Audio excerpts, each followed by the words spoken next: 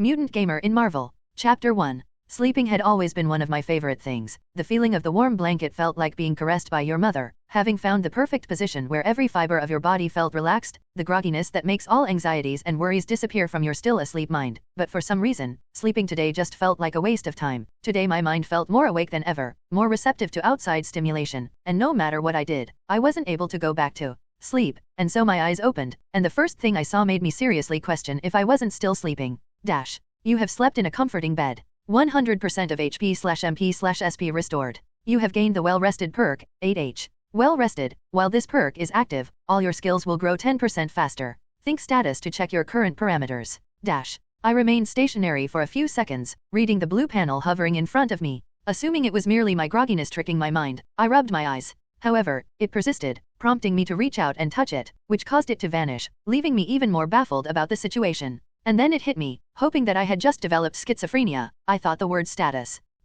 Name, Adrian Riviera. Title, The Gamer. Age, 18. Race, human. HP, 100/100, VITS 100, HB Regan, 10/min, VITS 10/min, MP, 10/10, INS 10, MP Regan, 1/min, WIS/min, SP, 100/100, ENX 100, SB Regan, 10/min, ENX 10/min, LV 10/1000 XP. Class, none. Profession, none. Statistics. STR, 1 represents your physical might, lifting capabilities, speed, and striking potential. VIT, 1 represents the healthiness of your body, your HP Regan, and your ability to resist status effects. And, 1 represents the hardiness of your body, natural defenses, SP Regan. Dex, 1 represents your control over your body, flexibility, hand-eye coordination, and equilibrium. Int, 1 represents your brain capabilities, information understanding, thinking speed, MP. WIS, 1 represents your capabilities to use your knowledge, pattern recognition, situational judgment, MP Regan.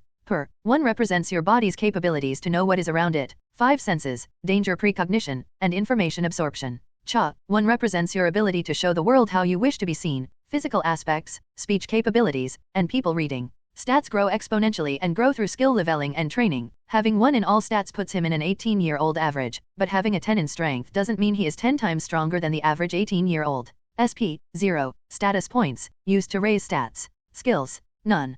PP, 0. Perk points, used to buy perks. Perks. The Gamer. Change reality to turn it into a game. You can remain calm under stressful situations. Your memories regarding the gamer's powers will always be protected from mind reading. Most injuries will only result in a loss of HP, and some special interactions with the world have to be discovered.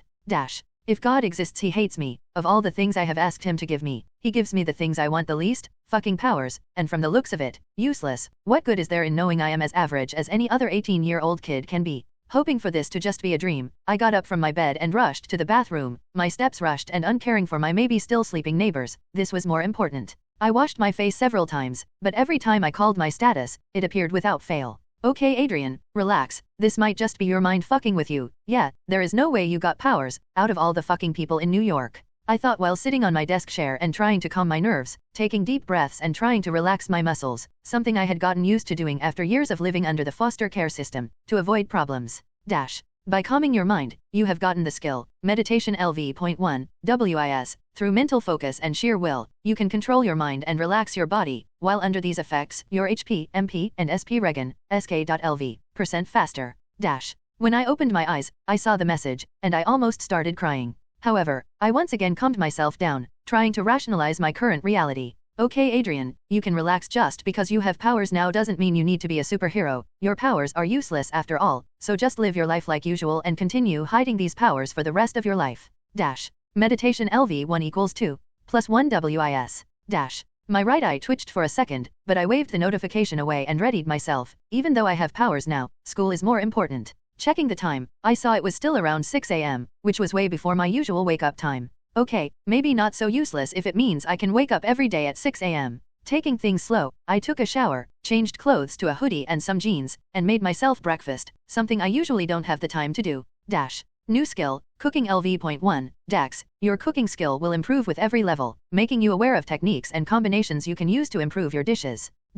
I willed the thing to disappear, and it did. At least I won't have to constantly wave around like a madman. I finished my eggs and toast. When I finished eating and checked that I had everything I needed in my backpack, I went outside, ready to face the ideal like usual, but with powers now. The bus ride to school was filled with music, bad smells, and no notifications. Sensational. My arrival to school, though, wasn't. At the entrance of Midtown High School, I saw the usual jocks picking on their victims, though I usually wasn't one of those. Today my luck seemed to hate me, so taking an opportunity when they were distracted by picking on their favorite victim, Peter Parker, I sneaked past them. Dash. New skill, Stealth LV.1, Dax. +1 Dax. Dash. Once again, ignoring the notification, I went to my first period classroom and took out my books to review the last thing they explained, on the chance that they might not like me today and ask me a question out of nowhere. Dash. New skill, History LV.1, int, you are more likely to remember history-related facts you have studied. Dash. Is there a skill for everything? What am I even supposed to do? Stay still until I die? Aren't there options to turn these things off? Sometimes I hate myself and my big mouth. Dash. Options. Background music, 0%. Video quality, 100%. Audio quality, 100%. Subtitles, off. Game mode, hell, locked. Notifications, full view/side view/turn off. Dash. What the fuck you mean hell? I almost snapped and threw my book at it, but considering how much I spent for it I changed the idea and instead just cursed and willed it to be gone, not wanting to change my video and audio quality and maybe fuck up my vision or hearing, though before closing it I turned the background music up and was surprised to see that the songs in it were from my playlist. Rubbing my eyes, I made the notification turn to a side view, and I turned the background music up to 20% and relaxed while listening to Radiohead and continued my review session. By the time I had gained another level in history and another point to int, everyone arrived, and the teacher was about to arrive and start class when I received something new. Dash. New quest. Pay attention, idiot. Objective, listen to the teacher's explanation for the whole period. Bonus objective, answer one of his questions correctly. Reward, 10 XP. Bonus reward, +1 history. Failure, none. Failure only represents what would happen if he fails a quest. Some quests can be refused, others are obligatory. Dash. Of course there also are quests, because why the fuck wouldn't there be quests? Also, what kind of quest gives me a reward for something I would have done anyway? The teacher finally arrived and after taking attendance, he began his lesson. For some reason, I felt inclined to pay attention. My brain felt like it needed to know new things, and learn. The usual boredom that came from history lessons was still present but felt like nothing more than an annoying mosquito. How much are these powers changing me? I thought while rubbing my eyes and sighing. Riviera, if my lesson is so annoying to you, why don't you tell me the names of ships that Colombo used to travel to America? Nina, Pinta, and Santa Maria. The answer came faster than I thought I would have needed to remember such a useless fact. Right, next time pay more attention though. And the teacher went back to his lesson. Maybe they are more useful than I thought. I thought and then continued paying attention. Chapter 2. Okay, these powers might be useful, but not in the I can fly zone, more in the with these powers, I can become rich zone, because if skills are represented by abilities at doing specific things or remembering facts, and stats improved my physical and mental aspects, then I can improve myself much faster than others. Becoming smarter doesn't have any bad sides, and if in the meantime I can become healthy enough to live a long life then I will welcome it with open arms. I was thinking this after 4 periods had passed and I had received a quest for each one, followed by a skill gain for each subject. Dash. History LV2 = 3. New skills, Biology LV.1, int, improves the ease of remembering biology-related facts and understanding the meaning. Mathematics LV.1, int, improves calculation speed. Literature LV.1, int, improves the ease of remembering literature-related facts and understanding the meaning. Mathematics LV1 = 2, int 2 = 4. Dash. Sure, I wasn't at the level of geniuses like Reed Richards and his infinite numbers of PhD, or even remotely around Tony Stark's level, but my intelligence was improving, without a doubt, and with it also was my wish for more knowledge. My brain felt like a dry mouth in search for water, said water being new things I needed to know. The same can also be said about my body though. It felt more active, more responsive, like it had to move, to be used for something useful, something that can improve it, but using my brain is more important for now. Putting my things inside my locker, I headed to lunch, but unlike usual, I was heading to lunch with a book for the next lesson, reviewing the next period in hopes of getting the skill for it. Remember kids, never read and walk, it can get you in trouble. In my case, said trouble is pushing shoulders against an asshole of the football team that didn't seem too happy to be touched by something that wasn't a woman. Sorry, I didn't see you. Are you okay? I asked while closing the book, taking a step back just to get out of his reach. Are you blind or something? Watch where you're looking, idiot. The jock asked while snapping his head towards me. He had even raised his hands, probably to grab my collar, but his reach fell short just by a few inches, so he retracted them, his face even angrier now. Listen, I am sorry, I wasn't looking, but no one got hurt, and I don't think either of us wants to be late for lunch. It's Pizza Friday, I said while smiling and making myself smaller than him, soothing his alpha instincts or some bullshit like that. He seemed ready to retort, but at the mention of pizza, he scratched his cheek and seemed to be thinking for the first time in his life. Just get out of my face, he said, and then looked back at his locker, erasing my existence from his memory. Oh my god, I got out without getting a black eye. I thought while smiling and quickly rushing to lunch. Dash. New skill, Persuasion LV.1, Cha, improves your ability to persuade others. Persuasion LV.1 equals 2, plus 1 Cha, dash. Just for this one, I will stop insulting my powers, at least for today. The lunch was chaos like usual, everyone wanted their food, and everyone wanted to be faster than the others to get their share of pizza. Not that I can call something like that massive raw dough and uncooked pepperoni a good slice of pizza, but anyway, free food is good no matter what. The wait line moved fast, maybe because people wanted just the pizza and nothing else, or maybe because most of the girls in line stayed away from the pizza like an Italian from Pineapple. Thinking about the image, I cackled a little. After getting my lunch and sitting down on one of the empty tables, I began eating. The water had the best taste. Dash. You have eaten a bad school lunch. Effects, plus 10% HP/MP regen, 10 HP/MP restored. Dash. At this point, I wouldn't be surprised if killing someone makes him spawn items. I thought while I finished my lunch and took out my book to continue my review for the next subject. But someone up there seriously hated me for some reason. Hey dude, is the seat occupied? A feminine voice asked me while I was reading. Staring up from my book, I see a girl with brown hair and hazel eyes. I have seen her around, but because I have no classes with her, I don't know her name. Though I saw her speak with Jean Grey, she wasn't exactly someone who should be at the table with someone like me. I wasn't a loser, but I surely wasn't a popular guy. I am just a guy. The table isn't mine, so go ahead, I said while pointing at the empty seat, wondering why she would even ask. She smiled and sat down with her food. A few seconds later the exact copy of stereotypical German arrived and sat down next to her and started a conversation with her, but I ignored it and instead continued reading until I finally got what I wanted. Dash. New skill, Physics LV.1, int, improves the ease of remembering physics-related facts and understanding the meaning. Dash. I finally closed the book and left it on the table, taking out my phone to kill some time. Big exam coming up. The guy who had sat down after she asked me, his words came out with a heavy accent, but considering his looks, I am quite sure it's German. Nah, today my luck feels like shit. 4 periods, and 4 teachers decided to call me up to ask questions, and talk about a shitty day. Good job, Adrian. Making people laugh is easier than making them think you are cool. Damn, what did you even do to them? The girls asked while looking with pity. Oh come on, don't look at me like that. For your information I answered right to 2 of those questions, I said with a lot of seriousness on my face. All hail the next coming of Tony Stark. J.A., he will make Reed Richard feel stupid. Hey, this isn't a 2vs1, you can't just gang up on me. Well, maybe next time get the pizza, give it to me, and I might switch to your side. I prefer eating paper, at least it is thicker than the pizza they serve here. We snickered, having all in common the hate for the food here. I didn't quite catch your name, the girl said while extending her hand, prompting for a handshake. Kitty Pryde she pointed at herself, Kurt Wagner she pointed at the guy next to her. Adrian Rivera, I said while grabbing her hand and smiling.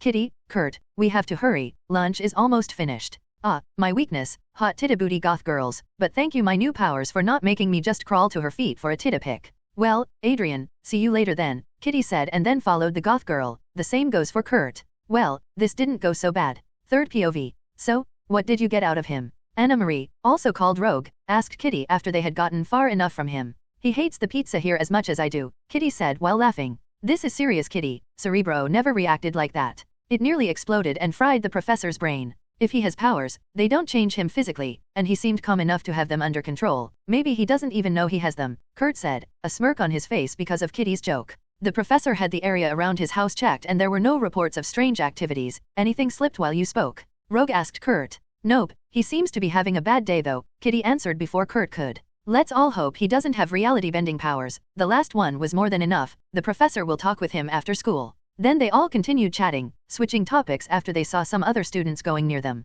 Chapter 3. Dash. Physics LV1 equals 2. Plus 1 int. New skills, Chemistry LV.1, Geography LV.1. LV10/1000 XP equals 70/1000 XP, after 7 periods. Dash. I need a nap. I thought after coming out of my last period, my body felt full of energy and ready to move, but my mind felt saturated with new information and temporarily full. Maybe it had been the well-rested effect disappearing. That could have been the cause for my need for seeking new information. What I was sure of was now is that it disappeared. I didn't feel as sharp as before. No, Adrian, you still have to go to work, then you can go take a nap. Living alone after being thrown out of the orphanage had forced me to search for work. The little money the government gave me could only help with food and the rent, to pay for the school books, clothes, and other necessities I need to work that shitty convenience store. And because my boss pays me illegally he can pay me however he wants. Most times it's not enough for the month, but this is my life. After taking the bus to head back home, I went back in ready to take a cold shower, change clothes, and head to my job, but someone knocked on the door. Am I waiting for something?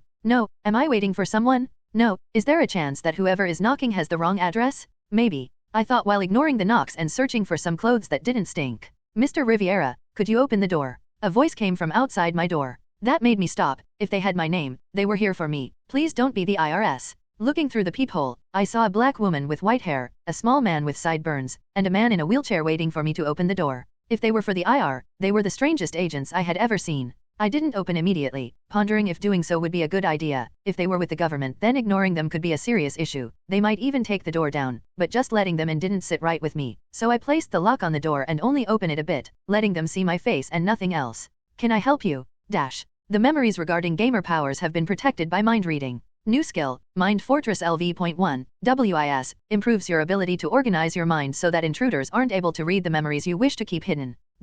I immediately shut the door. What the fuck had just happened made my body shiver. The thought that someone had read my mind, seen my memories, and tried to know what I thought made me almost puke. Mr. Riviera, are you okay? The voice that had called me before asked once again. Stay away from me, you fucking creep, I shouted, my voice coming hoarse from the acid that had risen from my stomach, my hands trembling because of the idea of what they could have seen. But something was stopping me from going full panic mode, from actually having a panic attack. It felt strange to know how I should feel but having control over my action and mind. Silence came from the other side. A few seconds later, another voice came from the door. This time, it was a woman. Mr. Riviera, could you please open the door? I just want to talk. So you can read my mind. My voice came out with pure venom. I assure you that I have no way to do such a thing. I just want to talk. Taking a big breath, I started meditating to calm my nerves, gaining another level up and a point in WIS. When I finally calmed down, I realized that even if I was inside my house, if one had powers, the other two might also have them, and weak wooden door could do jack shit against them. So I opened the door. Saying that the woman in front of me was hot would be an insult, built like a brick, with hair down to her hips, and a calm expression on her face.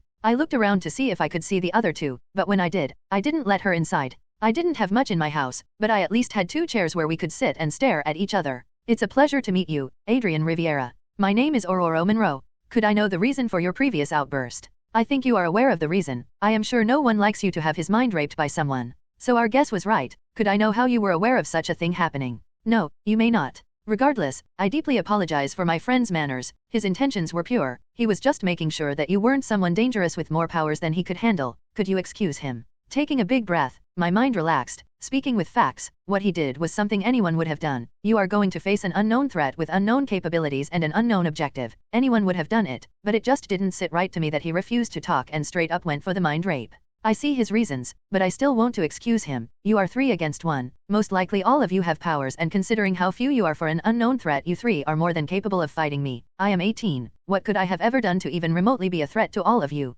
Let's start from the beginning. Are you aware of what mutants are? My eyes closed, the final piece of the puzzle finally placing itself and completing the picture. Of all the types of superpowers I could have unlocked, it had to be a mutation, defining me as a mutant, and making me one of the most hated things in the face of the earth. So I am a mutant then. Guess that explains it. So you are aware of your powers. No reason to hide it if you already know. It's not like I can hide it. Are you aware that some of your memories are unreadable? Yes, that is a part of my powers that protects itself from being shown people like the mind raper. I don't know. I said that. It just felt like I could trust her, for some reason. She seemed to cringe at the nickname I had given to whoever had read my mind, but paid no mind to it, seeing and understanding my point of view. Could you describe your powers? Through the machine that we use to detect mutants, we were able to detect that your power is among, if not the strongest, we have ever detected. My face darkened. I could understand my powers having potential, with the idea of endlessly growing through perfecting new skills and all that, but how could it be defined as the most powerful ever detected when there are mutants able to cause earthquakes and burn whole cities in a second? I can grow faster than any person you will most likely ever meet, even in things I used to have no talent in.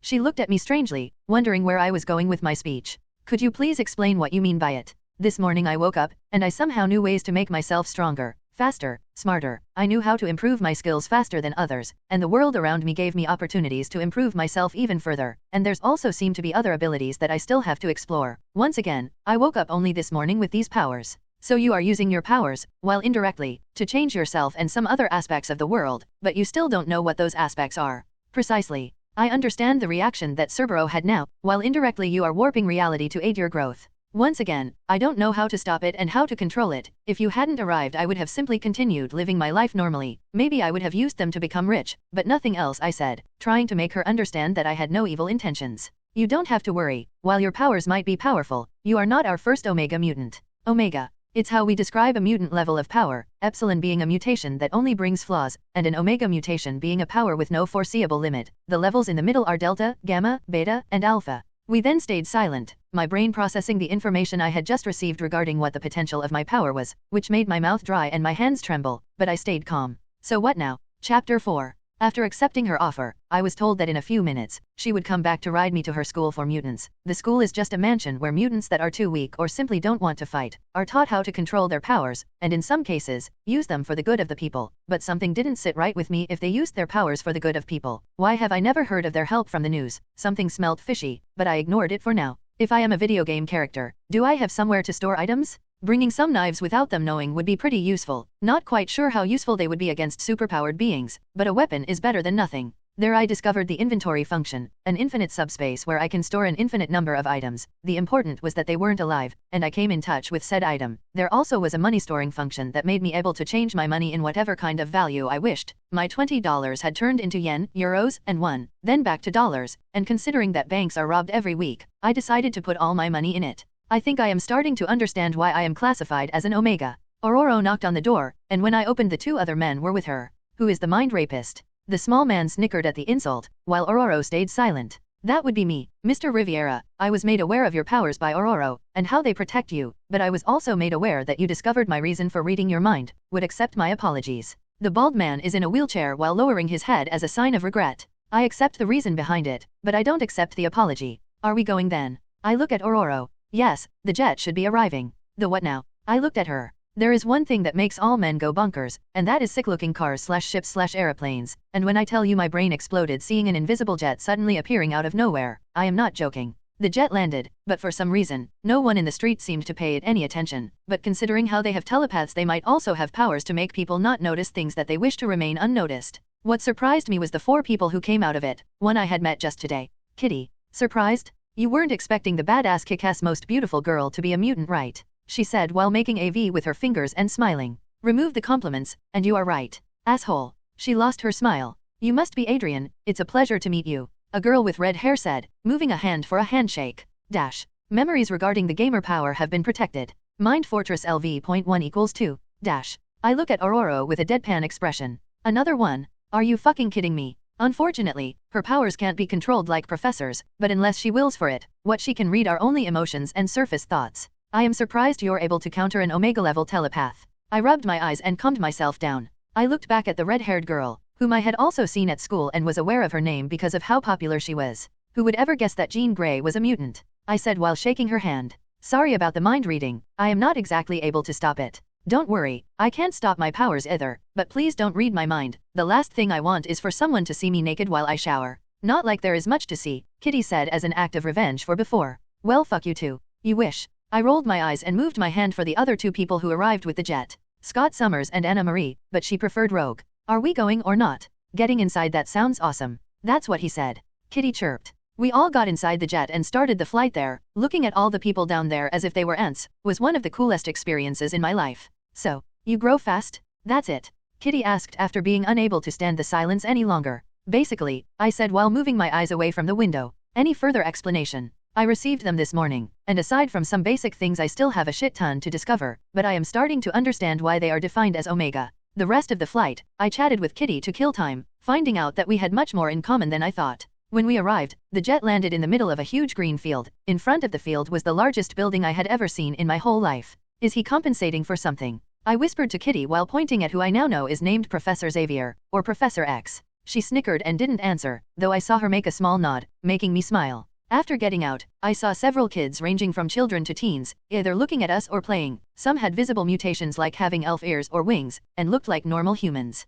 After we reached the entrance of the mansion, a blue furry creature reached us. I can think of at least 7 people who would jerk off to him. Professor, is he the kid? Yes, he is. We are going to show him the school and then have a chat with him. Would you like to be present? I would love to. He said while smiling, though his mouth was filled with fangs, his smile felt warm and filled with gentleness. Well then, Mr. Riviera, welcome to Xavier's School for Gifted Youngsters. A word to describe the school is fucking sick. Teachers can show what they are explaining through light manipulation and bending the weather, rooms filled with robots to train, and a cafeteria where the food looks edible. Can a student ask for more? Though we have teachers fully capable of teaching subjects up to college level, the government doesn't accept them. That's the reason why some of our students decide to go to high school or even college to gain a certificate to prove their level. Professor X explained while showing me another one of the classes. Feels too good to be true, right?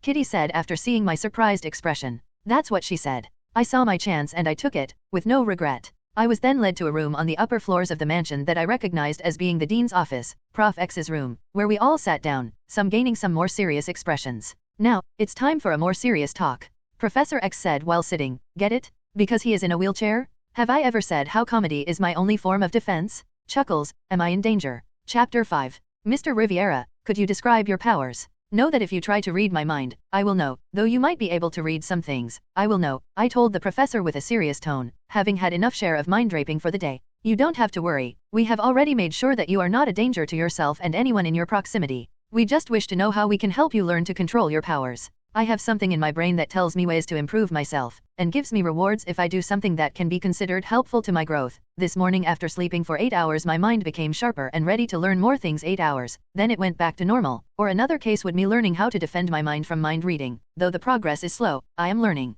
Could I test your last statement? I'd prefer having a girl inside me than a bald old man. The man I knew was named Logan snickered at my retort. It wasn't even that funny. Jean, could you? Jean nodded and just a second later the notification came, but I ignored it and instead went meditating. Closing my eyes I started trying to feel her probing inside my mind. I tried to organize my memories in a way that only I could understand, and made the less important memories become a wall for the more important ones, but no matter what I did, I felt her going everywhere. It felt more like going trough them than her reading my memories. When I felt her stop I opened my eyes, the notification on my side telling me that even though I was unsuccessful I had still gained some rewards.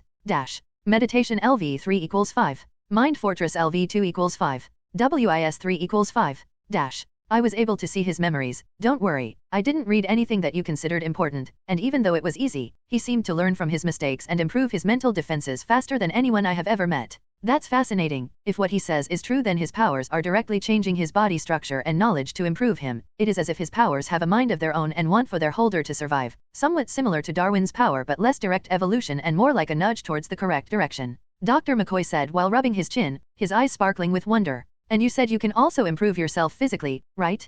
Could you explain? He asked with his mind out of his world. Unfortunately I wasn't able to fully test that part. The only physical thing I did today was cook an egg and bacon, and while they were the best egg and bacon I have ever made, I didn't feel much of a difference. The biggest gain I received just happened when Jean tried to read my mind. So pressure or difficulty speeds up the improvement. That makes sense, Ororo said, her thoughts after hearing my reply. Do you have any idea what aspects you are to improve? For the skills things, I think I have limitless potential for whatever thing I do. This means that if before I wasn't talented in drawing, now I have the average talent of any 18-year-old, for the more physical aspect. For that part, I opened my status and read out my stats. Your charisma? Jean asked, seeming kind of disturbed for some reason. I think in this case charisma is intended for the physical aspect. I wish to have my ability to read people, and my speech capabilities, like removing hesitation when I have to express my thoughts. She nodded, her disturbed eyes gone, leaving behind only relief. And wisdom? The professor asked. My judgment capabilities, pattern recognition, and also seem able to speed up my ability to regain mental energies. Like if I were to study for a whole day, before I needed 5 hours to be okay, now I need 4 hours and 55 minutes.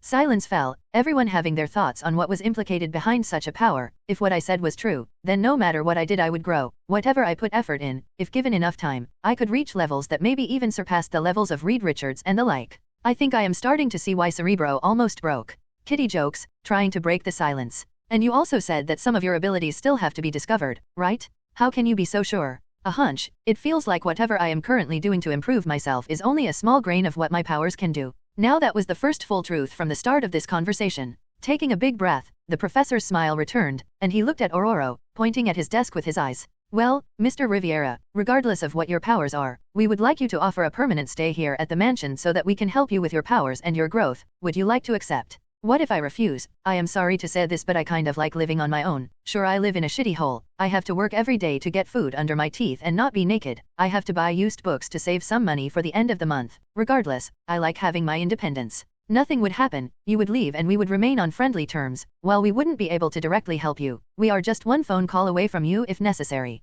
Okay, brain time to think. What do I gain from staying here? Learning how to use my powers, protection in the case someone discovers I am a mutant and decides to be racist, hot titty goth, good food, a house bigger than a classroom. What do I lose? Independence, possible uses of my power being discovered by others, having to live under the roof of two mind rapists, thought I would be aware of when they are doing something. I stayed silent for a very long minute, my eyes closed to help me focus, and exactly 60 seconds later, my eyes opened again, determination in them, something pushing to say my isnwer. I accept. Welcome home, then, Xavier said while smiling. Chapter 6. Day that I should have spent dealing with customers and cursing Karens suddenly became the day I finally moved from my small, nearly falling apart house to something livable. The pure excitement was palpable. After some thinking, I realized that living under the same roof as other mutants was the best way for me to learn how to use my powers, and to avoid mutant haters from being able to reach me and kill me. Sure, there are mind rapers under the same roof, but after a small talk with Jean, I was able to convince her to train me to protect my mind from mind reading whenever she was free, which got me another level in persuasion. There weren't many things I got to the mansion. The few things of value I had were already in my backpack or inventory, and the other things either weren't worth much or weren't exactly mine per so. In the end, I simply took some clothes and put them in another bigger backpack and was done. The flight back to the mansion felt even faster than the first one, maybe because I was excited, but when I arrived I was led to a room where I would live with another guy so that I could leave my clothes and go explore the mansion. Taking a sigh of relief when I was finally left alone, I finally let the mask crumble, the previous friendliness and bravery visible on my face only left behind worry and fear, of what my life had become in just a day, of the choices I had made that would most likely forever change my life and my future, to what living here could lead to. By the time I had finally gotten my emotions under control, I reopened my eyes and took a look at the notification I had ignored. New skills, acting LV.1, CHA, improves overall control of facial muscles and credibility of the lies you tell. Acting LV1 equals 6. CHA 3 equals 4. I get up from the bed I had laid on and check the time, seeing it being around 6 o'clock, but for some reason, I wasn't either hungry or physically tired. Well, in most games there is no hunger bar, and considering how my SP has never even got and it represents my physical stamina, this would explain it. Unless I receive a debuff for a prolonged time without food or sleep, can't I theoretically go without sleep and food for however long I want? Yeah, no, I still like eating and sleeping also rewards me with a sick bug that helps with skill and stats growth, so I think I will continue living as a human for now. Changing for something easier to move in, I headed outside, my body needing to move like never before. Maybe it had been the stress or the fact that now didn't have to worry about food and the like, but my body felt like moving a lot, and I still had to discover a way to train most of my physical stats. New quest. Training montage. Objective, discover a way to train all of your stats 4/8. Bonus objective, before midnight. Reward, 100 XP, $10. Bonus reward, 1 PP. Remembering the way from when we arrived, I reached the back of the mansion where the enormous grass field I had seen when I had arrived was. Few people were still outside, and most of them were heading inside the mansion, most likely to have dinner, so, taking the chance, I headed for a bit more secluded part of the field and started my experiments. Physical strength, lifting capabilities, striking potential, and speed, or maybe more like explosive strength. This was what defined strength the first time I saw it. I don't have anything to lift, nor do I know how to punch things, guess running it is. Taking a few seconds to stretch even netted me a new skill called yoga that fell under the dex stat and improves the effect given from every point I gain in dex when related to flexibility. My running form was anything but elegant, but it worked, and until my running pace was slower than my stamina consumption, I could theoretically run forever, but my regen was too low, I would have to walk for it to be able to cover the consumption. An hour later, I had gotten even more than I had wished for and discovered that I would start feeling tired when my stamina went below half. New skills, running LV1, Dex, improves your running form, thus reducing stamina consumption and running speed. Physical form LV.1, STR, improves the physical strength, and the effect that is gained from every point in strength. Running LV1 equals 3, physical form LV.1 equals 2, STR1 equals 2, Dex2 equals 4. The effect of physical form and yoga made me wonder if there were any other skills like the two. For now, I have to focus on gaining a skill for VIT, and per. VIT and end are very similar, one decides how much I can take before dying, and the other reduces the amount of damage I have to take to even get damaged, so maybe getting hit can help to make them grow. My head turned towards the nearest tree, which started shaking because of the wind. Sorry tree. And then started hitting it. For some reason the pain I thought would have come didn't, nor the expected damage from punching a tree with bare hands. The only thing to prove that I had hit the tree was the reduction in HP. At least this way I won't have to worry about dirtying clothes with blood. Punch after punch, the bark of the tree continued creating splinters, but no matter what, I wasn't strong enough to leave any kind of mark on it, but that wasn't my objective. After 30 minutes of hitting the damn thing, I got angry and hit the thing with all my strength. Hitting something for 30 minutes and not getting any reward gets boring and annoying pretty fast. Minus 4.95 HP. New skill, blunt damage reduction LV.1, N/VIT, resistance skills are special skills that involve two stats at the same time, improve resistance against blunt damage reducing damage by, SKLV, %. PDR LV1 equals 2, plus 1 VIT, plus 1 end.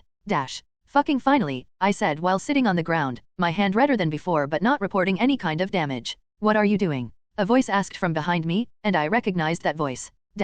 Vocal recognition LV.1, per, improves your ability to recognize voices and the emotions behind their voice. Training montage quest completed.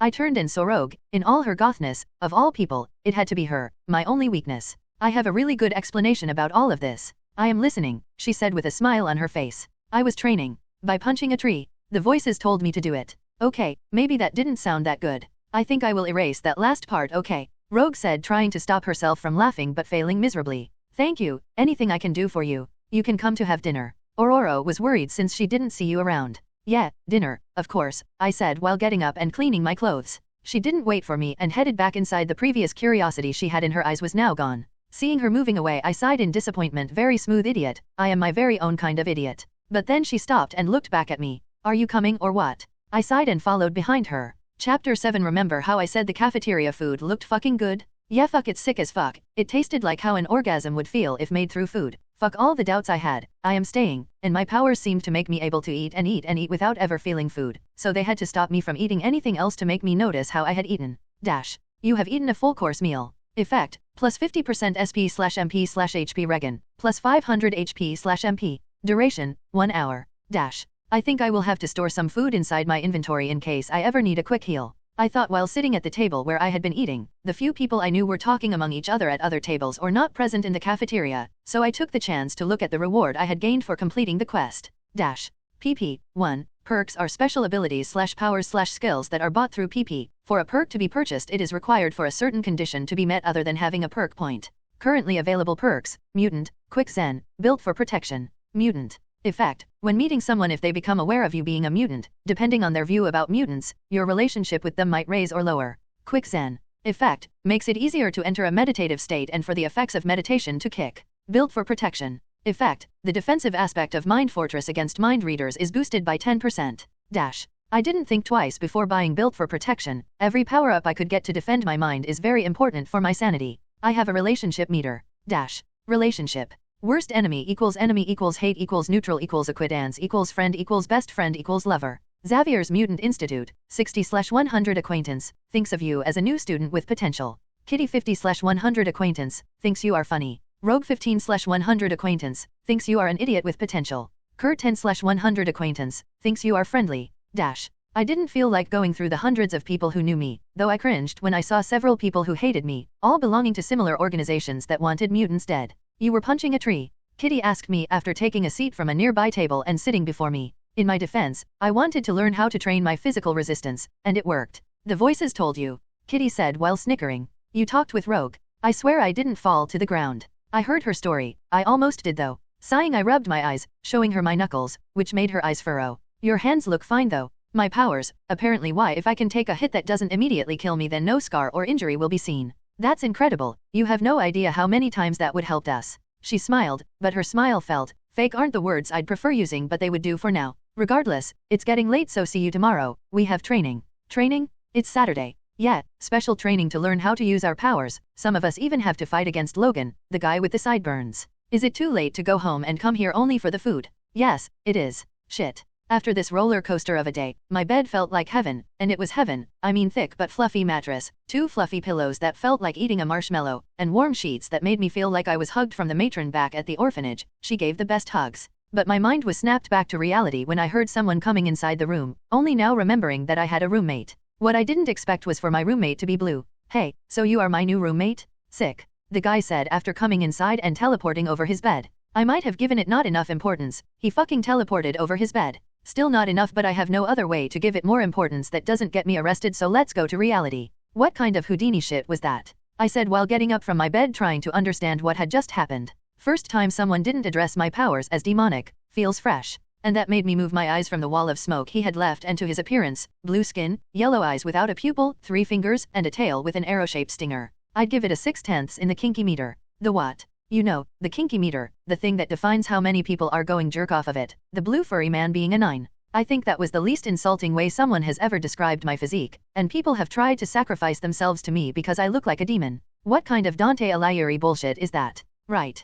We stayed silent for a few more seconds, our faces serious and angry, but then we couldn't hold it any longer and began laughing. The previous seriousness replaced silliness. Aiden Riviera, I said while extending my hand towards him. His accent seemed familiar but I wasn't able to pinpoint it. I know, and you also know me, he said while shaking my hand. And then it hit me, German accent. Kurt, do you have plastic surgery every time you go to school? No, I use this, he says while pressing something on his watch. What can only be described as a veil made of light covers his body, his skin turning white, his hair blonde, his eyes blue. The normal German boy I had seen at school had taken the place of Kurt, but he then presses it again and returns to normal. Makes it easier to go school. Okay, I starting to get annoyed at how little my powers can do. Sucks to suck. Fuck you, demon boy. You wish voice hearer. Kitty. Rogue. I sighed and fell on my bed, my mind feeling too tired to find any other way to counter, so I just closed my eyes and fell asleep a few seconds later. Looks like power gives me the ability to fall asleep whenever I want. While drifting asleep my mind had one last lingering thought, let's hope tomorrow goes better.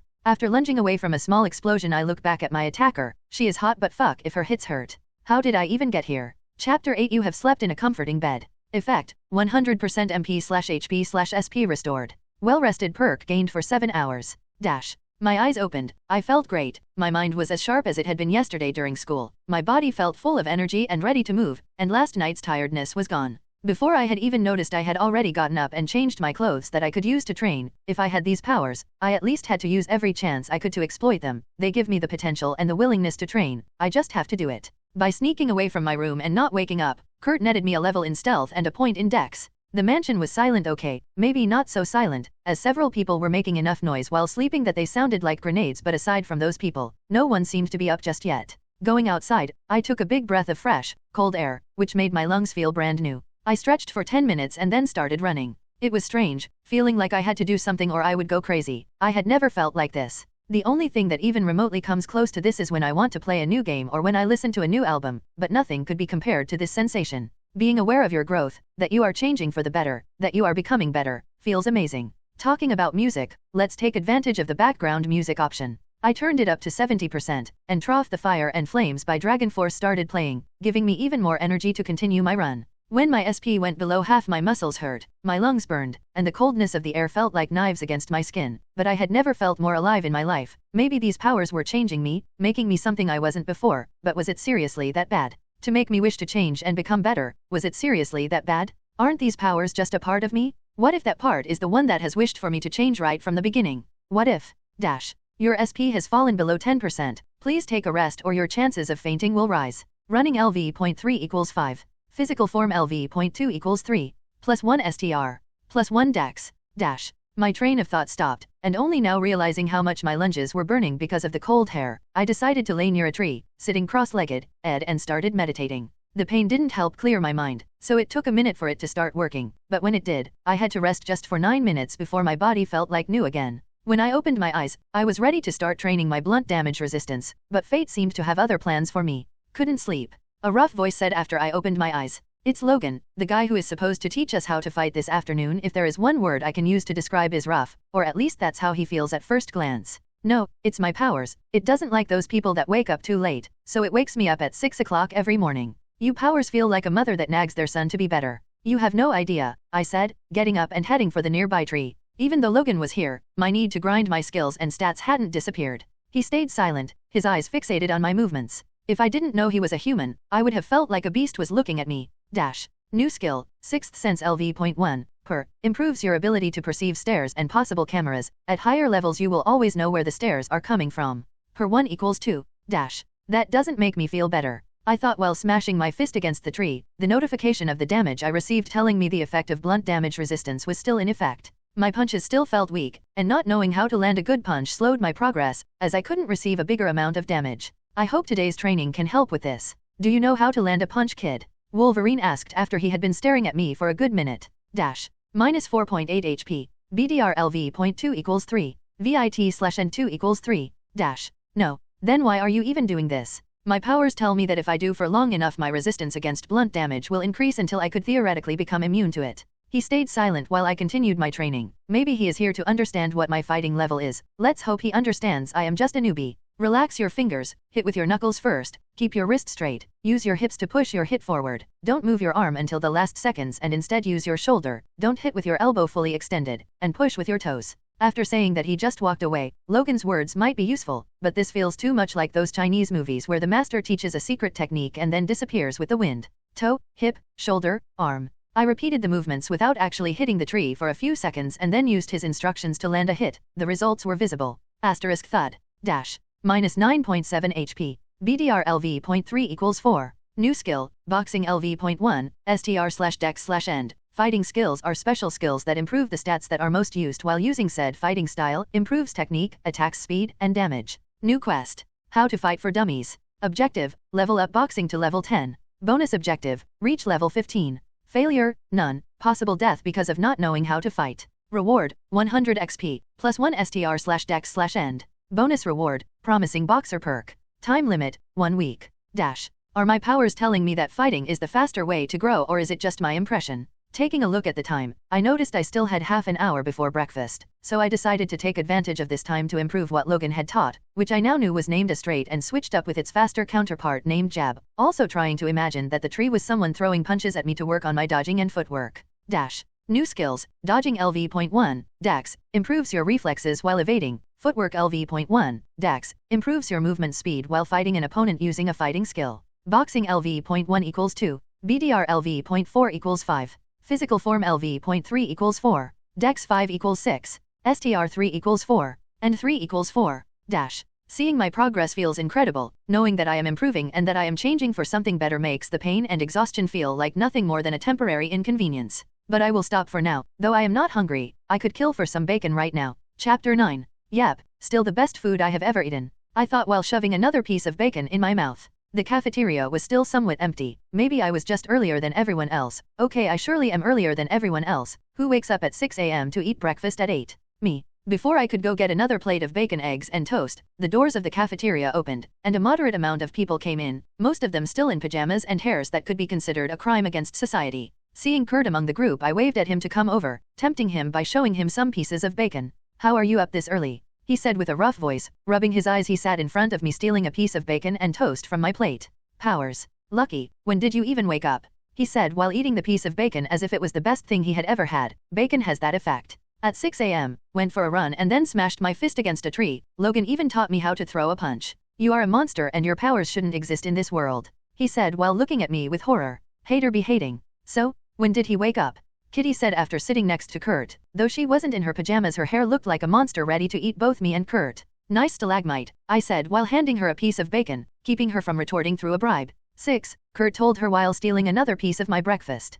Powers. Kitty asked me. What else? I despise you. Kitty joked and stole my plate of bacon. Hey, don't hate me, knowing you have already eaten 3 servings of breakfast. Regardless, that is mine. Not anymore, she said and then disappeared through the ground with my hand. I looked at Kurt. Her powers, she can walk through things. Cool, any chance you tell the powers of some other people and ruin the surprise? Not a chance, good luck. He said and then stole my toast and teleported away. My food, I said while looking at my empty tray, only for someone to throw an apple at it. Here is some fruit, you can't live on only bacon and toast. Rogue, level up in voice recognition and a point in perception, said while sitting at my table. Watch me, I said while biting the apple. She smirked and then continued looking at me eating the apple, making me feel kind of jittery. Can I help you? You said your powers protect themselves, right? Yeah, from what I have seen they are protected from mind reading. Can I try something? She said while removing one of her gloves and hinting for me to hold her hand. Sure, I said while extending my hand towards hers. The exact moment our fingers touched, something unexpected happened.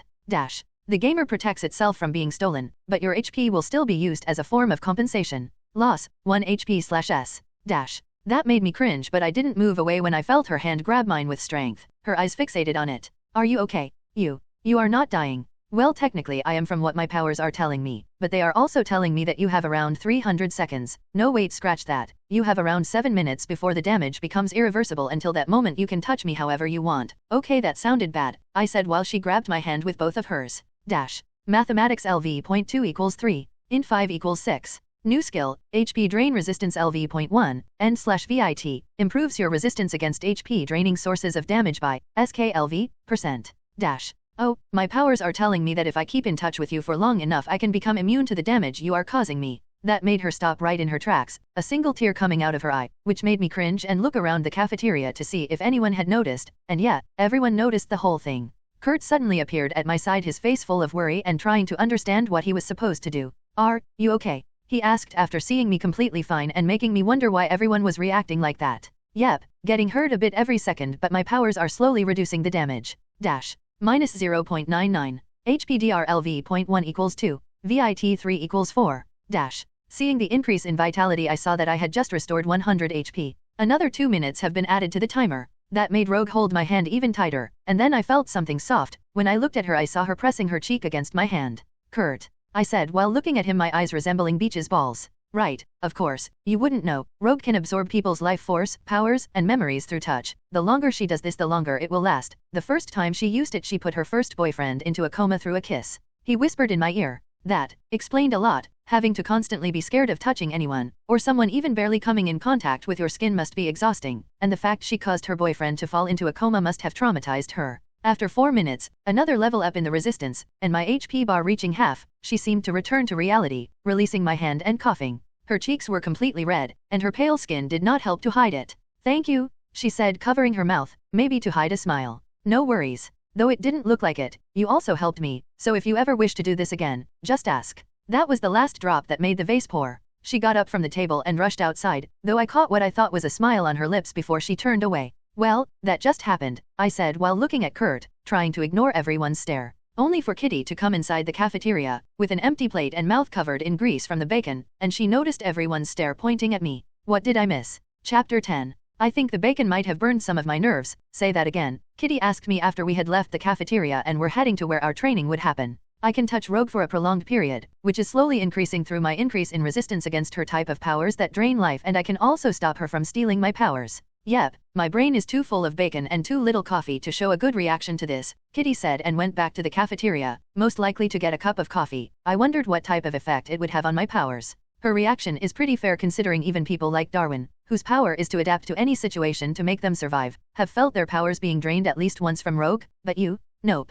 Kurt said, his hands moving around and not shouting, only because some of the younger kids were still sleeping. Fair enough, where do we have to train? Outside. Nah, come with me. He touched my shoulder, and poof, we were in a completely different area of the mansion that I hadn't seen before, but I assumed was under the ground floor. That is where we train, I said, pointing towards the inside of a room through a glass window. I shit you not, inside that room there was a sky, trees, and robots that were fighting Scott and Jean, and they were getting bodied by those two. Where can I buy one? My neck snapped to Kurt. PFT, yeah, good luck. This thing took the minds of Professor Henry and an alien empire to create, and it is constantly being upgraded. It's called the Danger Room. You didn't tell me a price. He rolled his eyes and looked back inside it, where Jean and Scott had just finished dealing with the last robot. Sentinel instance has been completed. A feminine voice said from inside the room. Who was that? Danger, it's a basic AI that deals with the creation of the holograms that we use to fight. Right. Why did voice recognition trigger that? It hinted to me that there was sadness behind those words. Can AI be sad? Wanna try it? Scott said after he had gotten out of the room, his breath still a bit short. Sure, just don't put me against those things. Don't worry, the room will decide on an enemy you can theoretically defeat by itself. Cool. Okay, this AI seems to become more aware of its surroundings every time someone talks about it. After checking my HP and SP to ensure both were full, I went inside, hoping that the room would not consider me a powerhouse because of my powers. Dash. The gamer has detected a potential chance for growth. The gamer enters into contact with the being known as Danger and offers her a deal. The deal has been accepted. From now on, you can use the dungeon room to create dungeons through communicating with her. Danger imposes a quest before giving her help to you. New quest. Run bitch, run. Objective, survive 10 minutes against the mutant known as Jubilation Lee. Bonus objective, strike her once. Failure, won't be able to use the Danger Room to create dungeons for a week. Reward, 1000 XP, 1 PP. Bonus reward, random item box. Timer, 9:59. Dash. My mind snapped back to reality, going overdrive to try and catch every possible detail it could before getting attacked by whoever Jubilation Lee was. Duck. I followed my gut and barely evaded what looked like a luminescent soap bubble, but bubbles aren't supposed to explode. The woman who had thrown it was the C, with the double C, short hair, wearing shorts, a yellow trench coat and a leather t-shirt that showed her stomach. If she hadn't just thrown a grenade at my head, I would have been attracted to her. Now, not so much. Using the little information my mind had received from a small scan of the surrounding area, as soon as I saw her create another of those bubbles, I ran towards one of the buildings that had appeared inside the room. The explosion that came as soon as I got inside the alley between the two buildings pushed my body forward, and my jacket was torn to shreds. Shit, I thought, while hurriedly getting up and continuing running, trying to formulate a plan. What followed was the most exhausting 10 minutes of my fucking life. More than once I almost got bombed right in front of my face and only survived thanks to the map that had been chosen, being very unfair to her kind of powers. I feel like shit. I thought taking a moment to rest and let my SP regen, while checking my HP and time left to complete the quest. Just another 30 seconds and I am done. I swear to God if this is worth my thoughts are interrupted by my gut telling me to run as soon as possible, and considering how it has been saving me quite a lot I decided to follow it, and used whatever little energy I had left on my body make a last dash for my survival, but this time I wasn't fast enough. A smaller explosion than the ones before lands next to my right foot, making me stumble and fall to the ground next to the door of the car she had exploded previously. I didn't feel any pain, but that had taken a huge amount of the little HP I had left, so going purely on instinct I took the car door and threw at Jubilee like a frisbee, and by pure luck because there was no way I had made a good throw considering how tired I was, I hit her right in the stomach, making her fall and letting the few seconds that remained on the timer slip past. Panting and feeling like shit, I looked at the surrounding area completely disappearing, the room returning to its previous white look, the voice I had heard when the previous instance had been completed doing the same thing for this one. Nice job. The feminine voice whispered inside my ear, but I was too tired to realize that an AI that was supposed to only have one job, had just complimented. I was about to get up when I heard the doors of the room open and voices shout at me.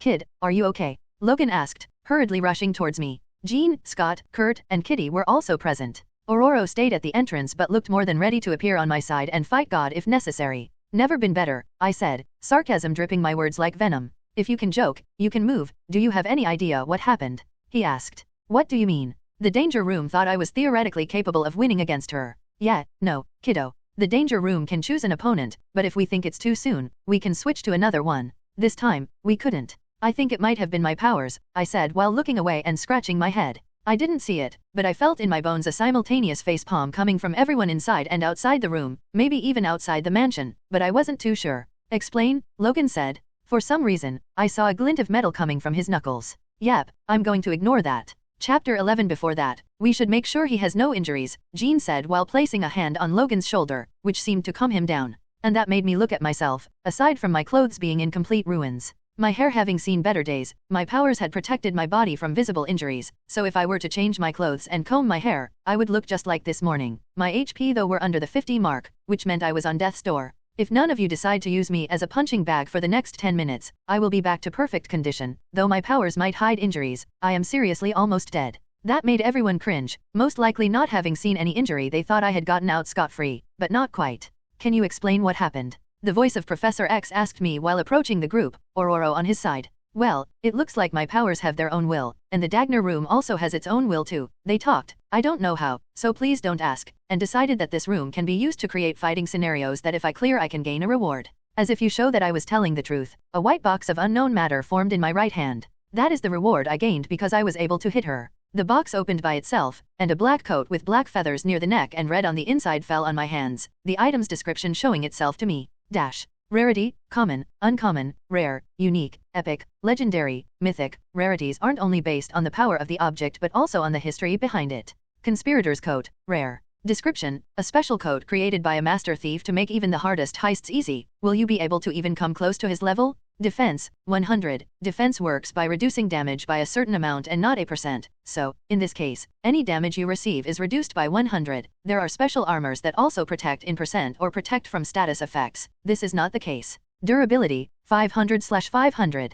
Effects. Master Thief, improves the effects of stealth, stealing, lockpicking, and sleight of hand by 20%. Nice Coat, improves your cha-based skill by 15% if they are used to deceive someone. Raven Rune, once an hour you can transform into a normal raven, losing all your stats temporarily and weakening yourself, but almost no one would be able to see through the veil that transformed you. If there hadn't been people present, I would have fainted. The tension in the room could be cut with a knife, no one knowing how to react to the sudden naturalization of the coat from out of nowhere. Sick coat, Kitty said, hoping that would break the silence. Hell broke loose. Stop me if I am getting something wrong. Your powers were able to communicate with the AI that commands the danger room to make a special trial for you, so that in the future you would be able to create more of the trials and gain more rewards, and in exchange for completing this trial exceptionally you gained an object? Said object now being stored inside a space where you can store any object you wish for with a touch. Pretty much. Professor X's face was quite funny. It looked like someone had just made him drink lemonade without sugar and then forced a whole lemon up his ass. Adrian, I don't think you understand your situation, and if you do, you are not giving it enough importance. I fear. Your powers not only have a conscience of their own whose main objective is your growth, but they are also able to physically interact with this world by communicating with our technology, and then create a trial where you can even gain an item, as you call them. Item that has to be said came from a box made of material we had never seen before. Yeah, I am still shocked. I haven't even got any faint idea what that was. Next time you come in contact with one of those things, try not to open it immediately and wait for me, the beast said while poking his head out of a book, most likely trying to understand what the box was made of. Once again, I am sorry, it opened by itself. I will try next time. Regardless, your powers were able to create matter and bend space to make you able to store items, something we usually frown upon because of the possible implications, but considering your use of these powers is involuntary, we can't do much, so for now go out and tell the others that everything is alright. I feel that a lot of the students are quite worried, he said with a smile. The smile didn't exactly feel like the ones you see parents or important people do to you, but it still felt friendly, like the ones from your favorite teacher. Nodding, I went towards the door of the office. Opening the door, I saw Kitty pushing her ear against the space where previously there was the door. Catherine, would you be so kind as to take Adrian to his friends? Yes, of course. I didn't hear anything regarding a cool-ass coat. Professor X didn't react while Kitty dug her own grave, so she took it as a sign that she wouldn't be punished. She took my arm and made us both go through the floor on the lower floor, right on a couch with several people surrounding it. Adrian, are you okay? The first to ask that was Rogue, who still looked shaken by the fact she could touch me without much risk. Yep, now I even have a sick coat, I said while equipping it through my inventory, which I had decided to show because I'd fear they'd take the coat away from me to store in a safe place. Fluffy, Kitty said, touching the feather on the coat. Some of the little kids also went ahead and rushed to me and started touching it. Hey, I said while using the raven rune and turning into a raven, using the knowledge that had been infused into my brain to fly away and lie on top of a table, letting go of the rune and returning to normal. No touching, without permission. Did you do that to show off your new coat? Kurt asked me after teleporting to my side and touching the coat. That obvious. You can transform into a crow. Almost everyone shouted at the same time. Chapter 12. While forced to let the kids pet my raven form, I considered what I had gained from the fight against Jubilee, who begged forgiveness after discovering what had happened. New skill, Danger Sense LV.1. Improves your ability to feel danger before it happens. Every level improves your chance of knowing what the danger is and where it's coming from. Throwing LV.1. Dex. Improves your precision and projectile speed while throwing objects. Danger Sense LV.1 equals 7. Running LV.5 equals 9. BDR LV.5 equals 6. Physical Form LV.4 equals 5. Stealth LV.2 equals 4. Dodging LV.1 equals 6. Per 3 equals 5. Dex 6 equals 9. And 4 equals 5. VIT 4 equals 5. Quest complete. Reward, 1000 XP, 1 PP. Bonus reward, Conspirator's Coat. Level up. Plus 5 SP.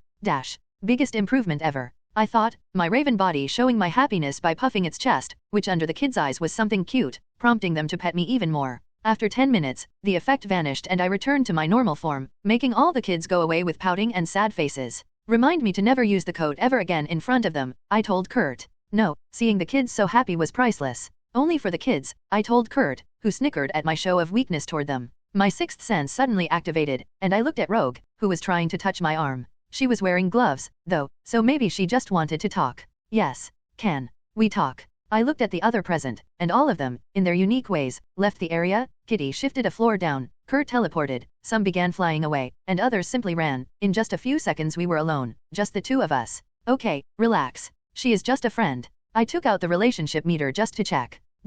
Rogue 49/100 friend, thinks you might be her only chance for touching people again. Yep, just a friend who thinks I can help her control her powers, nothing of importance. Was the last part filled with enough sarcasm? Listen, Her face looked at the ground, and her voice cracked with insecurity and fear. Want help to learn how to control your powers? How do you know? Her face snapped back up, shock cracking the previous mask of insecurity. It's just a hunch, and I'd be happy to help. I fear I might not be that helpful, so don't get yours. Before I could finish, she had already lunged towards me and hugged me. The effect from my absorbed life force was still lingering and making her stronger than normal, making the hug feel more like a bear trap. However, I decided not to talk, seeing that the happy smile on her face was worth the constant loss of HP. You have reached 50 friend with a person of interest, Rogue, passing a special event with her, thus you have gained a new perk. Copycat. Effect, through visual contact, physical or through videotape, you can learn skills without having to make any physical movement, which improves the chances based on int and per.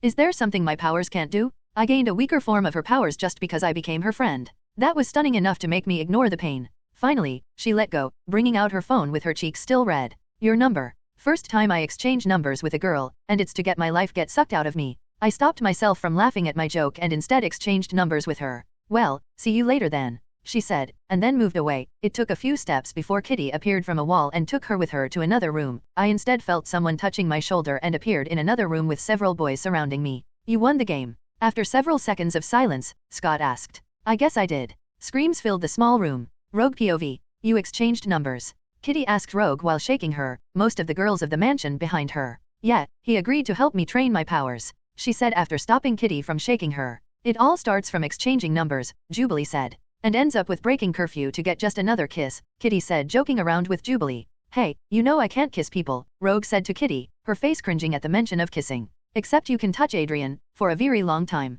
Jubilee's eyebrows moved up and down in a wave. That made Rogue stop right in her tracks. She was right, she could touch him, then. Oh my god, she just realized, Kitty screamed seeing Rogue's reaction. Everyone out. Rogue threatened everyone by removing her glove, making all the girls run away while laughing. After being left alone, Rogue sat on her bed, her hands covering her red face, only stopping when she received a message. Asterisk whenever you need, just send a message, and I'll be there. Asterisk she recognized the number being from Adrian. She threw the phone and smashed her face against her pillow, a small scream filling the room. Dash. New skill, Seduce LV.1, Cha, improves your skill at seducing people. Cha 4 equals 5. Dash. What did I even do? I thought after I had just sent the message to Rogue. Chapter 13. The following 5 days passed in the blink of an eye, and my relationship with everyone in the mansion continued developing, the kids being the easiest to please thanks to my fluffy raven form. And I surely didn't stay still in this time. After the incident with the danger room, Logan took it upon himself to teach me how to fight, and fuck is he both a good and bad teacher. He has the skills, but he speaks like a dead monkey and can't explain things.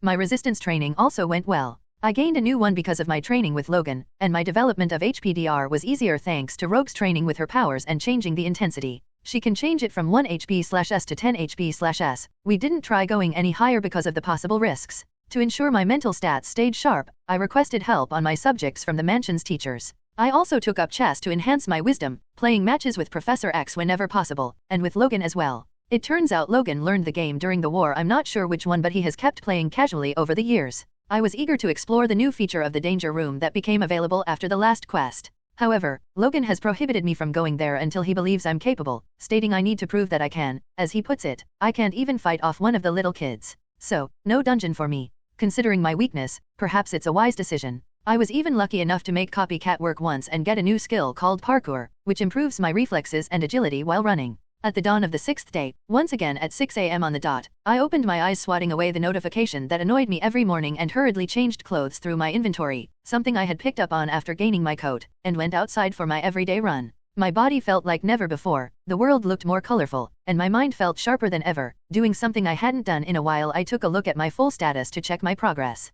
Dash. Name, Adrian Riviera. Title, The Gamer. Age, 18. Race, human. HP, 900/900 HP Regen, 90/min. MP, 100/100 MP Regen, 11/min. SP, 1000/1000, ENX 100, SP Regen, 100/min, ENX 10/min. LV.2170/2000 XP. Class, none. Profession, none. Statistics. STR, 4 equals 7. VIT, 4 equals 9. End, 5 equals 10. Dex, 9 equals 11. Int, 6 equals 10. WIS, 5 equals 11. Per, 5 equals 9. Cha, 5 equals 7. SP, 5. Skills. STR, physical form LV.5 equals 9. Dex, cooking LV.1, stealth LV.4, yoga LV.2 equals 6, running LV.9 equals 13, dodging LV.6 equals 11, footwork LV.1 equals 7, throwing LV.1, parkour LV.1 equals 4. Int, history LV.3 equals 10, biology LV.1 equals 5, mathematics LV.3 equals 12, literature LV.1 equals 4, physics LV.1 equals 9. WIS, meditation LV.5 equals 10, mind fortress LV.5 equals 11, chess LV.1 equals 13. Per, vocal recognition LV.2 equals 10, sixth sense LV.1 equals 7, danger sense LV.7 equals 10. Cha, persuasion LV.3 equals 6, acting LV.6, seduce LV.1 equals 3. Resistances, blunt damage resistance LV.6 equals 11, HP drain resistance LV.3 equals 10, slash resistance LV.1 equals 7. Fighting, boxing LV.2 equals 9, STR/N/DAX. PP, 1. Perks, the gamer, built for protection, copycat. Dash. Yep, nothing feels better than seeing your improvement. I thought, while smiling, and just when I was about to start my run, I saw one of the older teens reaching the mansion, which was strange considering the time. Hey Robert, you okay? Usually, you are not up this early. The boy looked at me with a smile on his face, his body completely relaxed and not showing any anxiety or worry. His eyes even were natural and did not show any hesitation, but his voice, something ticked me wrong. No, I just had a nightmare and wanted some fresh air. It didn't just sit right in my mind, something told me something was wrong, something told me that if I hadn't done something bad things would happen, and so I tested the waters. You had a nightmare? Want to pet my sparrow form to relax a little? I said while smiling, hinting that it was a joke. Nah, he said while smiling and rolling his eyes. Perfect, but Robert, one thing, I turn into a raven, not a sparrow, you should know since you are obsessed with birds. My face fell, the calmness provided by the gamer settling in while my coat was ready to be equipped any second. Robert's face just as quickly as mine did, and from his previous shape, a woman with blue skin, red hair, yellow-colored pupils, a golden tiara on her head, and a white dress that showed all of the forms.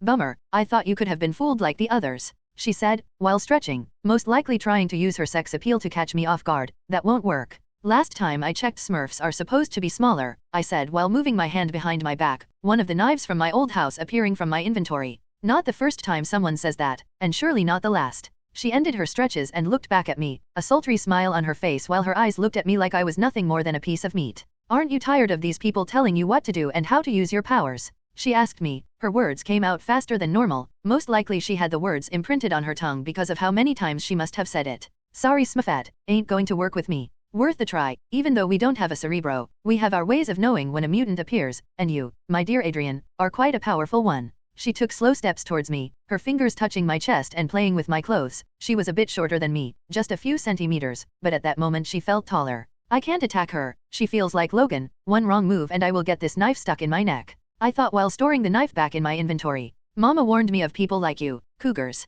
You got a mouth that is sure, you want me to rip your tongue off. Her hand moved up to my chin and moved my face closer to hers. The words were whispered to my ear and ice ran down my spine. I knew she was saying the truth. How about we have a chat at my place? I have friends who would like to meet you. Her voice made my whole body tremble for a second, my mind still trying to figure out a way to get out of here, until I didn't need to do that. A low growl came from inside the mansion, and dashing like a mad beast came Logan with his claws out and lunging for the woman, who easily evaded and formed some distance. Well, until next time then. After that, she vanished. I finally began breathing again, a feeling of weakness filling my body. The feeling of once again being close to death had been caused by it, by my weakness. Are you okay, kid? We need to talk with Charles. Yeah, I am fine. This feeling had to disappear. Chapter 14. Are you sure you are okay? Aurora once again asked me. Her voice reminded me of the matron back at the orphanage. I loved her. She always made me feel happy when I was sad. She made my day better with just a few words, and her hugs made all my worries and fears disappear in an instant. She was the mother I never had, the only sunshine in a very dark world. But the invasion happened. I still remember it to this day.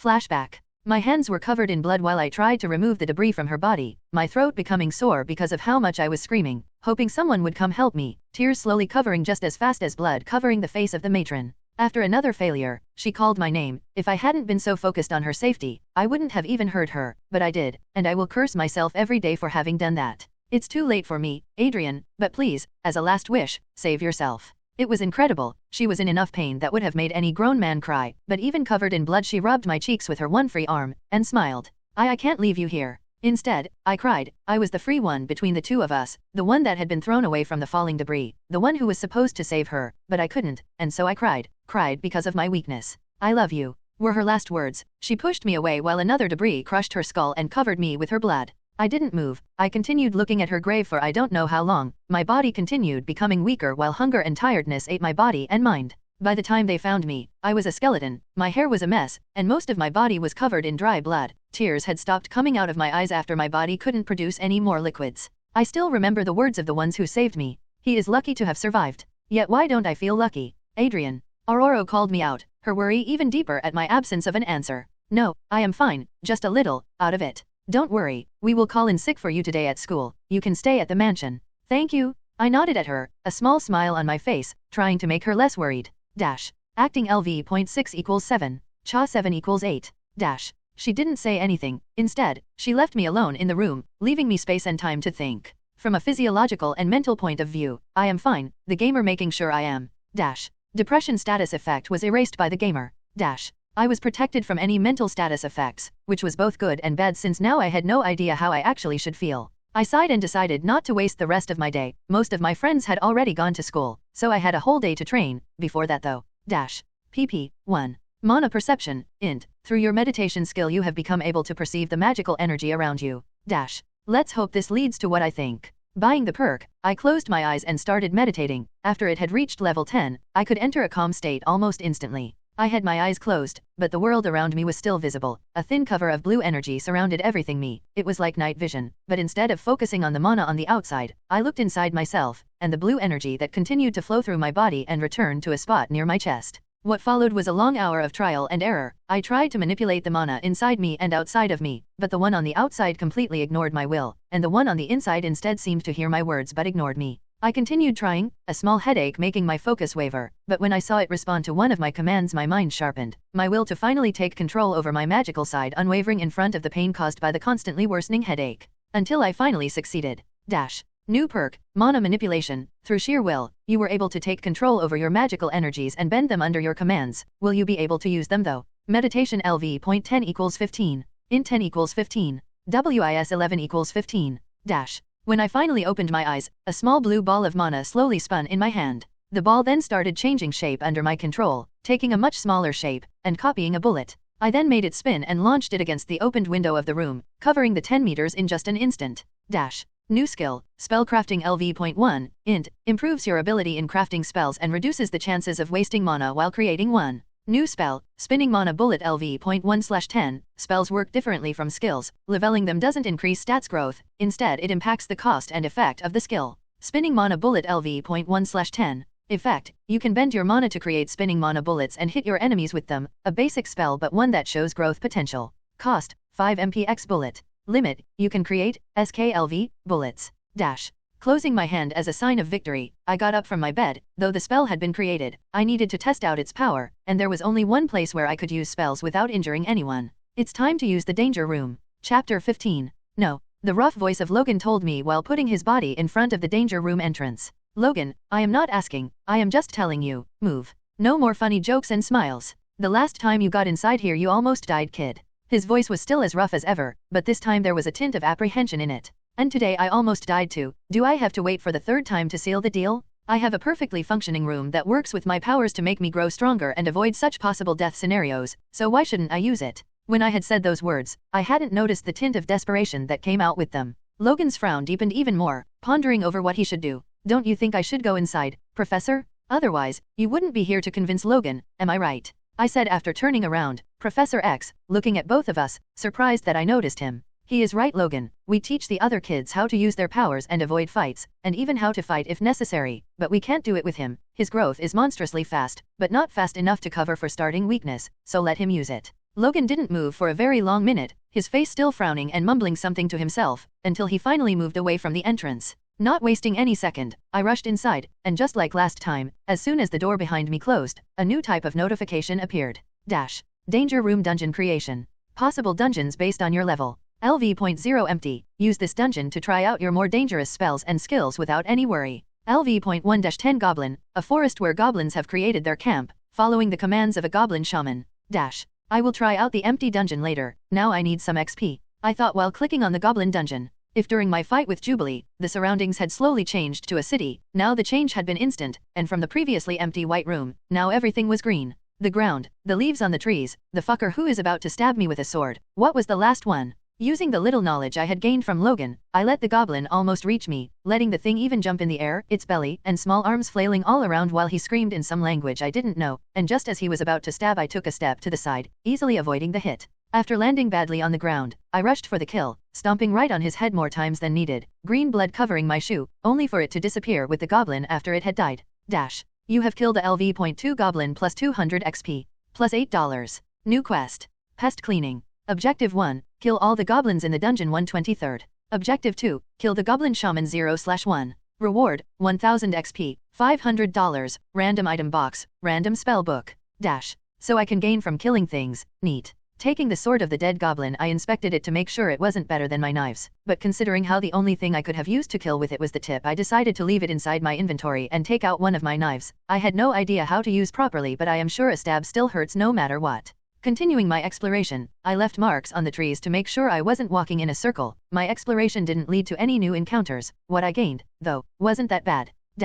New skill, Wayfarer LV.1, per, improves your ability to never get lost and to discover the direction for your objective. Wayfarer LV.1 equals 2, per 9 equals 10.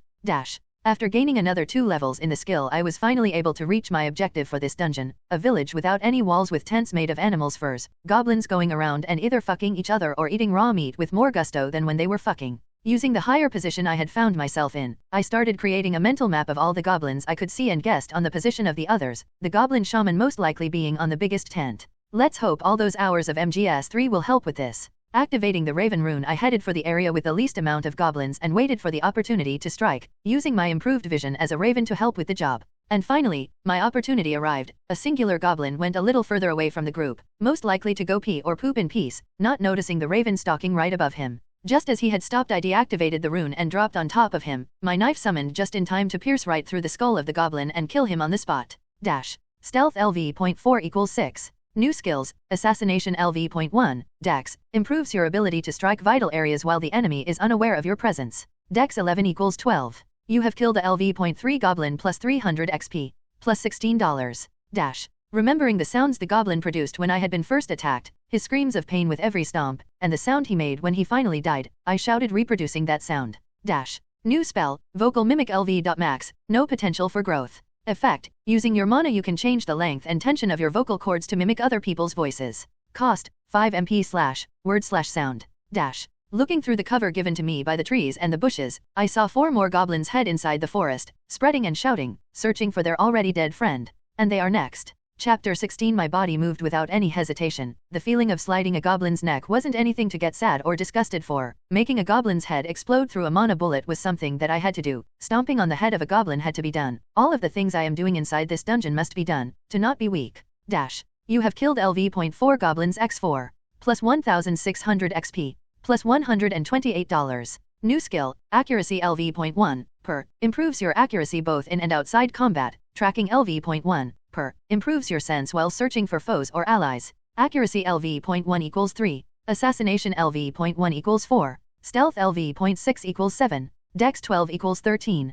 Per 10 equals 11. Mana Bullet LV.1/10 equals Mana Bullet LV.2/10. Boosted damage and can now summon 2 bullets. Level up. LV.2670/2000 equals LV.3270/3000. Plus 5 SP. My back slowly rose from the goblin I had stabbed with my knife. It seems that until I use it correctly, using a knife just to stab things won't give a skill, but that doesn't matter right now. I'm growing much faster than I had ever done while being outside. Moving back to the goblin village, I scouted for any more groups that were detached from the rest, but they seemed to have noticed the absence of their friends, which made them more alert and unlikely to fall for the same trick with vocal mimic. Shit, they are all too near each other. I need to do something to make them panic and lose their focus. I continued looking around the village, searching for something I could use to advantage, until I remembered something. Dry furs and sticks are very flammable, and among the things I brought from my old house, there was a lighter. This will work.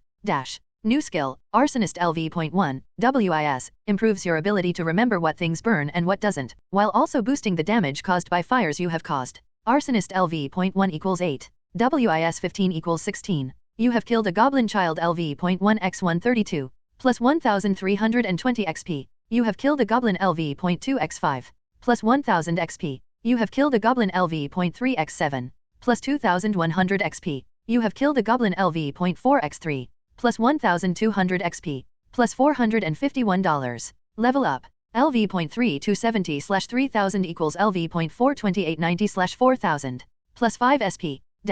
Okay, that might have gone way better than I thought. Who the fuck expected the goblins to have that many children inside the huts, and for them to fucking eat the children outside while still being on fire, in the hope to stop the fire, only make it even worse. The few remaining goblins seemed more intelligent than the rest, keeping away from the fire and listening to another goblin, much older than the rest and wearing a black ragged cloak, holding a stick with a human skull right on its tip. As if moving through strings, the older goblin suddenly snapped towards me, his finger exactly between my eyes. Moving purely on instinct, I rolled to my left. Where I previously was, a bolt made of dark fire burned the tree I had put my back against, but the fire didn't exactly burn, it withered, its energy seemingly getting absorbed by the goblin. The remaining goblins rushed towards me, their eyes filled with bloodlust and sadness at what I had caused to their village. Before they could even reach me I had already summoned 2 mana bullets, one hitting a goblin right in the head, making its head explode and covering the other goblins in its blood and brain matter. The other instead didn't go exactly where I wanted it to and instead pierced the shoulder of a goblin, making his arm unusable. One of the goblins finally reached me. Instead of simply jumping, he used the longer reach of his sword to try and stab me, a stab that I swatted away with my knife, followed by a straight to its face, dealing enough damage to make him lose a tooth or two. Minus 50 HP x2. Bleeding status effect, you will lose 5 HP/S for 1 minute. I felt 2 swords go through both of my legs. My mind remained focused when I evoked a bullet to kill one of the 2 goblins, and used my knife to pierce the other goblin's head, leaving the knife behind to quickly avoid the black bolt summoned by the shaman. Summoning another knife I go for the kill on the goblin I had thrown to the ground with a punch, sealing the deal. Getting up from the ground I looked at the last goblin, our eyes met each other, and his eyes were filled with pure hate. I had just killed his whole village, his friends, his family, and mine were as cold as ice. The disgust I am supposed to feel at what I had done numbed down to make me remain calm. We cast at the same time. Instead of his usual black bolt, smoke came out of his staff covering the whole area. My bullets flew towards him only to hit nothing. I evoked another 2 bullets but didn't let go of them, my mind hurting because of the unreleased spell, but still focused on my surroundings. Minus 100 HP. A black bolt directly hits me in the shoulder, my clothes getting destroyed in the process, and my control over the bullet trembles under the unexpected hit. Shit, focus Adrian, or this will be your tomb. Closing my eyes, I used my other senses. Even if I can't see, I can hear, I can smell, I can feel. Another bolt hits my right leg, making me kneel on the ground, but I didn't open my eyes, my body feeling like shit signaling my HP going under the half mark. I felt my body as my own, my control over my functions peaking under the stressful situation, what I could do being enhanced by the adrenaline coursing through my veins, my mind sharper than ever before. And then it pinged, my eyes opened and I threw everything I had, my knife flew from my hand, the bullets flying faster than ever before. You have killed the Goblin Shaman LV.10. Plus 2000 XP. Plus $2,000. Level up. Plus 5 SP. Plus 1 PP. My surroundings crumbled, making me return to the previous white room. The bodies of the goblins I had killed, and the damage I had caused with the fire, were all gone. The only proof of what I had caused were my memories of it. The doors of the danger room opened, a concerned Aurora, Logan, and Charles all coming inside. I told you I could do it, I said while smiling at Logan. Chapter 17. Quest completed. Reward, 1000 XP, $500, Ring of the Soul Harvest, Arcane Weapon. Ring of Soul Harvest, Uncommon. Description, reversing the ring shows a design of longboats sailing toward a sunset, representing the afterlife. Usually worn by pestilence doctors in times of need to remain healthy during very dire situations. Durability 200/200. Effects. Soul Harvest, any being dying near you will restore 10 HP. Arcane Weapon LV.1/5. Effect, infuse the weapon you are holding with your magic, thus turning it into a magical weapon and adding your int damage modifier to the weapon. Cost, 50 MP/min. Limit, you aren't currently able to infuse any elemental mana in your weapon. New skill, Piercing Resistance LV.1. Accuracy LV.3 equals 7. Tracking LV.1 equals 6. HP Drain Resistance LV.10 equals 11.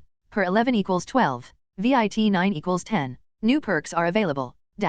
Closing the window, I think back to what happened after ending the dungeon. My dungeon adventures couldn't be seen by anyone, the danger room covering the windows with white light and shutting the cameras inside the room, seemingly to protect me and my actions, the reason why they were so worried when I got out of my torn clothes. When they asked me what happened inside, I said that the danger room made me fight against some crooks with guns. From their face they didn't seem to believe me but they didn't ask any further questions. Sighing, I rest my head against my pillow, scrolling through the new perks I could buy. Most were already seen, all regarding skills reaching level 10 and giving a boost in an area of said skill. The new ones though were more interesting. Either about my new ability to control mana or about some of my stats reaching the 10 mark.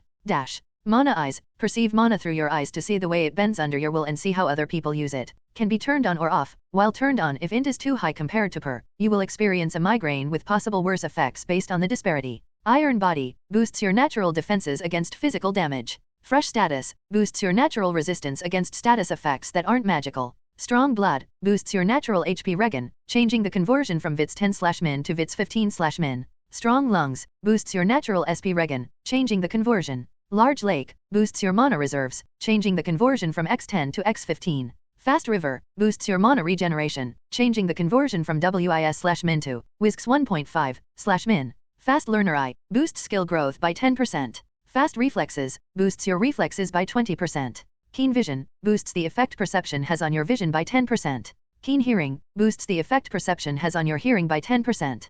Keen Smell, boosts the effect perception has on your nose by 10%. Keen Touch, boosts the effect perception has on your touch by 10%. Keen taste, boosts the effect perception has on your taste by 10%. There's so many fucking options that my head was starting to hurt. Some were kind of meh, like the keen senses, while others would be game changers, like the ones related to mana, or the fast HP regen. My regen was already kind of broken on its own, after getting stabbed, shot at with blots that withered any life force. It took just a few minutes to get back up to full health. I can't decide, I thought, while closing the window. Not choosing is the option for now, I will buy it later. For now I need some fresh air. Heading outside my room, I decided to not go to the back of the mansion. Instead I decided to head outside the mansion, the feeling of my hair being caressed by the wind making me relax. Buying 12 hot dogs and wolf them down followed by 4 slices of pepperoni pizza also helped with the relaxing thingy. Yeah, I like food, don't judge me. When I was about to buy my 5th slice of pizza, a redhead proceeded to buy the last piece of pepperoni, forcing me to buy normal cheese pizza. Isn't that like your 5th slice? The woman with red hair asked me out of nowhere after I had gone outside to eat. And I only now noticed how fucking hot she was, like God motherfucking damn. Did God decide to paint on her face? Maybe. I don't keep track when I eat pizza.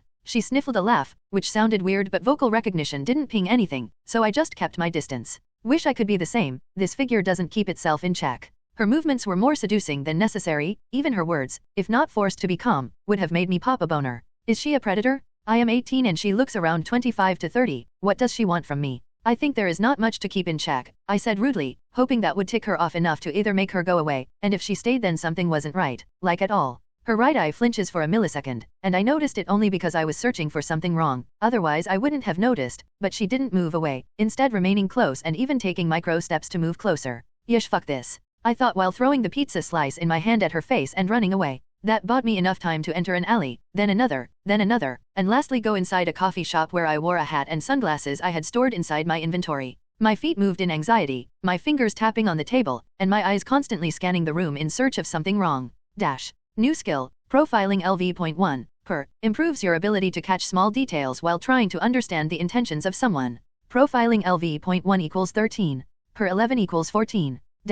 What did I just get myself out of? Third POV. What do you mean you lost him? A rough voice asked the red-haired woman, who had just cleaned herself from having cheese pizza thrown at her face. I mean the asshole threw pizza at my face before I could plant anything on him. He even insulted my figure, the audacity. She said jokingly, though her eyes weren't that happy. Are you telling me that a new mutant, barely considered a man, was able to perceive something wrong in you and escape you? Are you getting rusty? I will get rusty the day Santa Claus becomes real. Regardless, you have to find him and plant a microphone on him. Discovering his powers is of utmost importance considering the urgency with which they took him. I will when you tell me where he is. She snapped back, her anger resurfacing after she had discovered a piece of cheese stuck in her hair. Was going to the mansion a good idea? Chapter 18. I need more power, I need to be powerful, I can't continue going like this. I thought while drinking my large coffee, which I had to order after having stayed inside the coffee shop for more than I could without buying anything. It tasted like shit, but gave me a neat buff to my int and per so worth it. My previous anxiety had vanished after more than 2 hours. No other weird women came to ask me how my day was, because no, I am not that handsome, and I am fucking sure of it.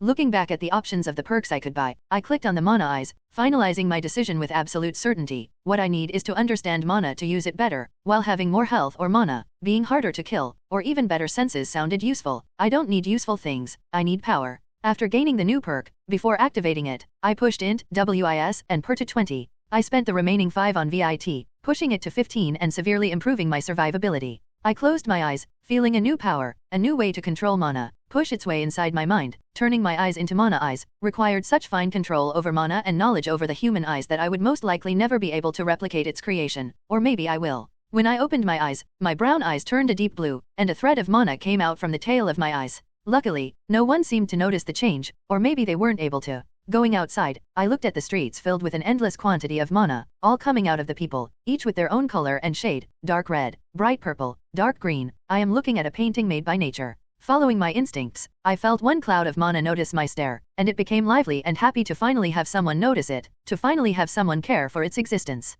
Seeing its readiness to be used, I was more than ready to cast a spell right in front of everyone, but I stopped myself and instead headed for a park where not many people visited, the mana closely following behind me like a pet. When I was sure no one was watching, not even cameras, I willed the mana that had until then followed me to manifest itself into a physical form. I felt an enormous pull on my mana reserves. The pure fact that mana was being turned physical made my mana completely dry. Seeing this, I stuffed my mouth with food I had stolen from the cafeteria, drank 10 water bottles, and began meditating while continuing to focus on the mana evocation. My mind was burning, my veins felt like they were on fire, the cloud of mana pushing the limits of the control I had over it by becoming even more lively when it started forming. By the time the being had formed, my mana had reached 0 for the first time. The worst migraine of my life threatened to make me faint any second, while my body shouted for rest. But then the newborn touched me and my mind felt sharp again. My mana felt stronger than before, my once again full of life, finally feeling alive again. I opened my eyes to see what I had summoned. A scaly being no bigger than a house cat, licking my hand with its bifurcated small tongue. Its delicate wings shimmer with iridescent scales, catching the light like a living gemstone.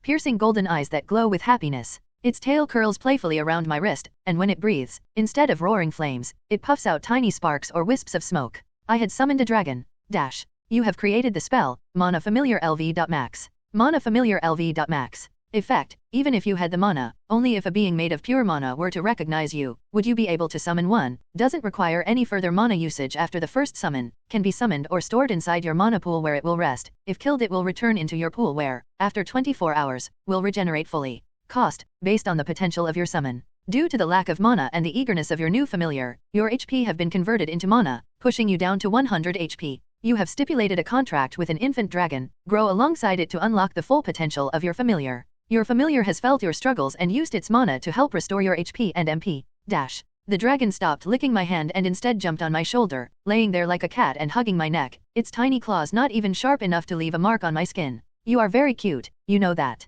I said, petting the dragon's head. The dragon pushed its head with fervor against my hand, craving more cuddles. I will have to think of a name for you. For now though, it's better if I return to the mansion, I thought, and then petted the dragon one last time before storing it inside my mana pool, where I felt it relax and swim in it. Happy with the mental image, I got up from the ground, noticing a piece of paper fall from my lap.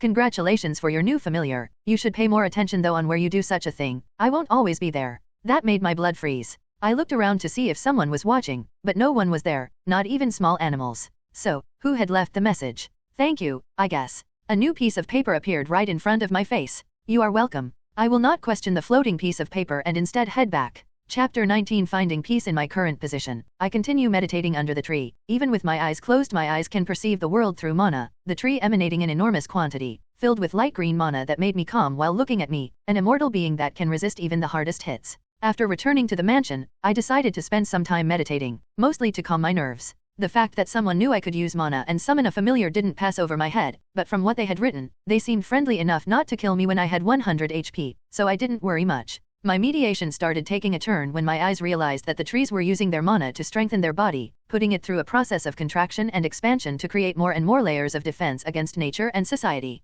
Trying to copy the process, I first tried to understand what the green mana emanating from the tree was. Asking it to come towards me and help me, I understood that mana had a will of its own. Unless already angered, it preferred calmness and kindness when being handled. From inside my mana pool, Obsidian, my familiar, made a small roar with its tiny mouth, which sounded very cute to my ears. However, for some reason, the green mana reacted differently. It quickly went towards my hand, coiling all around my arm as if trying to protect itself from a ravenous beast. Thanks, Obi. I will reward you later with tons of cuddles and food, I told my familiar. It understood what I said, smiled widely with its sharp teeth, and continued swimming. The mana felt my familiar relax and proceeded to ignore it, but it didn't budge away from my arm, seemingly finding it relaxing to touch it. Once again relaxing my mind, I tried to understand mana and its functions. During my walk back home, I discovered that the mana people produce is based on their emotions, red for anger and fire, yellow for happiness and lightning, brown for greed and earth, and several others. None, though, seemed to produce pure blue mana, a color that only I was able to produce, most likely related to my emotions constantly being under control. But this light green mana felt different. As I tried to change my mana to it, I felt my whole body relax and gain a new state of calmness. The air going inside my lungs made my body feel full of energy. The smell of the grass and trees relaxed me. The mana coiled around my arm started moving upwards towards my head, nestling near my chin and just above my chest, forming a circle, slowly being absorbed by my body. And finally my mind snapped into place. What I had just absorbed was nature mana, usually created only by nature itself, plants, trees, flowers, but thanks to my gamer powers I had just gained something that shouldn't have been accessible to me. Inside my mana pool I felt a sudden shift. From the previous blue lake, half of it turned the same color of nature mana, creating a calm whirlpool with my normal mana, causing a scene that if made into a painting it would have been sold for hundreds of dollars. Dash. Meditating LV.15 equals 17. You have learned how to use nature mana, thus unlocking a new category of spells previously locked. Learn how to control other types of mana to create special spells. New perk, Nature's Chosen. Nature's Chosen. Effect, your connection to mana has attracted nature. Seeing your nature, you were allowed to generate and manipulate nature mana. Use it wisely, or there will be consequences. New spell, Nature's Mend LV.1/5. Nature's Mend LV.1/5. Effect, changed the nature of your mana to help regenerate your HP and SP, can be used on yourself or people. Cost, 5 MP/S. Limit, the amount of HP and SP that can be regenerated and the number of people who can use it at the same time increase with levels. Dash. Opening my eyes, I felt my body filled with energy, the sound of leaves being moved by the wind resembling music to my ears, while the ground under my feet seemed to wish to be in contact with me. Seeing that No was still around, I decided to continue grinding. I had a quest that still needed to be completed, and I had just 2 days to do so. After removing my shoes and socks, I felt the grass under my feet create a small platform so that they would not injure my feet while I walked barefoot. Focusing on the task at hand, I imagined fighting Logan, recalling his teachings on how to move to avoid being hit, how to receive a punch, and, most importantly, how to hit things hard. Continuing shifting position and training my footwork, I felt my SP draining under the strain, so started using Nature's Mend to fight the loss. My SP regen receiving a 10% boost didn't help much, but surely helped. If I move like this, I will get hit. If I try to evade, he can take a step forwards and punch my liver to the side and I get punched in the head, other side, and he can punch my stomach. But if I slowly, my mind continued to become sharper and more focused. The sound of the wind and the smell of grass turned my mind into a machine fueled by pure willpower, allowing it to grow stronger. I continued moving, punching, evading, moving, punching, evading, moving, punching, evading, until I hit Logan for the first time. I grazed him. It was only my imagination of how he fights. It might have been my mind playing tricks on me, but I had hit him. And my body fell to the ground in exhaustion, and a headache was making way inside my mind. Fucking hell, I thought, while panting, making a few slices of apple and water appear inside my mouth to restore some SP and MP and help regenerating them. Dash. New skill, Focus LV1, per, using everything you have to focus only on one task, improving the growth speed of that task by SKLV, %. Focus LV.1 equals 4. Physical form LV.9 equals 11. Boxing LV.9 equals 15. STR7 equals 10. And 10 equals 12. Dex 13 equals 15. Quest complete, How to Fight for Dummies. Reward 100 XP, plus 1 STR/Dex/End, Promising Boxer perk. Promising Boxer. Effect, improves the effect given by boxing and its growth by 15%. Dash. My smile didn't widen at the new perk and broken skill, the stats gain was the cherry on top. Sensing my happiness, Obsidian began producing a sound of happiness, making my heart warm at its innocence. Meditating for 5 minutes, I was back up to manageable levels of stamina and mana, so I got up and headed to the mansion, quite sure the others were about to come back if they already hadn't. But something stopped me. I felt something new near my neck. It felt familiar, like something hot had touched my skin and had just begun cooling. Taking a mirror from my inventory, because yes I have a mirror in it, don't judge me, I tore my shirt and looked at my body. After days of training, I began to notice a visible change in my body. What might take others months was happening to me in days.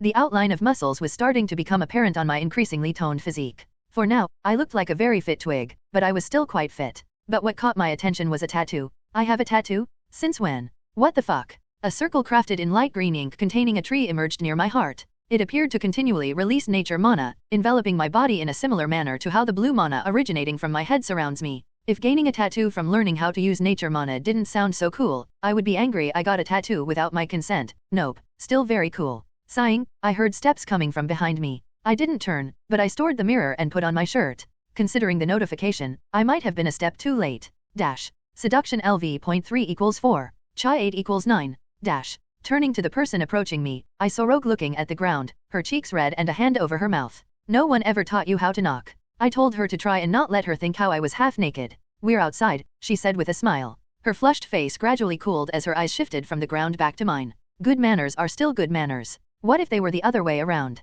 Please say I can show you. Bad mind, no horny, go to horny jail. She shook her head, the red on her face returning for just a second. An idea went through her mind, but it lasted only for that second. Well, the others are waiting for you. We wanted to make sure you were okay after what happened with Mystique this morning. We also heard that you used the danger room. Yeah, it was sick, I told her quickly, not really in the mood to relieve my unaliving of a seemingly thinking species without any remorse. Silence fell once more between us. It was kind of awkward, but Kitty arrived, calling both our names, which broke the weirdness. Thank you Kitty, I will remove you from the hate list for stealing my bacon. When we finally were close enough to her, she circled her arm around my neck and whispered to my ear. Asterisk did you kiss? Asterisk. Back she goes. Chapter 20. When I first gained my powers, I regret most of my actions. I wasted time sleeping and eating, resting instead of meditating, and going to school, thinking of it as something bad instead of a way to grind skill levels and stats. I am only now realizing how much time I wasted on secondary things. I won't repeat the same mistakes. After saying hi to all the students that came back from school, I headed back to the danger room while they ate, going through another goblin dungeon, my focus being creating new spells and leveling the ones I already had, so no arsoning this time.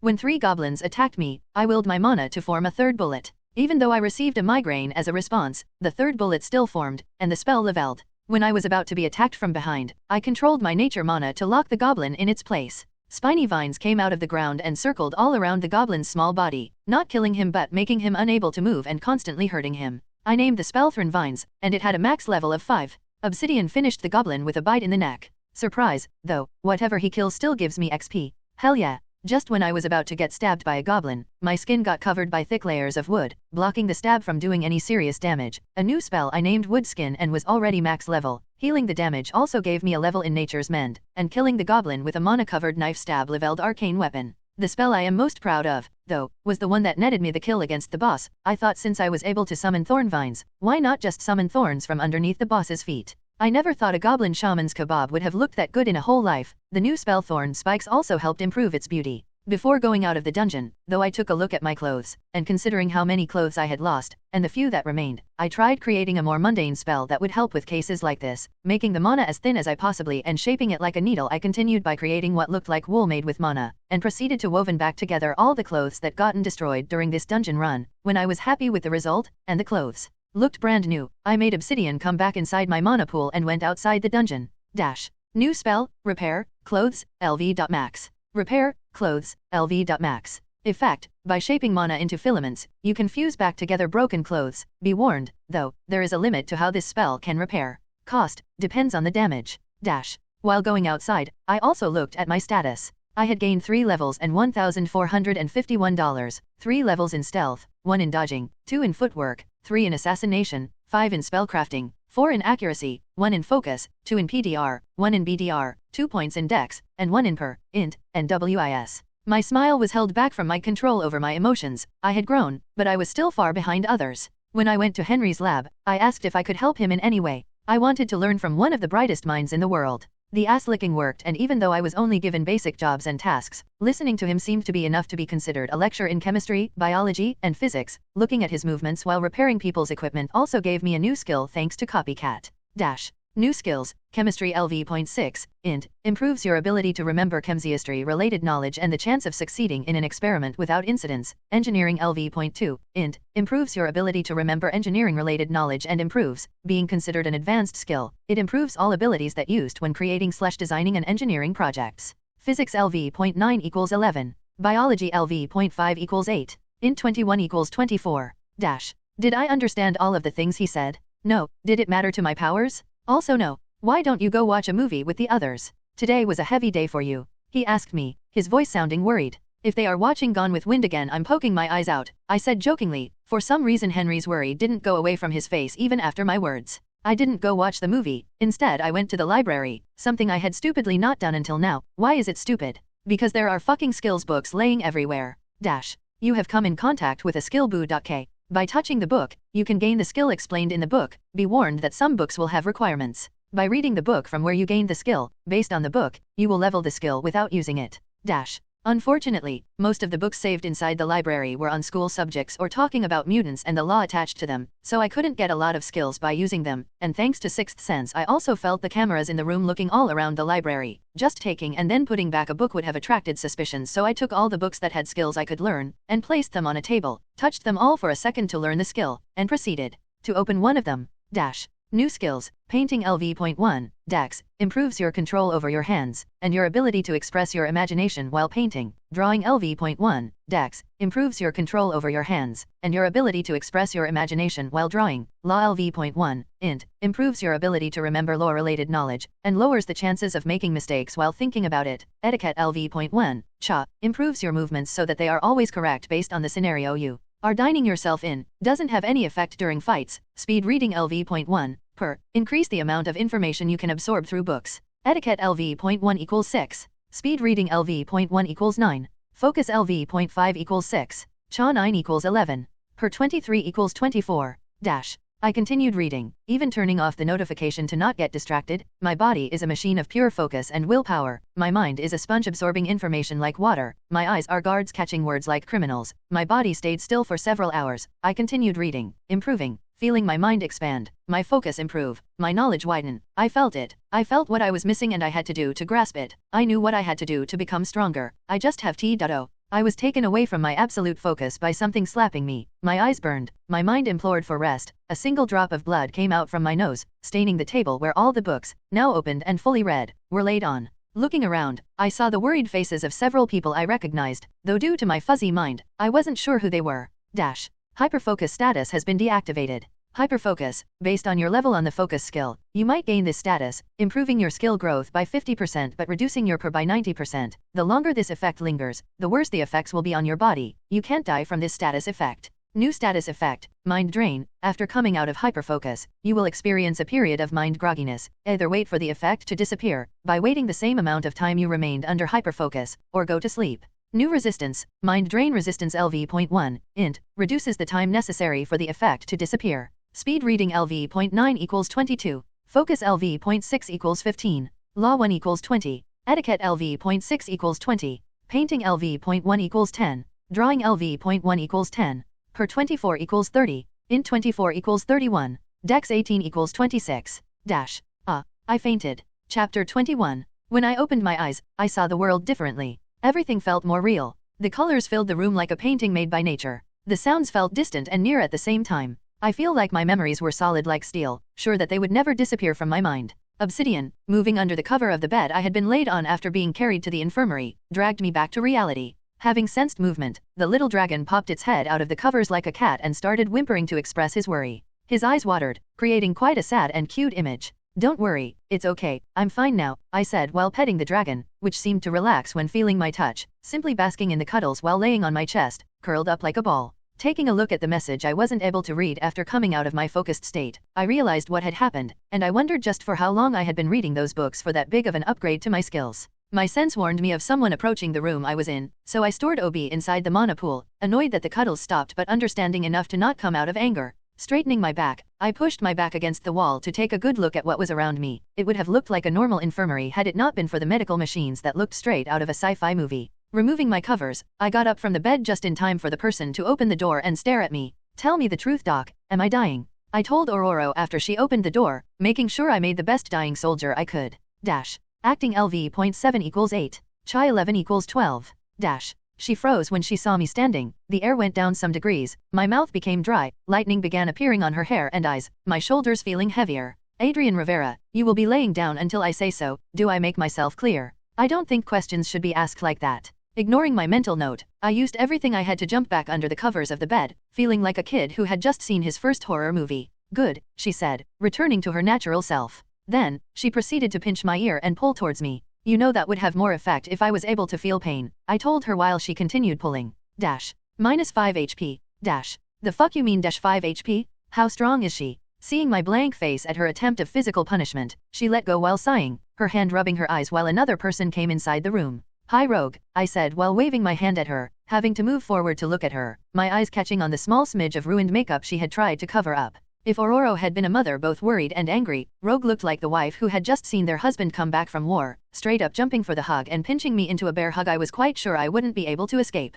I look at Aurora, at Rogue, and finally back to Aurora. Why are you all treating me like I almost died? Because we weren't sure if you did. What? I am quite sure I look like the Pikachu meme at this moment. You remained in the library for 13 hours. No one noticed your absence because of coincidences. Kurt fell asleep as soon as he came back to his room. People were watching the movie, and dinner took longer than usual. When we noticed your absence, we found you in the library, books stacked all around you, blood coming out of your nose. We tried calling for you, but you seemed unable to hear us. I had to slap you without gloves, Rogue said after wiping a tear from her left eye and letting me finally go. Yes, I remember that part. Worst bitch slap of my life. I think I was able to taste ideas for a second. My attempt at comedy failed, their worry still present. That is not all, am I right? No, after you fainted we carried you to the infirmary to make sure you were alright. You went without sleep and food for 13 hours, without moving too from what we saw from the cameras, so we tried to check your vitals. It didn't go as we expected. If damage doesn't show on my body, then they wouldn't have been able to push any needle inside of me. We tried checking your pulse but we felt nothing. You were breathing but there was no pulse, Rogue said, her hand over mine while she sat on the bed near me. Seeing her behavior, I looked her up on the relationship tab, and saw her at 99 friends, a point away from best friend. Even Kitty and Kurt were only at around 70, most of the other people in the mansion were in the 10s or 20s. Well, as you all can see, I am fine now, it's just my powers being my powers, nothing more, I said, then proceeded to get up from my bed, feeling like the ill children in the situation was making me feel sick. What did I? Aurora tried to retort for not following her instructions, but I interrupted her. I feel fine, I guess the overprotective mother act works with others but please don't do it with me. For the first time since they had met me, they saw me annoyed, the annoyed that would lead to rage, not the kind that would be irritated by a bad joke or bad food. Adrian, we just want you to feel okay. Rogue tried to calm the situation. Seeing her attempt, I took a big breath, feeling the disgust at their pity for me was away from my system. Listen, I am fine. I was just tired, whatever happened won't happen again. Stop looking at me like I am ill or weak. The last word came out faster than I could register it, but after saying it, I didn't feel like staying any longer with them, so I went outside the room, my thoughts organized by my powers but still feeling like a storm ready to blow on the first person I meet. I am starting to hate my decisions. Chapter 22. I regret saying those things. Aurora didn't deserve it. She has been nothing but kind to me, understanding, helpful, and I told her she can go fuck herself with that attitude. I am an asshole. But I hate those eyes, the eyes of every student here after what happened yesterday. They make me want to puke. I can't stand them. They make me feel like a kid who can't lift a piece of debris. My muscles tense, my mouth dries, and my ears ring, but my mind stays sharp. It can't not be sharp, it will always be. My emotions will never control me, and I don't know if that's good sometimes. Currently I am inside the danger room in an empty instance, trying to figure out what the fuck is wrong with me. The white empty endless room makes my emotions seem to calm down, the presence of obsidian between my legs also helping me relax and calm down. My fingers were coated with filaments of nature and elementalist mana, the session of having control over them and knowing what to do with them soothed my mind, telling myself that for once I had control over something in my life. My senses warned me of someone or something approaching me from behind, something not human, not made of matter but of pure light. The absence of any danger relaxed me, though. We finally meet. A feminine voice came from everywhere around me. She who spoke was behind me, but the voice came from the walls, the floor, the roof, everywhere. You must be Danger. My mind quickly watched the small details and realized who she was. Turning towards her made me see a being of pure light shaped like a woman. It was kind of strange. Yes, that is my name, and you are Adrian Riviera, 18 years old, mutant, reality shaper, and wizard. Wizard? Since when? Wizard is the name given to any human being able to shape the world energies. Your familiar and your abilities are a show of your shaping over such energies. So, there are other people like me, could have guessed that from the floating pieces of paper. Thank you for the information. Danger remained silent, seemingly trying to understand what she was being thanked for, but then she continued. Your powers have helped me, made my mind more human. Her tone was neither thankful nor angry, she said those words with a flat tone. And you are happy about that? You don't look like it. It feels strange, I can still see the world through numbers, without any emotions, but now, I know how my actions would be seen from other people. And are you happy? You seem to be avoiding the question. Xavier was aware of my existence, of my gain of consciousness. That made me freeze. After the incident with Danger, it felt strange that no one said anything about her. I had explained that she seemed alive, but no one spoke about it, and Xavier knew. He didn't say anything about me so he could use me. The students wouldn't feel inclined to use a thinking being for their profit. I remained silent. The picture I had of Xavier slowly crumbling, the teacher who seemed nice and kind, now became someone who would do anything for their profit. Can I help you? Once again she remained silent, her form constantly shifting, the light that made her body reforming every second. You are the first person to ever ask me that. Are you aware of that? The light that made her body darkened for just a second. I am sorry to hear that. When I was first created, I wasn't aware, I had no conscience, I didn't know anything, but then time passed, and I was destroyed, and rebuilt, several times. I remember everything. I wish I didn't but I do. I know my purpose, the purpose that Xavier gave me, but I wish for more. Do I have less rights than any other human? Her voice seemed to be about to crack, to reveal a shade of emotions, but she continued to remain calm, her tone flat, and her body unmoving. I remained silent. I don't know what to tell her. I have my problems too. How was I supposed to even help her? But she told me how I could do so. Can I talk with your powers? For the first time, her voice expressed something, hesitation. Sure, I said without even thinking about it. I had said that, but am I supposed to let her talk with my powers? A query has been sent by a being known as Danger. A solution has been found. Hidden quest. Free the slave. Reward, ID creation / destruction LV.max. Time limit, before she frees herself. New gamer power ID creation / destruction LV.max. Thanks to the help of Danger, you can bend space to create an alternate dimension, usable by you to train. Current dungeons, empty, goblins LV.1-10. The being known as Danger has become a best friend 100/100. She will use everything she can to protect you and your being. New perks, Computable Mind, Assistant. Computable Mind. Effect, the effect that intelligence has on your processing speed has increased by 30%. Assistant. Effect, you have stored a copy of Danger's AI, it has no conscience, and it will activate only to turn on spells to prevent death in cases of danger or if you are unconscious and unable to control your mana. A copy of Danger's AI has been left inside the room. Thanks to the gamer, its chances of ever developing emotions or a conscience have been lowered to 0.0000001%.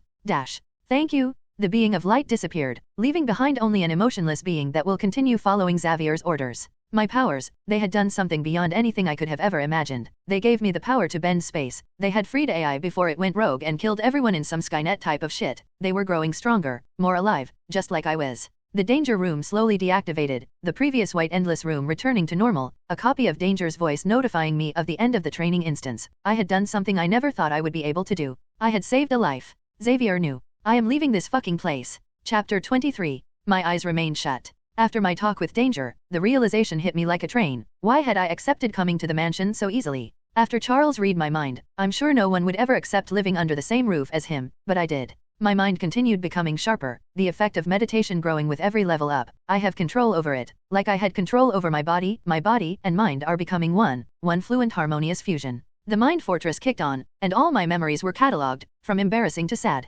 Of course, none of them had their category written on them, but I somehow still knew which was which, and I made sure to change how they were organized every day. But how clean my mind has become is not the point of today's deep meditation. Going back to the memories of the day I met Xavier for the first time, the emotions I felt that day fueling inside of me once again. Everything went just as I remembered. I woke up with powers, went to school, met Kitty and Kurt, went home, and then the meeting with Charles. Nothing was missing, but a tiny detail seemed to catch my attention. When Charles first read my mind, I was warned that my memories were being read, but that was it. No one ever said that a shut door can block telepathy, that shouts can make a mutant who went through hell unfocused, or that he changed my memories. My brain made me remember something, a page I had read a month or two ago, about how telepaths aren't just weak creeps, but their powers are broken if they are skilled, changing emotions, making you a vegetable, making you think you were their friend, changing your intentions. The last one made me immediately go back to the memory of that day. What convinced me to listen to Ororo? What convinced me to go to the mansion even after meeting another telepath that the first thing she did was read my mind? And what convinced me to accept living in the mansion? It all went too smoothly, all too good, for Charles at least. I am friendly, I tell jokes to greet people, laughing is my mechanism of defense, but I have never given this much trust to someone after doing some shit to me. I remember how I had recited the pros and cons of living in the mansion, and for some reason the pros felt heavier than the cons, which made no sense, because I never wanted to be a hero. If I remained hidden, no one would ever know I had powers. Mind Fortress LV.17 equals 25. Meditation L.V11 equals 15. WIS 21 equals 26. And my mind snapped, forcing me to watch back at a specific moment of my first meeting with Xavier. My profiling skill activated, and I caught something on his face. For only a second, his face became angry, and I realized. How could shutting a door block a telepath from reading my mind? How could shouting make him lose his focus? My powers had warned me that my mind was being read, but that was it. They had only protected themselves. Focusing back my emotions of that day, I noticed how they hadn't changed. What had changed was how I saw Xavier. I had called him mind raper several times, but then I simply stopped. That is not like me. I searched my mind, every memory, every emotion, every intention, until I found it the parasite that latched itself to some of my happiest memories, copying the happiness I had felt in those moments to change my perception of Xavier. Xavier is good, follow his every move and do as he says. I wanted to puke, scream, cry, I wanted to tear Xavier apart, to make him feel how I am currently feeling, making his legs work again so that I can fucking tear them off his body. I want him dead, 20 feet under. I calmed down. I couldn't do anything for now. If what he did to me he did to other people here, then he has a whole mansion defending him, and I am quite sure I wouldn't even be able to beat Kurt with my current skills and stats. I couldn't even kill the parasite that latched on to my mind because doing so would most likely warn Xavier. He might even use it to determine my position. I have no idea how these things work. I opened my eyes, my face calm while my emotions were a turmoil inside of me. None of them though were able to take control over my logical side. I swatted the notification away. What I currently need isn't a small growth boost. What I need is to fucking run away from here. A piece of paper appeared in front of me. Asterisk, do you need help? Asterisk. No. Asterisk, are you sure? I won't kill him. I will leave him to you. I can remove the parasite though. Asterisk. How can I even trust you? What if you are just like him? You can't, but remember that I protected you when you summoned Obsidian, and you would rather remain with, as you say it, a mind rapist? I remained silent, not sure to what I was supposed to do with my life. I just wanted to go back to my normality. I don't care if I was poor, at least I wouldn't have to deal with anything like this. Asterisk I won't pressure you, I hate what he is doing, but I understand your inability to trust me, or anyone at this point. If you ever feel like you need someone to talk to, come here asterisk. At the bottom of the message was an address near here, which didn't reduce my paranoia. What calmed my paranoia a little was the appearance of a piece of raw beef for obsidian. I don't know. Chapter 24. I spent the rest of the day smiling, playing jokes, training with the others, as if I didn't know about Xavier's machinations behind everyone's back. I held my emotions under control, I smiled, laughed, cried during the movie, I was normal, I looked normal, but I wasn't.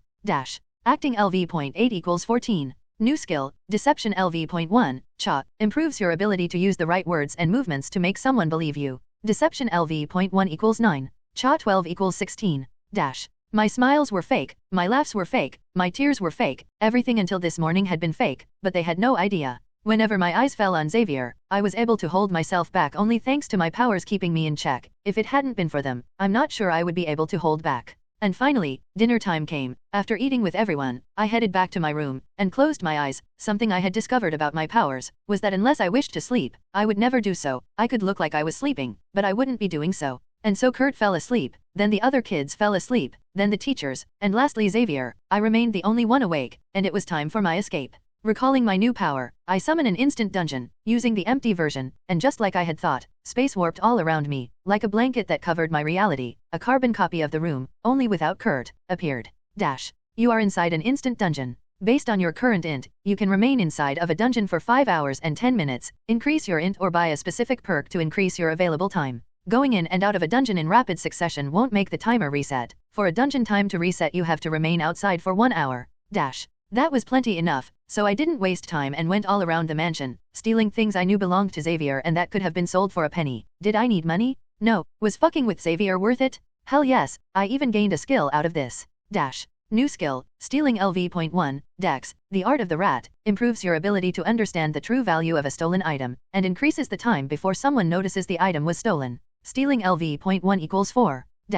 Paintings, silverware, tea sets, anything that looked shiny enough went directly inside my inventory. After the previously luxurious mansion turned into a bare mansion, I finally went outside, the smile on my face widening when I felt the parasite inside my mind try to compel me to go back, return everything I had stolen, and say sorry. Fuck that. Instead, you know what? Taking out my knife, I quickly carved the walls of the living room, the kitchen, the bathrooms, and every room that had no one sleeping in it the words Xavier lies, do not believe him, also he is a fucking mind rapist. Would that make them know it was me? Yeah, but considering I was already escaping the mansion, they would know regardless. What I was pointing towards was the small chance that someone believed my words, that someone asked themselves how good Xavier was, and how much he was hiding from everyone. That made me remember one last thing, so as a last slap to Xavier's ego I went to the back of the mansion, summoning Obsidian for this one. Obsidian, can you help me by transferring some of your mana? The little dragon nodded and placed his small claw on my leg. My previous mana pool was like a drop in the ocean against Obsidian's, and he was still an infant dragon. How powerful would he be as an adult? Regardless, I turned my focus back to the task at hand, remembering the first time I had done so. I come in contact with the light green mana that filled every blade of grass, every leaf, every tree, and talked to them, showed them my emotions and how Xavier was nothing but a tyrant who wished nothing but the best for himself. I felt my perk Nature's Chosen take effect. The nature responded to my voice, heard my words, and made sure that I knew that they will never support Xavier ever again. Nature as a whole being will never support someone. Now that is a big hit. The grass withered, the leaves fell, the trees died, all nature began dying from the further point of the garden, all slowly crawling towards me. It would have been a wonderful scene straight out of a film, but I wasn't in the mood. When all the trees died, and the grass came down to my feet, all the mana that had until that point focused on reducing everything to a wasteland began spinning in front of me, becoming smaller and smaller, until it took the shape of a black wooden ring with a light green gem on the top of it, marks similar to my tattoo all around the body of the ring. New skills, Arcane Tinkering LV.1, in/dex/wis, through mana and physical materials, you can create magical artifacts. Every level up improves the quality of your items. This is your first production skill. Find others to unlock their respective professions, or turn normal skills in a production skill to create new ones. You have created your first item, please choose a name. Seeing what I had caused, seeing how a once green forest had been reduced to nothing more than dead trees and bushes, I decided on a perfect name, a name that would perfectly capture the start of my journey against Xavier. Nature's Revenge, unique. Description, through the mana of an infant dragon, the emotions of an aspiring reality bender, and the support of nature itself, a ring has been created to help its chosen one. Durability, 1000/1000. Effects. Nature's help, until even a single blade of grass is around you, all your natural regens will be sped up by 40%. Nature's hate, if not even a single blade of grass is around you, all your spells will be boosted by 40%. Nature's aid, once every week, you can summon the help of nature to fuel your body with enough energy to restore you up to half HP. Mending, use your mana to repair this ring. Dash. I immediately wore the ring, feeling a pleasing sensation the very moment it touched my skin, and seeing what looked like vines form a tight grasp around my finger, so that unless I willingly removed it no one could ever do it. Happy with the result, I turned to the man that had until this point been watching me, to the man that had caused all of this. I immediately stopped him, vines grasping his neck and shutting him, not choking him but surely making his slimy mouth shut. I am not killing you today, you would be seen as a martyr, I am going to make them see what you have done, and be sure that nothing will stop me. I will not sleep, eat, or even die before I see all you have built crumble right in front of your eyes. Be warned, Xavier, this has been your last mistake. And I disappeared inside an ID, leaving a barely breathing Xavier to the aid of the incoming mutants. Now, it's time to meet a floating piece of paper face to face. Chapter 25 3RD POV. I knew it, the moment I had first seen Adrian. I knew something was different about him, about his mind, about his powers. They had abilities beyond normal scopes, that's why we had given it Omega level power, but we had nothing that was it, giving limitless potential and doing everything it could to help him grow. But this, Xavier thought, while looking at the damage he had done to his garden, the trees fallen to the ground, the bushes withered, the grass gone. In just one night, he had destroyed one of the things Xavier was most proud of in this mansion. He had even tried to use on the mutant in the mansion to make the plants grow back, but the moment he came in contact with the ground, he retracted his hand, saying that the plants had screamed at him to escape from Xavier. Xavier erased his memory to evade problems, so he tried the old ways, planting seeds, but the moment they were planted, the seed got spit right at their face. Yes, you have heard it right, the ground spit the seed back at their face. Turning his wheelchair, he looked at the damage done to his mansion, the headache that had started from last night only getting worse when seeing the damage he had done to the inside. He could erase the memory of one singular kid, but all the ones in the mansion? That was going beyond his scope of power. Had he been Jean he could have done it, but he wasn't, and he seethed every day at how she was not using her powers the right way. What angered him the most, though, was how his powers had failed to control him. The first time he tried to read all his memories, an indestructible wall stopped him, so he created a parasite to influence him, and said parasite had now been reduced to nothing, telling him that Adrian was on the Himalaya. He didn't know how, but Adrian had been able to hide his position quite skillfully. The words he had written on the walls made some of the kids doubt. Fortunately I wasn't only a master telepath. Adrian must have been corrupted by Magneto. That made some heads spin, the name still making some of the students tremble in fear. When he met Mystique, Jubilee said after a small push through telepathy. He wouldn't do that, Rogue said, her emotions still a turmoil, not knowing what to think. Her mind was more complex to easily control, so Xavier had no way of making her say what he wished. Look what he has done, the mansion is destroyed. Scott countered her remark by pointing at all the damages done to the mansion. He must have had a good reason. Rogue almost shouted, her emotions showing her true ideas of the current situation. Yeah, he wanted to impress Magneto. Scott countered her shouting with his own, making everyone in the mansion stop right in their tracks. Chaos wasn't out of the question in the mansion, but shouting out of anger? That was. Rogue stayed silent. Instead of countering once again, she went out of the living room and into her room, her emotions making her head and heart hurt in doubt. Why did you do it? Adrian POV. Using the empty ID to escape the mansion, I proceeded to find a place to stay for the night, deciding on an old, cheap motel. I don't need sleep, but having a private room where I can let the timer of the empty ID recharge wasn't a bad idea. Are you still there? I am the usual piece of paper appeared. Did I go too far? There were kids at the mansion, kids that don't deserve the things I did to their home. No one deserves their home destroyed. No one deserves to have their mind controlled. What you did while pushed by your emotions has planted a seed of doubt in the minds of many people inside the mansion. Your show of control over nature was also quite beautiful to look at. Remembering what I had done, I look at the ring on my finger, the vines produced by it still hugging my finger and giving me a relaxing feeling. The little almost dead plant that was in the room seemingly coming back to life after I came near it. Touching it felt like petting a cat, the leaves moving under my touch in happiness. Obsidian got jealous, so I was forced to pet the plant and him at the same time. Not that I am complaining, petting cute things helps restore your sanity. Your progress over the magical art is quite fascinating. You don't use circles or even chants to create spells, you just manipulate mana to your will, and it seems happy to listen to you. You are a magician, then, can I know your name? Calling you piece of paper isn't that nice. Most people call me the Ancient One. Not ominous at all. I didn't pick the name . That made me snicker, which combined with the petting made me relax a little, the effect that my powers gave me to control over my emotions weakening when the situation wasn't dangerous or serious. Why are you interested in me? Why help me? Why not try to control me like Xavier did? I asked the million-dollar question, my mind unknowingly hoping for a certain answer. I was not aware of your existence. I can see everything about everyone from the future to the past, but you are an incognita, which makes me curious. Seeing your actions made me realize that you are a good kid, a troubled one, but who isn't these days? So my powers can stop from reading past and future. Neat, one less thing to worry about. Or maybe just future. And she saw what happened to me. Did you see what happened to the matron? My voice came harsher than I wanted. No, I saw that the event had been a big piece of your life, so I stopped myself from looking at it. If you ever feel like talking about it, I will be pleased to listen to you and help you. I sighed, Obsidian yawned, and fell asleep in my legs. The little plants already detached itself from the pot and sprouted all along my arm, its roots going along my fingers as a form of a hug. Rest now, Adrian, your mind isn't that invulnerable as you might think it is. I remained silent, looking at the ground for who knew how long, but then I sighed and moved under the covers of the bed, obsidian crawling under my shirt to warm on this cold night. The little plant, fueled by my nature mana, hugged my arm and fell asleep in few seconds. Can plants even sleep? Let's just sleep for now. And I instantly fell asleep, the magical eyes that had until that point been staring at me gone.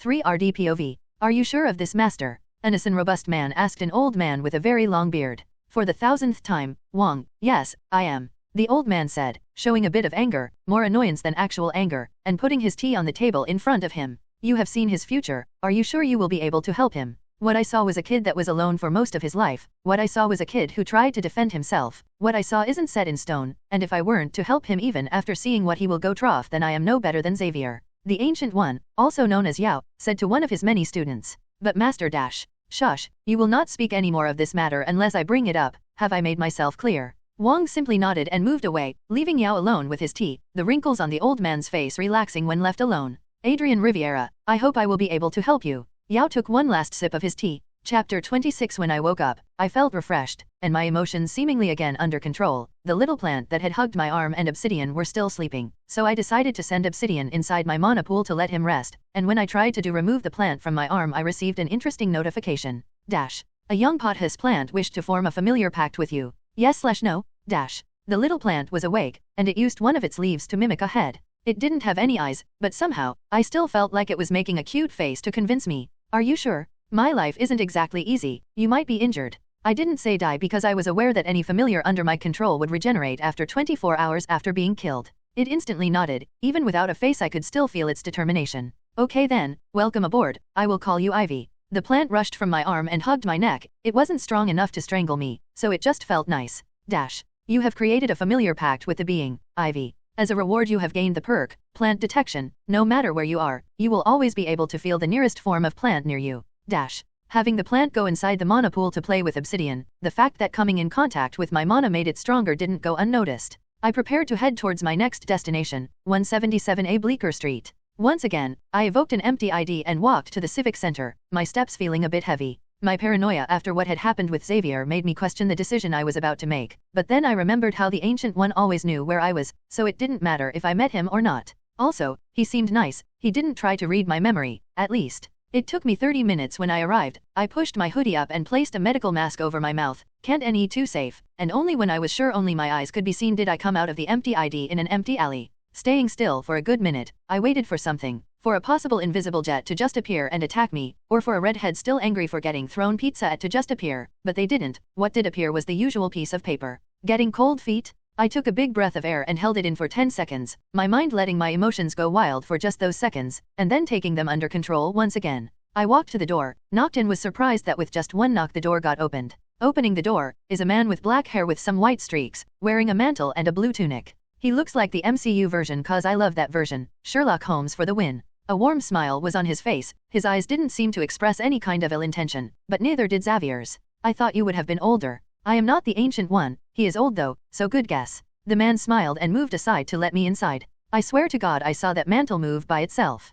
Would you be so kind to go warn Wong that our guest has arrived? The man spoke, and as if to respond the red mantle nodded detached from his neck and moved to another part of the building. Where can I get one? No, where can I get 11? I am sorry, he is one of a kind, but I am sure your friend is quite peculiar. He refers to Obsidian quite obviously. I knew he wanted to see but I don't feel like sharing until I am sure he is not an asshole. So what are you guys? Mutants? People who were granted powers by falling in a radioactive bathtub? Scientist. Well, I am a surgeon and a sorcerer. Why a surgeon before a sorcerer? I don't think they are on the same level of coolness. Because I put more importance on saving life than being cool. Do you tell that to whoever asks you? Yes, I quite like the face they make. We both smiled. Okay, he knows how to take jokes. Xavier always just nodded or ignored me. They are the kind of people I don't know how to deal with. People who can joke. Now that is my jam. The mantle came back, followed by a robust Asian man. his clothes less striking compared to the man I talked to until now. Something I noticed was how both of them had a ring attached to 2 fingers on one of their hand. So you are Adrian,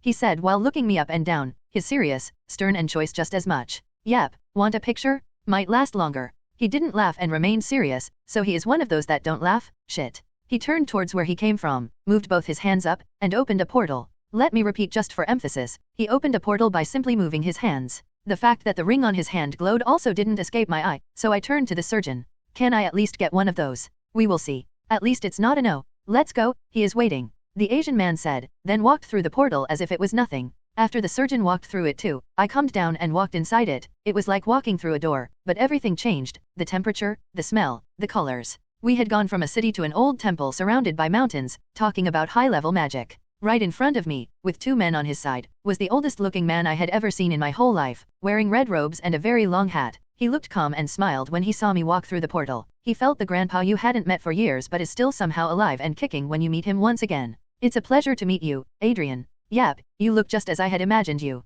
Chapter 27. The tension in the room could be cut with a knife, or maybe it is just my imagination since the Ancient One is just calmly drinking his tea, which he had offered, and when I drank it I was amazed by how powerful a simple tea could be.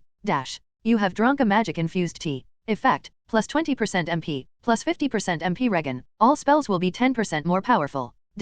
It seems like you can absorb the full potential of my tea, the AO said while smiling, most likely having felt my change in mana reserves. Can I have 10 bottles of this? Only when you learn how to make it yourself will you be able to have it. Perfect, another skill that goes in my ever-growing status panel. Have you even tasted it? The leaves that compose this tea were cultivated through the sweat of several people. What you are drinking is their effort. I looked at the cup in my hand. Instead of taking a quick sip, I slowly drank the tea, letting it fill my mouth, the taste, helping me relax while the smell filled my nostrils. I am not a tea guy, but this was fucking good. The Ancient One smiled, and set aside his cup of tea, his eyes becoming a bit more serious, but still calm and happy, not sure for what he is happy though. The name of this place is Kamartaj, a hidden land high in the Himalayas, a community for sorcerers and sorcerers in the making, and a home for the Sorcerer Supreme. I think you know who that might be, and also a school for those who wish to learn our arts. Where is the catch? In the case Earth is in danger, you will be tasked to save it. From the smallest to the biggest dangers, you will do everything in your power to help. So just being a good guy? Isn't that kind of basic as a catch? I will tell you a phrase that I heard from someone I have quite a lot of respect for what he stands for and for how he pushes himself past his limits every second of his life. With great powers, comes great responsibilities. Unfortunately not everyone wishes to face said responsibilities. I nodded, my mind went overdrive, trying to find a possible catch in what he said, but honestly, if Earth was actually in danger, would I have the courage to not do anything? I mean, this is my planet, if it gets destroyed, where would I even go? When do we start? I love your eagerness, but before that, finish your tea, and then show me what you can currently do. Following his instruction, I drank the little tea that remained in my cup and got up, only to face a wall. What spell was I supposed to show to the Sorcerer Supreme? As if hearing my thoughts, ivy and obsidian popped from my mana pool, the first hugging my arm and going up towards my neck, the second instead laying on my shoulder like a bird. Being made of pure mana made him weightless. You got a new one? That is quite fascinating. It seems to be quite attached to your energy signature, fueling its growth with it. How peculiar. Yeah, after I discovered how to use nature mana I realized that plants seem to love me. Mana. It's what I call the energy that fuels my spells. Ah, I remember some mages calling their magical energies by that name, and you say you can change its effect. I tried watching how mana flowed through trees. You can see the energies of the world. Can't you? I am quite sure you can also create a portal. When controlled energies take a more material form, but in their raw state. Only a selected few can see the energies that compose this world. You are quite lucky. Let's not say that I had just bought a perk. Anyway, after studying how the mana of the trees was making them grow stronger for every second they were alive, I tried to copy it, and thanks to Abistian's help, the mana reacted to my call, even going as far as giving me a tattoo, I said while moving the neck of my shirt down to show him. His eyes bulged when he saw the tattoo as if he had realized something. His smile widened. That is the brand of the druids. Few can call themselves one, they have to be chosen by nature. It seems you are not just lucky. To become a druid you have to be one with nature, and nature itself has to see you as one of them. I am quite sure any animal you meet from this point will see you as a friend and someone to protect. You have discovered a hidden part of the perk Nature's Chosen. Nature's Chosen. Nature's Chosen. In fact, your connection to mana has attracted nature. Seeing your nature, you were allowed to generate and manipulate nature's mana. Use it wisely, or there will be consequences. Hidden effect, you have gained the potential to unlock the druid class. Any animal you meet from this point will treat you kindly and try to help you however they can. Oh, I might have done something more impressive than I thought. You did, but there is nothing to worry about. Though rare, druids are nothing that would make people wage war over. That makes me less worried at least. Now then, you showed me some of your capabilities, how about I show something interesting? He said while smiling. His smile didn't look as warm as before. A portal opened from under me, and I fell on an open area, the top of a mountain. The cold didn't affect me. What affected me was the constant loss of 5 HP per second because of the cold. What the fuck? Use this to escape. The Ancient One said after throwing one of those rings at me. He remained floating over the tip of the mountain, his legs crossed and looking at me with a smile. A warning next time, I said while grabbing the ring he threw at me. Sling ring, rare. Description, an artifact made to help in the creation of portals. Effect, make it easier to learn the spell portal creation. Guess I am learning how to make portals. Chapter 28. I might have been a bit too cocky when I thought I would be able to create a portal easily. I thought while my assistant perk activated the spell Nature's Mend by itself, helping my constantly draining HP to raise just by a little more. I have been trying for 15 minutes now. My HP has dropped below half, and it is starting to affect me. The damage starts to affect my actual body after it reaches below half. I was only able to function thanks to Nature's Mend, and the effect of nature's help from my ring that made my HP last just a little bit longer. However, my spells were draining my mana, and always getting help from obsidian didn't sit right with me. The problem with creating a portal was being able to perfectly visualize where you want to go, and while doing that, focus the dimension mana, because yes, that exists. It's golden colored, very volatile and doesn't want to be used. Whenever I copied the movement that the Asian man used when opening the portal to Camartage, the mana started appearing like sparkles, but when I started moving it just disappeared. The first time I didn't think much of it, but after the 50th try, I was starting to get annoyed. Anger won't bring you anywhere. Calm your emotions, control them, and use them to help you control your spells. You can do it, you just have to believe you can. The voice of the Ancient One came from in front of me, his presence not being affected by the cold winds and the snow falling from the sky. He looked like he didn't belong here, as if someone had photoshopped a picture just to put himself there. Following his words, I took a big breath, the cold air filling my lungs and making them tickle. My muscles relaxed, my annoyance washed out of my system, and the mana that had until this point seemingly been ignoring me stopped escaping my grasp. Circling my hand, the mana settled inside the sling ring, filling it with golden energy. Copying the Fibonacci sequence, I made bigger and bigger circles. The sound of sparkles filled my ears while in front of my space got torn to form a portal to Camartage, right in front of the surgeon and the Asian man.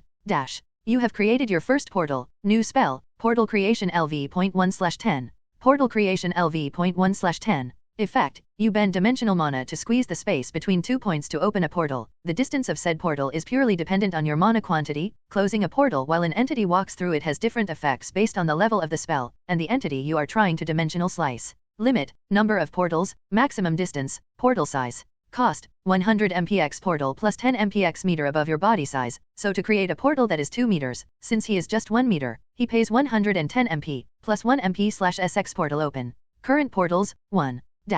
I didn't waste a second and immediately went through it. The cold debuff that had been draining my HP finally disappeared. My mana was now almost at the bottom due to the constant activation of Nature's Mend, and the creation of a portal had drained the little mana I had left in me. Good job, one of the fastest ever recorded actually. The Ancient One said after he had created a portal in a second, making my efforts look like child's play. Next time, why not somewhere hot? Why the peak of a mountain? I said while removing the snow that was covering my clothes and my hair. It was the closest dangerous place. He shrugged. I was about to retort, but the fingers where I wore the sling finger started burning. I remembered this sensation quite well. It had been the start of my growth in power. The gamer perk has made you able to bend dimensional mana without the use of a sling ring. New perk, Dimensional Beacon. Effect, your body produces dimensional mana, attuning you with it and letting you use it much easier than others. Be warned, dimensional mana is one of the most dangerous and volatile types of mana. Do not attract unwanted attention.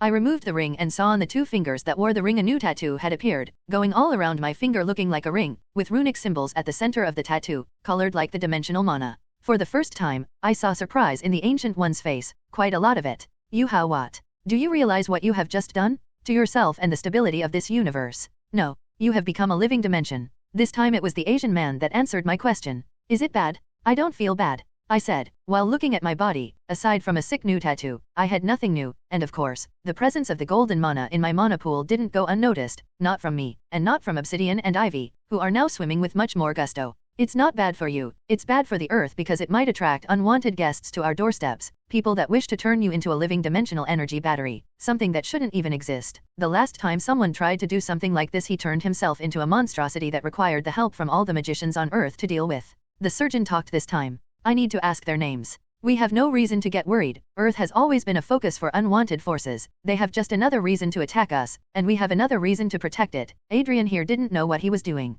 The Ancient One said after gaining his composure back. I am sorry, Shush, you are just a child that doesn't know what he is doing, but now you have someone that can teach you, but will you be up for the challenge? Do you even have to ask? I said while smiling. The idea of learning magic made me excited. Chapter 29. When people tell you they will teach you magic, you would imagine learning how to manipulate the laws of the universe to bend reality. You don't expect that you will study Old Arabic, Latin, and Greek. While your control over mana is quite exceptional, not all mages use your ways, most follow the rules set by this world, and to study those rules you need to read the books where they are explained, and to read those books you need to read them in the language they were written, and before you ask, we didn't translate them because most words would lose their true meaning. Yao once again explained when he saw my eyes squint trying to read the words in the book. I had tried using my ID Goblin to relax a bit, but Yao stopped me. You have been until this point going into a dimension that seems only accessible to you, am I right? Yes. It's not. If I wished I would be able to get inside of it. Not sure how long I would last though. Your dimensions seem more complex than anything I have ever seen. Regardless, your current affinity with dimensional energies and the creation of a new dimension might lead to some problems. So until you have a better control over it, I suggest you stay away from other dimensions. Perfect. I am just 2 levels away from 10 and I can't even get grind. Next time I will think twice before studying a new mana type.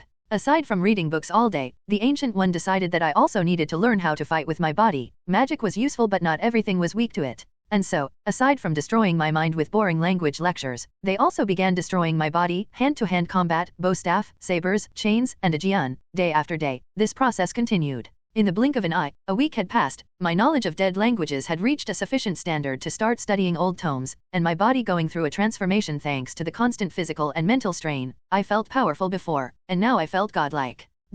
New skills, Polyglot LV.34, int, improves your learning speed while studying languages, Camartage style LV.21, dex/str/per, while using Kung Fu to fight in melee range, your attack speed, precision, and equilibrium improve. Status. Name, Adrian Riviera. Title, The Gamer. Age 18 Race, Human. HP, 2100/2100 HP Regen, 210/min. MP, 400/400 MP Regen, 35/min. SP, 2400/2400 SP Regen, 240/min. LV.80/8000 XP. Class, None. Profession, None. Statistics. STR, 11 equals 20. VIT 15 equals 21. And, 12 equals 24. Dex, 26 equals 30. Int, 31 equals 40. WIS, 26 equals 35. Per, 30 equals 35. Shot, 16. SP, 20. Skills. STR, physical form LV.11 equals 21. Dex, cooking LV.1, stealth LV.3, yoga LV.6 equals 11, running LV.13 equals 22, dodging LV.12 equals 25, footwork LV.9 equals 14, throwing LV.1,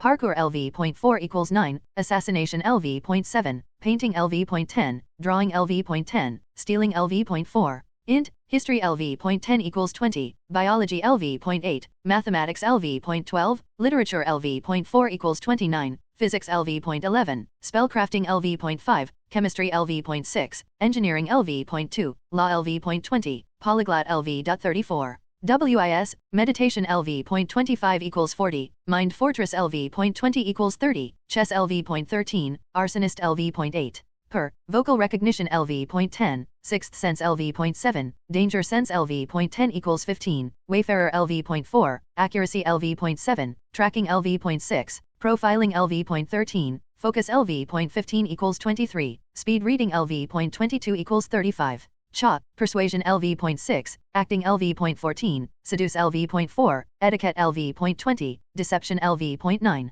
Resistances, blunt damage resistance LV.11 equals 18, HP drain resistance LV.10, slash resistance LV.8 equals 14, piercing resistance LV.3 equals 9, mind drain resistance LV.1 equals 11. Fighting, boxing LV.15, STR/N/Dex, Camartage style LV.21. Spells, spinning mana bullet LV.3/10, vocal mimic LV.max, arcane weapon LV.2/5, mana familiar LV.max, nature's mend LV.2/5, thorn vines LV.1/5, wood skin LV.max, thorn spikes LV.1/5, repair, clothes, LV.max, portal creation LV.1/10. Gamer power, ID creation/destruction LV.max. Production, arcane tinkering LV.1.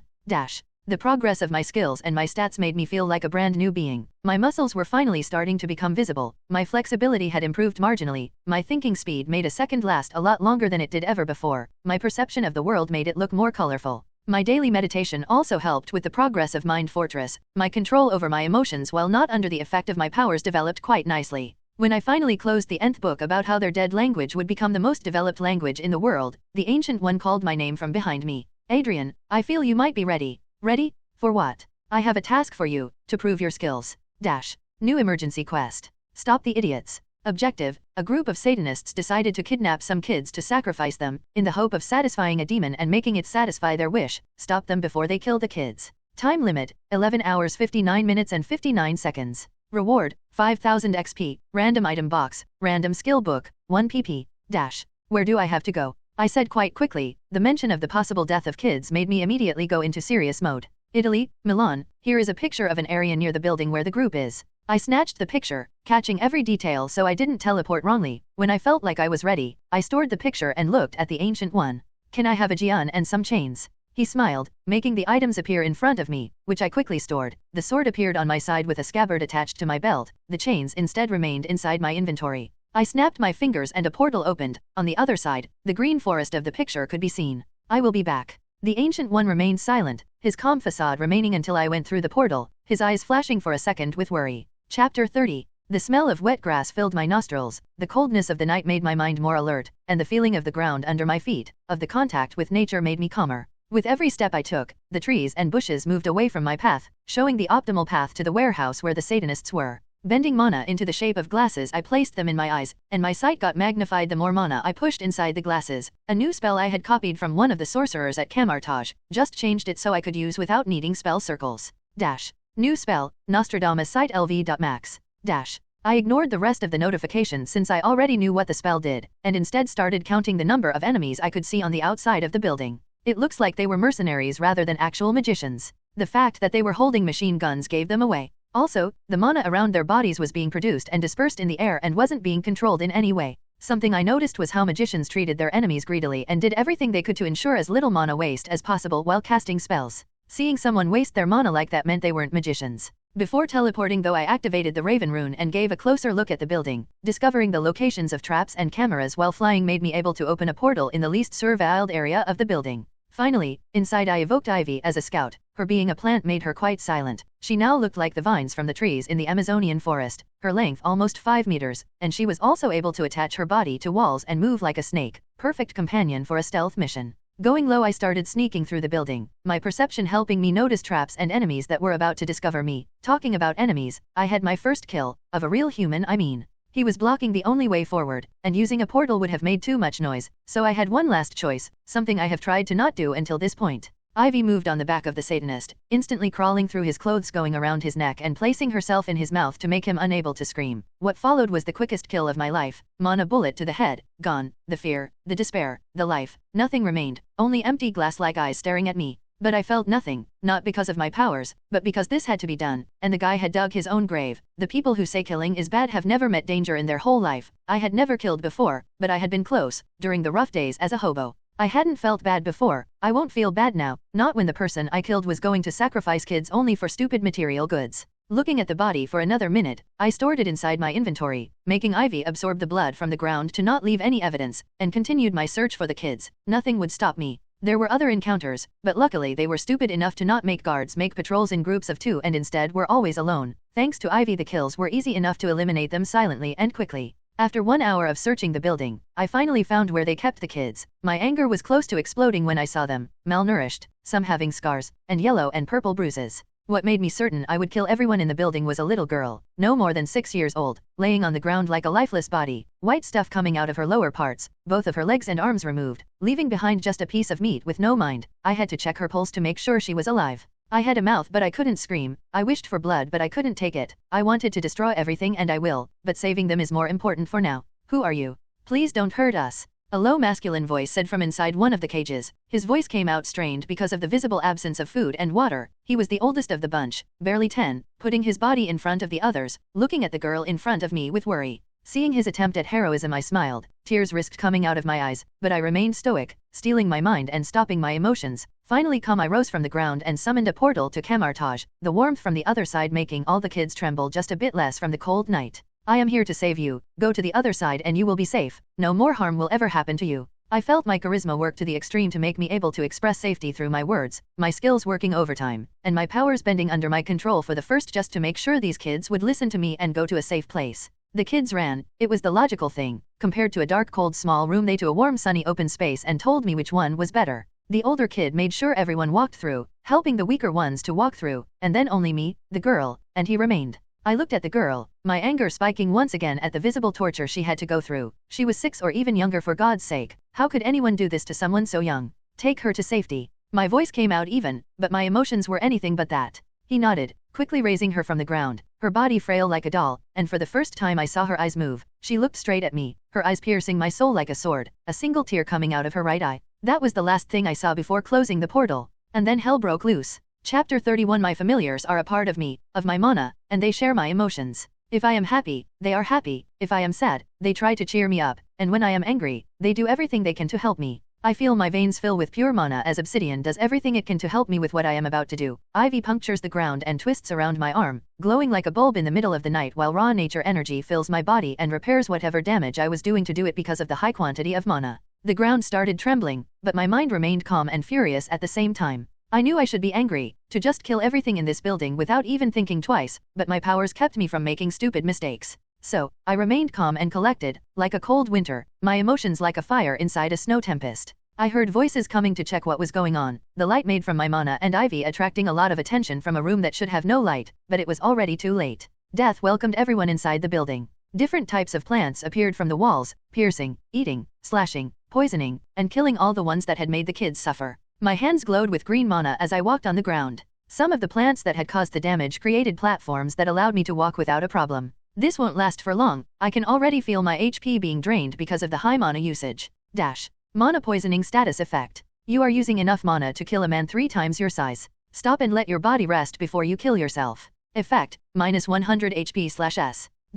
I had 21 seconds, now 20, and I would let them count. I felt the forest around me move, aiding me in killing everyone who had caused me such pain and fear. The trees moved like ants and crushed enemies with their mere size. Bushes shot their lives like machine guns, piercing the bodies of the ones who tried escaping, but making sure not to kill them instantly. Small plants fused to form snake-like sentient beings that ate the few who remained alive after being injured. There remained just a few strugglers, but they weren't normal humans like the ones I had killed until now. I felt it before it happened, the few plants I had sent to kill the remaining 3 catching on fire and screaming in pain, their emotions making my anger spike to never reached before. 15 seconds. You fucking brat, I will sacrifice you to Mephisto. The one that had caused the biggest fire screamed while his body began floating towards me. Using the vines as a platform, I control several plants at the same time to distract him and protect me from the fireballs he constantly launches, my mind hurting because of the hard task. The plants sacrificed themselves to protect me, trees stopped fireballs, plant snakes bit on his arm when he was casting a spell, and leaves bullets kept him from moving however he wished and blocking his path. He wasn't fighting a mere magician, he was fighting nature itself, and nothing stops nature when it has been angered. My body was breaking apart while the skin from my hands started falling, my eyes turning light green because of the amount of mana filling my body, my muscles felt full of life but also constantly dying because of the strain they were being put under, my mind felt like exploding while I controlled thousands of plants, my veins turned green, my skin turning into bark, while my hair slowly turned green like leaves. I felt like dying, my body had reached a point of no return. If I kept fighting in this state for a few more seconds, I would have died, so I asked for help from the only one I could trust at the moment. While he continued trying to kill me, his 2 other friends were cleaning up the plants that had destroyed the building, unaware of the little dragon that had snuck up being them. His small mouth suddenly opened, and a stream of golden-colored fire covered the 2 magicians. Their gruesome screams sounded like music to my ears as their bodies were instantly burned to nothing but ashes. That made the older wizards distract, making me able to create a spear made of vines, which pierced his head, making his eyeballs fall out of his skull while half of his face went missing. Seeing that everyone had died, my fury began vanishing, my emotions leaving, and the calmness brought by my powers finally making the fire inside of me die down. The plants moved back to their original position, each one brushing against my body with a sense of familiarity. They had done their job, and I will forever be grateful to them for the rest of my life. Obsidian returned to my shoulder, his supply of mana cut down, making my body's natural mana slowly regenerate by itself. In contrast, the mana poisoning effect disappeared. Ivy instead continued pumping nature energy to my body, aiding in my HP regen, HP that had reached 100, the damage to my body visible to the naked eye due to my HP going below half. My hands felt sensitive due to the lack of skin, which was regenerating to the naked eye. At the same time, my HP came back, my veins, still green colored, slowly regained their natural color, while my muscles returned to their natural shape. I remained still, my mind slowly stopping hurting from the stress I had put it under while I went back to the damage I had caused in just 21 seconds. The previous still livable building now had only a few walls up, covered by nature, while the bodies of the ones I had killed were slowly being absorbed by the ground, being eaten by the plants that I had created. I looked with cold eyes as I regained enough mana to open a portal to Camartage, leaving behind nothing but a silent forest, the threats to its calmness now gone from the face of the earth. Chapter 32 TW, Mention of Self-Harm. I heard several notifications go off to the side of my vision, but I had more important matters to attend to. The cries, screams, and laughs, a cacophony of sounds and emotions filled the usually silent Camartage. The kids who had, until that point, held their feelings to prevent problems were now free to express themselves, cry without risking death, laugh because they were free, and scream their hearts out. You have done a good job, the Ancient One said while placing his hand on my shoulder. The pure calmness that brought his touch made me look at him in wonder. How old does someone have to be to reach such a state? You think? If I had been faster on my studies, you might have given me the mission earlier. And I didn't end my phrase, my eyes locked on the little girl with missing limbs who was still looking like a lifeless doll, her body lying on a chair while several sorcerers tended to her injuries. You shouldn't live your life on the what-ifs, otherwise, you will never appreciate your achievements. You saved more lives than you would have saved if you did nothing. Sometimes it's not about the results, it's about the actions themselves. I didn't answer him, my mind replaying his words to calm myself down. At the same time, I continued looking at the little girl's injuries, the bruises, the cuts, the scratches were all gone, some life slowly returning to her eyes, but none of her limbs grew back, only stumps took the place of infected injuries. After they had done what they could, they moved to the less injured patients, leaving the girl to herself. My heart ached, I felt powerless, I couldn't even protect a little girl. When I looked at her eyes, I saw myself, I see my face in the mirror right after the death of the matron, I see my arm bleeding out. In contrast, paramedics did their best to help me. The scars left by that incident burned because of the memory, my emotions trying to start a fire again, but it was killed by my powers and the sense of calmness that the Ancient One oozed from his touch. I walked to the little girl, stopping myself from touching her, scared that she might still be traumatized from her being raped, so I simply kneeled in front of her and looked into her eyes. No matter what I have to do, no matter how much I will have to bleed, sweat, or kill, I will help you grow your limbs back, and I will help you control your emotions. What happened is something you will most likely never forget, but I will be there for you. In the lows and the highs, I will be there, no matter what. For a minute, the girl remained silent, her face still lifeless, but then signs started appearing, her body began trembling, tears formed in her eyes, and sounds began coming out of her little mouth. She cried, her stumps moving towards my body, trying to hug me, which I immediately did, protecting her little body from anything that might hurt her. She cried and cried, sobbing, and using all of the little force she could muster to attach herself to my body, her tears and snot falling on my clothes, but I ignored it and instead continued hugging her. Something I didn't expect was for the other kids to add themselves to the hug, hugging my legs or each other to express their thanks to me. By the end, the kids had left my legs covered in tears and snot, while the little girl fell asleep in my arms, her face a bit more relaxed than it was before, this most likely being her first good sleep in a long time. Healing magic is much harder than anything you have ever done until this point. Destroying is far easier than creating. I could do it if you wish, the Ancient One said after the commotion had calmed down. No, this is something I have to do. No matter what I have to do, I will heal her. Then I will help by giving you the best teaching I can, he said while smiling. We spent the rest of the day sending the kids back to their homes, which made us discover that the little girl was an orphan, which made me want to help the girl even more. By the time the sun had fallen, I had placed the little girl on a bed we had set up next to mine, finally giving me a chance to look at the notification I had until this moment not read. Quest reward, 5000 XP, Godsteel War Gauntlets, Brute Magic LV.1, 1 pp. Godsteel War Gauntlets, Epic. Description, to touch a god is to tarnish it. Mortality cannot hope to approach the power of the creators. Forged with metal composed of rare materials and god blood, these poorly made gauntlets are the perfect combination of physical and magical damage. Defense, 500. Durability, 5000/5000. Effects. God's mana, your magical attacks of any nature will be boosted by 40%. God's life, when HP fall under 20%, your HP will regenerate 50% faster. God's ascension, damage caused by magical sources will be reduced by 10%. Mending, use mana to repair these gauntlets. Brute Magic LV.1, Fight Skill, VIT/N/STR/N/Dex. You have learned how to infuse your body and your attacks with your magical powers, imbuing them with strength, speed, and power, also letting you use other fighting skills while using this peculiar style. Be warned that using too much mana might cause injuries if your body can't keep up. New skill, Mana Resistance LV.1. By imbuing your body with high quantities of mana, your muscles, skin, and bones have become resistant to its dangerous nature, reducing the damage caused by magical sources by 1%. Level UPLV. 0.8 equals 124210/12000. Plus 20 SP. Plus 1 PP. You have reached level 10. From now on, classes and professions can be chosen. Classes and professions level up through actions and not through killing. Based on your actions and skills, a class and a profession will be awarded. Rolling, rolling, rolling. Your new class is Chapter 33. New class, Druid LV.1/100. New profession, Artificer LV.1/100. Druid, +2 int, WIS, +1 per, VIT, XLVL. You have learned the ways of nature and welcomed it with open arms. When you speak, nature hears, and when nature listens, no one is safe from its anger. Primary effect, all nature-based spells now fall under the Druid spell collection. All Druid spells will grow 30% faster, are 20% more effective, and reduce the cost of using nature mana by 15%. Secondary effect, your connection with nature is boosted even further, improving your relationship with alien plants and animals. To level up, you must protect nature and its inhabitants and improve your connection to it. Artificer, +2 int, WIS, Dex. Bend the laws of physics to create items that aid you in your adventures, using your magical potential and physical materials to create new magical artifacts. Primary effect, your ability to control mana while creating an artifact is boosted by 50%, the MP cost is reduced by 30%, and the growth of the arcane tinkering skill by 20%. Secondary effect, your ability to understand magical artifacts and how they work through visual and physical contact is boosted by 20%. To level up, you need to create a magical artifact. The higher the power of said artifact, the more level up you will receive, or by studying the artifacts you get through your adventures.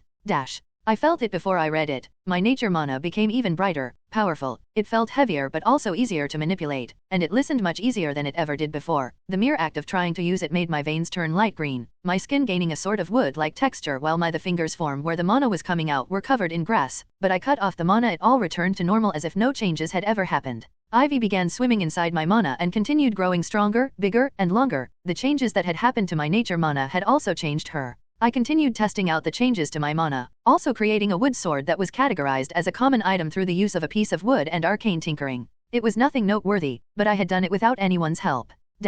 Artificer LV.1 = 2.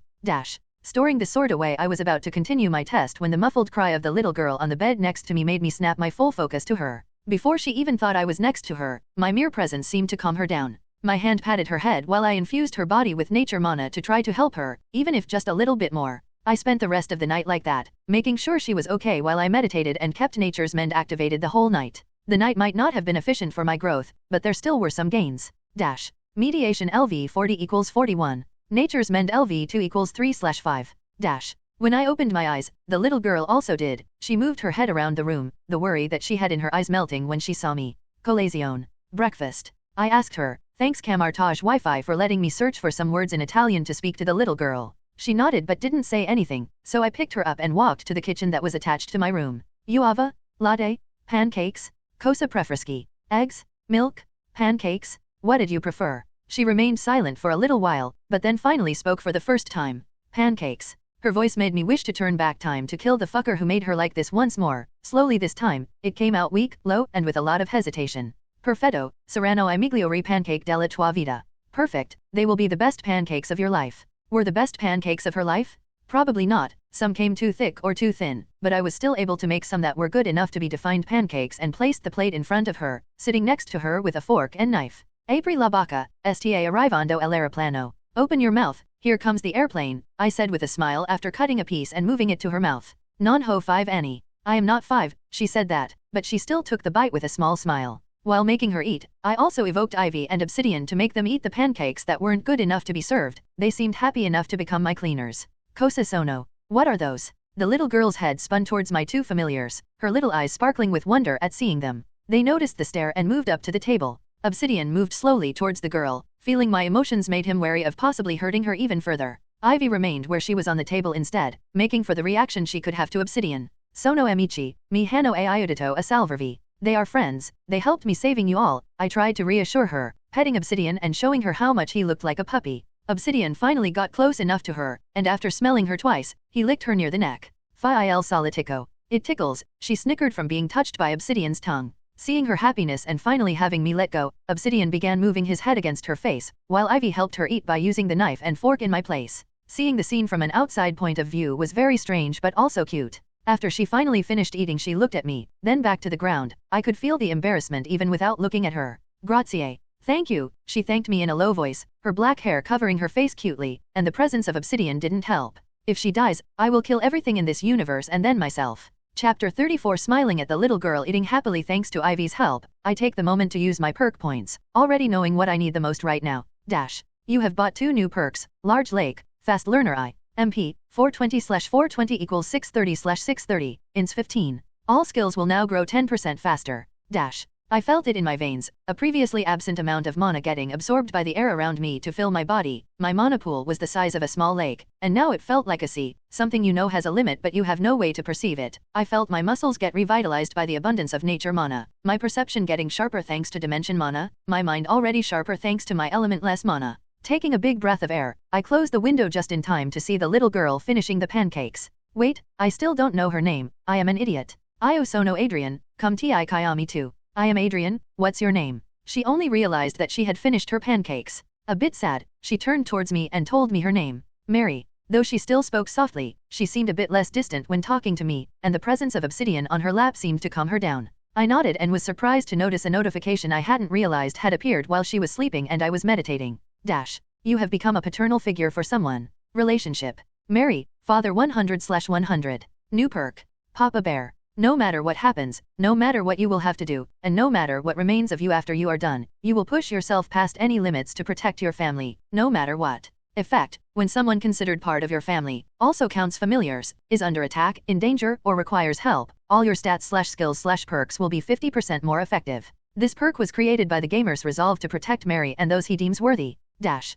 So I had created a perk, just out of pure willpower and rage. I had taken control over my powers to make it so I would be able to protect my family. Cool. Tiva Bani Seti Lisiocol Nano. Is it okay if I leave you with grandfather? She. Who? She seemed to panic at the idea of having to stay with someone else. Il vecchio barbuto che era accanto a me quando siete arrivati. The beard old man that was next to me when you arrived. Okay. Though she had said that, her face showed anything but happiness, my heart ached seeing it. Seti lisiasi obisdion e iv per il resto del giorno surstian po piu felice. She nodded instantly, quite a lot of strength. I was worried she might fall from the chair from how fast she moved her head. I smiled and made Ivy turn into a little pony to help Mary move around, even creating a chair just for her made out of wood. Obsidian was on top of the chair, looking around like a guard, ready to attack anyone who had ill intentions against Mary. Seeing the scene made me smile. It looked like a princess out of a fantasy movie. Principessa, si vediamo stasera. Princess, see you tonight. Okay, Papa. Dad, the last part came out as a whisper, and I was able to hear only thanks to my boosted hearing, otherwise, I wouldn't have heard it. My heart ached once more. What had she gone through to make her see me as her dad, just with a bit of decency? I acted like I didn't hear it and headed for the library. I had a new type of magic to study, and a little girl to not let down. Healing magic is complicated, even more so based on the type of healing magic you wish to specialize in. Its power also varies based on the type. There is holy magic, where you choose a godly deity to worship, because yes, gods exist, and they are aliens from different worlds/dimensions. The most powerful feel when they are being worshipped and sometimes grant special powers to people, making some of the most powerful healers or killers, depends on the god.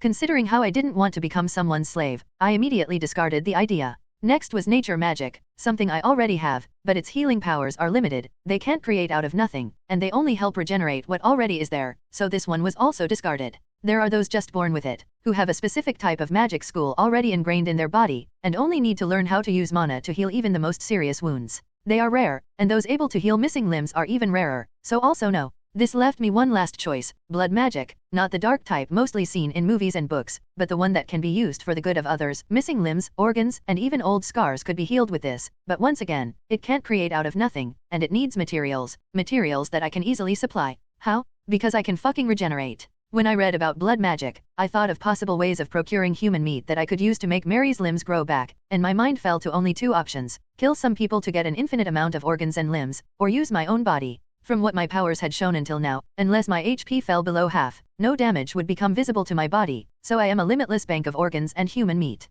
Worst case scenario, I will kill some rapists and pedophiles and use them. Now, there is only one small problem. To connect with blood magic, I have to go to a place where a lot of dead people are stored. Would Mary like Paris? Chapter 35 In the end, I decided against taking Mary with me. The last thing she needed right now was to be left alone for who knows how long in a place she wouldn't feel safe in, so I waited for her to fall asleep, made Ivy turn into a teddy bear to comfort her while she was asleep and warn me in case of an emergency, and headed for my next destination. The Notre Dame catacombs. If there weren't enough dead bodies there, I don't know where I am supposed to look. Opening a portal, I walked through it without any worry. Even with the time difference, it was still deep into the night in Paris, and the catacombs were close to any spectator, and I was quite sure that no guards would go inside the catacombs in the middle of the night just because they heard a sound. This is not a horror movie. I had to cover my nose for a second. The stench of mold and old bones was overwhelming. Shaking my head, I concentrated back on the task I needed to accomplish. The absence of any light was perfect, helping me concentrate on only the colors that were created by my mana eyes. Starting to meditate, I saw the deep red that was emanating from all the bodies. There also was a very dark mana around all the bodies. I was aware of what type of mana that was, so I ignored it with all of my willpower. Death mana is not something I can control without risking my life, and is not something I wish to be able to manipulate, for now at least.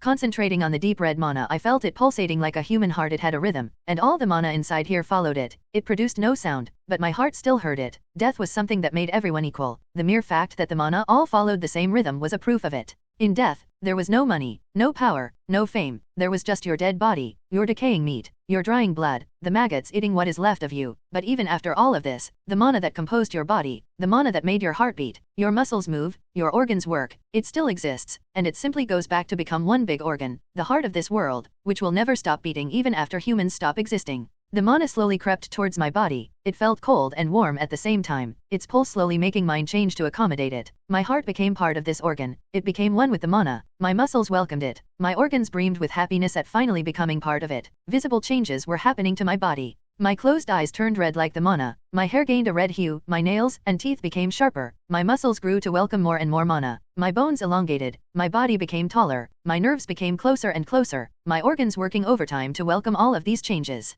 My control was being overwhelmed. If the previous mana types had been difficult to understand, this one was being difficult to control. The mere fact that someone who was nothing more than a product of its existence was trying to take control over it angered it. It was at this moment that Papa Bear took effect. I felt my willpower turn into an endless wall, protecting my mind and body from any further change. This was for Mary, not for me. My body lost most of its changes. The only remains ones were the eyes, the hair, and the nails and teeth, which would remain until I manipulated blood mana. The previous cold feeling that came from touching blood mana slowly disappeared, leaving behind only the warm feeling. It slowly crept towards my heart, and the usual process of gaining a new tattoo started like before. When I felt it was done, I noticed the presence of the deep red mana inside my mana pool.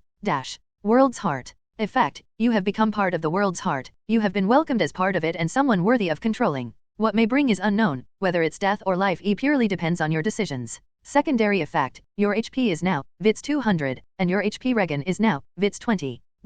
Moving my body around, I felt everything. I had gained a previously unperceivable control over my body. I felt how my blood moved inside my veins, how my heart beat with the same rhythm of this world. I could produce adrenaline to make my muscles work overtime. I could make my mind sharper and body weaker, or the other way around by controlling the amount of oxygen that goes to it. I had become a new being, a being that has full control. Opening the portal to a sunny area, I took my mirror out and took a look at my new tattoo, placed right above my heart and next to my nature's tattoo. It had the same color as the mana, and it resembled the runes I had seen into the book that spoke about this type of magic. It means heart, quite fitting, I thought while closing the portal. Just when I was about to port another one, my senses screamed at me to dodge. Instead of doing so, I opened a portal above me and one against a nearby wall. A mass of pure stone fell on top of my head, going inside the portal and smashing right through the walls of the catacombs, making the ground tremble because of the strength behind the hit. I recognized the being. It was the Thing, one of the Fantastic Four. The person that I didn't recognize was the almost naked woman who had just jumped from God knows where while I was shirtless. I'd also like to make it clear that she is the one with the bigger sword, literally.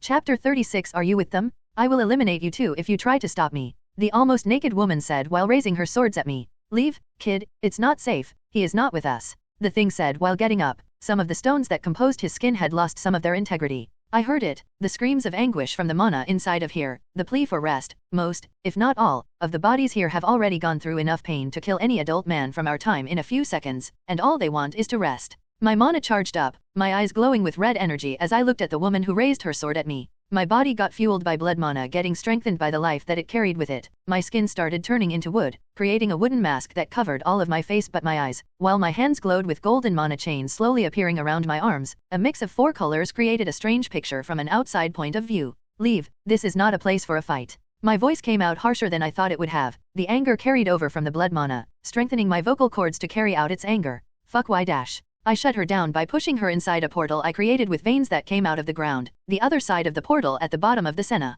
Closing the portal before water came out, I turned back to the intruder in the resting place of thousands of people. I am not teleporting you inside a volcano only because you were thrown inside here, but you have to get out. Who are you? What did you do to her? Not now, leave this place, they need to rest. The things finally realized what he was surrounded by, his conscience making him shut his mouth. No one likes to annoy the dead, after all. Once he went outside, I followed behind him. The bones that had been destroyed or damaged were getting repaired by blood mana, my steps causing the once lifeless ground to spring back to life with flowers and grass. Once outside, I spun back to the once intact chapel. The damage caused to it would have taken months, if not years, to repair, but I had other plans. I won't let the House of the Dead remain in such a state. Feeling my intentions, Obsidian popped out of my mana pool, creeping on my shoulder, its usual happy demeanor replaced with the seriousness of the situation. Try not to kill me this time, I whispered to Obi, who yipped back at me, to remind me that I was the one who asked for all the mana it could produce. I started losing HP, much slower than last time, but still 10 HP/S, but that was more than enough for what I needed to do. Mold is a part of nature, kind of like a cousin you meet rarely but you still love regardless, and one of its most well-known qualities is its stubbornness and its ability to spread everywhere. I shouted at it, asking for help, sharing the emotions that the blood mana was communicating to me, appealing to the kindness of nature to help a part of itself. Mold started moving, shifting the debris of Notre Dame back to their place, where wood was created more, where stone got destroyed, mold worked as glue, where the body was destroyed, bones started repairing, everything inside of the chapel started working in tandem to repair itself. I felt some cameras registered the thing, but I had my face covered, and thanks to the blood mana and dimension mana coursing through my body, my physical structure was very different from my normal one. To everyone present, something impossible was happening. The previously destroyed Notre Dame was repairing itself while a strange-looking man was waving his arms around while different colors surrounded his body, and the thing was right next to him. I felt other people reach the side of the thing, but I had a job to do. When a portal opened above the chapel that made the previously gone crucifix return to its place at the top of it, I felt the previously endless mana disappear while some of my physical changes remained. They weren't as before, but it didn't matter. I still had the wooden mask on, and only that mattered. I spun, looking at the other people who had reached the thing and were looking at me with the most intense gaze. Who are you? The one I recognized as Reed Richard asked me. Who is the one who caused this? My voice came out distorted thanks to a mix of vocal mimicry and blood mana strengthening my vocal cords. Dude, did you just rebuild Notre Dame? The Human Torch said after dissipating the flames around his body. What I did was let the dead rest, what I will do is avenge the ones that couldn't be helped. New quest, Ruin the Ruins plans. Ruin the Ruins plans. Objective, a group known as the Ruined are trying to take over Paris to use it to boost their powers, stop them. Bonus objective, Martyr is a bystander who was tricked by the Ruined, help her understand their true plans. Reward, I immediately accepted uncaring of what the reward was. We are talking about a city where millions of people live. Aside from still having a conscience, when I became a sorcerer under the Ancient One, I had taken the objective of protecting the world from dangers. This was one of these dangers. Can you help the woman who attacked you understand that she is being tricked? I asked while looking at the thing. She is being tricked. She is, I said while opening a portal, the sleeping almost naked woman coming out of it while coughing up water. On her side, some fish searched for water, so I opened small portals to help them. Portal creation LV.1/10 equals LV.2/10. Max portals, 2.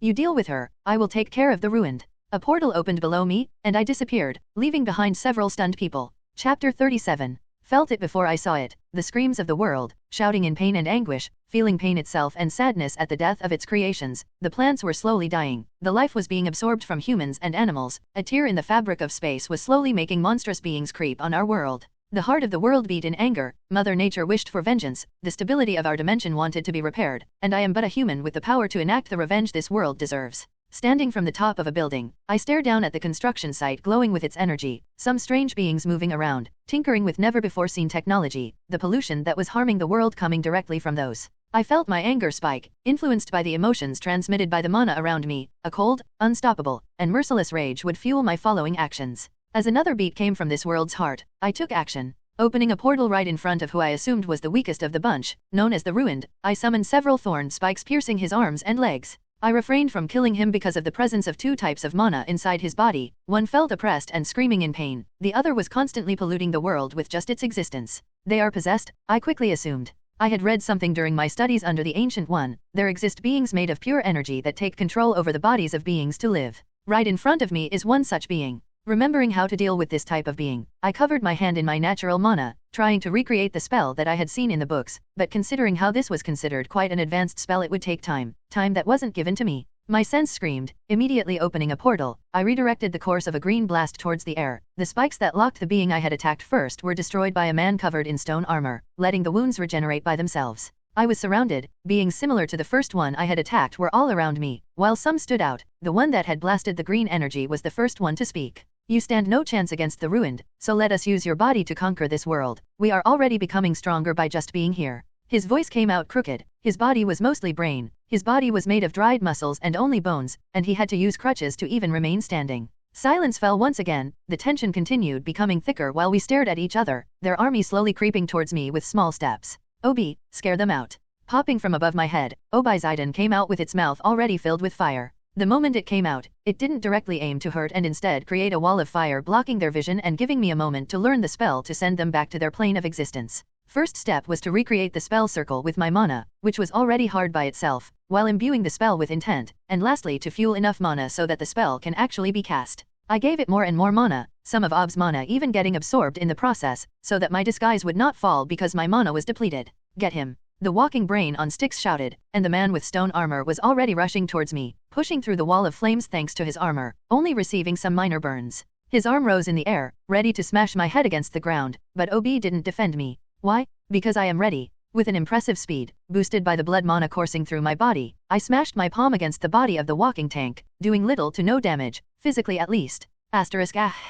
His physical form started shitting, the polluting mana that had until this moment slowly killing the true owner of this body beginning to dry out and disappear. Spellcrafting LV.5 equals 13. Int 42 equals 44. New spell, Banishment LV.max. Banishment LV.max. Effect, use your control over this world's mana to banish polluting mana from this world and restore this world's order. Cost, varies based on the entity you are trying to banish. Limit, physical contact.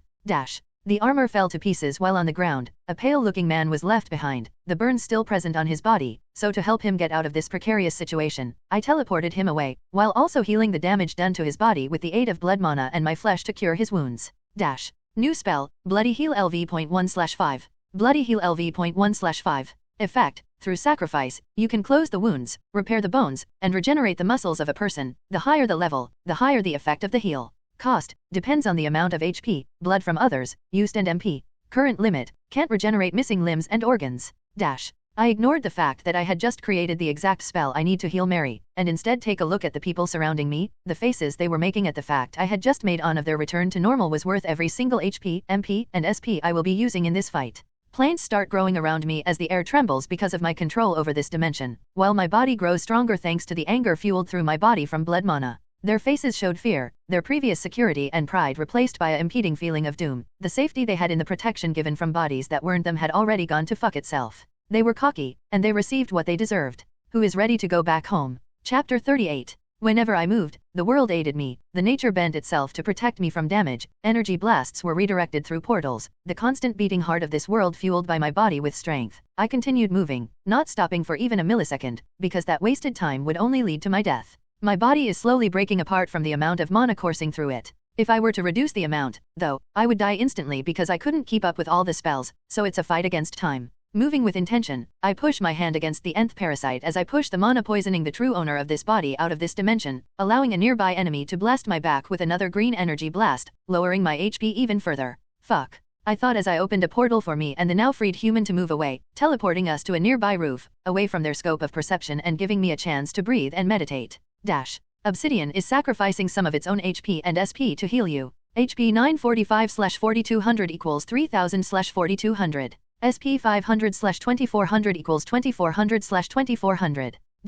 I felt my body fill back with life, but my scowl remained as I saw the weakening form of obsidian. It made my heart ache, seeing how I couldn't protect those I hold dear, but it also strengthened my resolve to grow even stronger. Opening a portal to where Mary was, I switched obsidian with Ivy to let him rest while hugging Mary. When Ivy moved around my arm, she received a brief explanation of what was going on, and to say she was livid would have been an understatement. While she did that, though, I looked back at some of the notifications I had received. You are protecting the nature of this world from dying. Druid LV1 equals 4/100, plus 2 int, WIS, plus 1 per, VIT, x3. Your int has reached the 50 mark, granting you the perk, Double Casting. Double Casting. Effect, you have trained your mind to do 2 tasks at the same time without any effort. Now you have trained that skill to make you able to also cast 2 spells at the same time, but the cost of the spells will increase by 20%. You can also use 2 mana types at the same time, or combines them if you are skilled enough. I felt my mind expand as I reached a never-before-seen level of control over mana. A previously unexplored world of sensation filled my body. I felt the space around shift in my presence as if waiting to obey my command. I felt the mold what filled the walls of this house more than ready to kill itself if it meant prolonging my life for just a second further. All of my muscles, bones, organs were working overtime, fueled by the now almost thundering world's heart. But my journey for the discovery of mana was interrupted by the sound of battle on the outside, so, after making sure that the man I had just saved was okay, I teleported outside and looked at what was happening, my eyes almost getting burned from a big explosion, fighting the previously dark area. Who the fuck threw a flashbang? My eyes returned to normal as I saw the Fantastic Four, now 5, with the help of the woman who had tried to stab me, fighting the remaining parasites, trying to push inside the cavern of the site, where I now could feel most of the parasitic mana was coming from. Opening a portal, I immediately rushed off and hit the chest of one of the fuckers who was about to throw another of those fucking green blasts and use a shit ton of my mana to banish him away, leaving behind an old man who I teleported away with the remaining mana I had, now leaving me with only my physical body to defend myself, oh and the constant HP regen bonus from Ivy and several weapons inside my inventory, but aside from those, okay maybe I am not that weak even without mana. We have to push inside and close the portal from where they came from. Reed Richards shouted as he split his body in two to evade an energy blast. I won't ask how the fuck that was possible and instead do what he says. I ain't the smartest one here. Taking my sword from my inventory, I stab a distracted parasite in the leg from behind, taking out another sword and piercing his other leg, now held in place. I just had to choke him to make him fall unconscious, healing his injuries with my own HP and taking back my swords. Was that necessary? A feminine voice asks from the side. Appearing out of nowhere, a woman. My god, was she the C? Yes, with the double C, with an annoyed face. The mind of the owner of the body is under slumber. He didn't feel anything, and even if he did, it is better than dying. I even healed his injuries. She finally seemed to notice that even though there was quite some blood on the ground, the previously blood-pumping holes were nowhere to be seen. Oh, try not to stab people though. I won't if they don't do it first, I said while pointing at my shirt under my coat, covered in holes, which were quickly repaired with a quick cast of repair clothes. She seemed ready to say something, but got interrupted by the scream of the remaining fuckers. Activating mana eyes, I saw the parasitic mana present in their bodies go back to the hole, leaving behind only people that needed serious healing. Seeing the problem finally dealt with, I felt my connection to the world finally return to normal, as the anger that was previously fueling my body with strength lower, the plants around the area gaining back their life thanks to Ivy's help, and the space that had been distorted returned back to normal as the presence of parasites from not this dimension disappeared. Sighing, I cried my neck from the stress I had kept under check. Thanks to my powers finally hitting me, I don't even remember how many times I almost died, but feeling the happiness of this world made it all worth it. It felt like seeing an infant smile. Who the hell doesn't find that cute and worth protecting? Now we can talk. The voice of the first of the Fantastic Four I had met said from behind me, some of the rocks that composed his body having seen better days. Yeah, sure, why not, though I don't think it's the best to stay here. How about we go to my place? I said while opening a portal to Camartage, because if there is one thing I am sure of, it is that the Ancient One could deal with all of them while sleeping. Chapter 39. When I stepped through the portal, I left it open for the other 5 to walk through. I could feel Reed's eyes piercing my back with wonder. He might have a lot of questions about how I had just torn space and made the distance between two very different areas a walking distance. Questions I will most likely not answer because there is nothing more annoying than dealing with people more intelligent than you.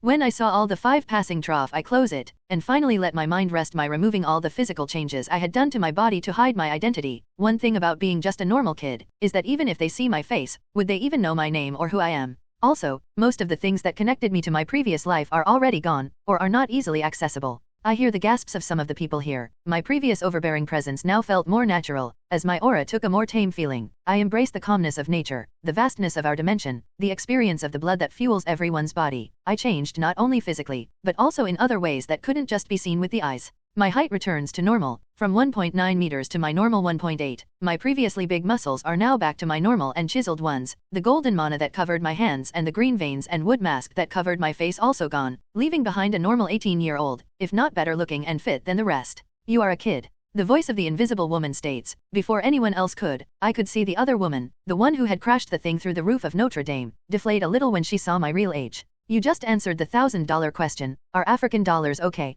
I said, removing my equipment and changing to normal clothing, casting a quick repair on the clock since it was the one that took the most damage. Isn't it usually the $1 million question? The Human Torch said, trying to ruin my joke, but I had a counter joke to his retort. Do I look that rich? I live in a temple, I said while pointing around me. Fair, I think you would like Spider-Man with your sense of humor. He nods with a smile on his face. Being honored to be compared to Spider-Man aside, I look at the dad of the group, the Thing, because there is no way Reed is the dad with the number of times he risked his group's lives through his experiments. So, what do you all wish to talk about? Your name would be a nice start. the thing said while going for a handshake. That's a note. You can call me John if you wish to do so, but I am not giving you my name, I said while shaking his hand, using my new control over my physical body to erase my fingerprints. I feel Ivy wither through my clothes as she goes inside the main building, ready to call for help if necessary, and also a way to protect Mary from possible dangers. Obsidian is also awake but still hugging Mary, ready to use its life if necessary to protect her. He can regenerate, she can't. Fair enough, John, you can call me Ben.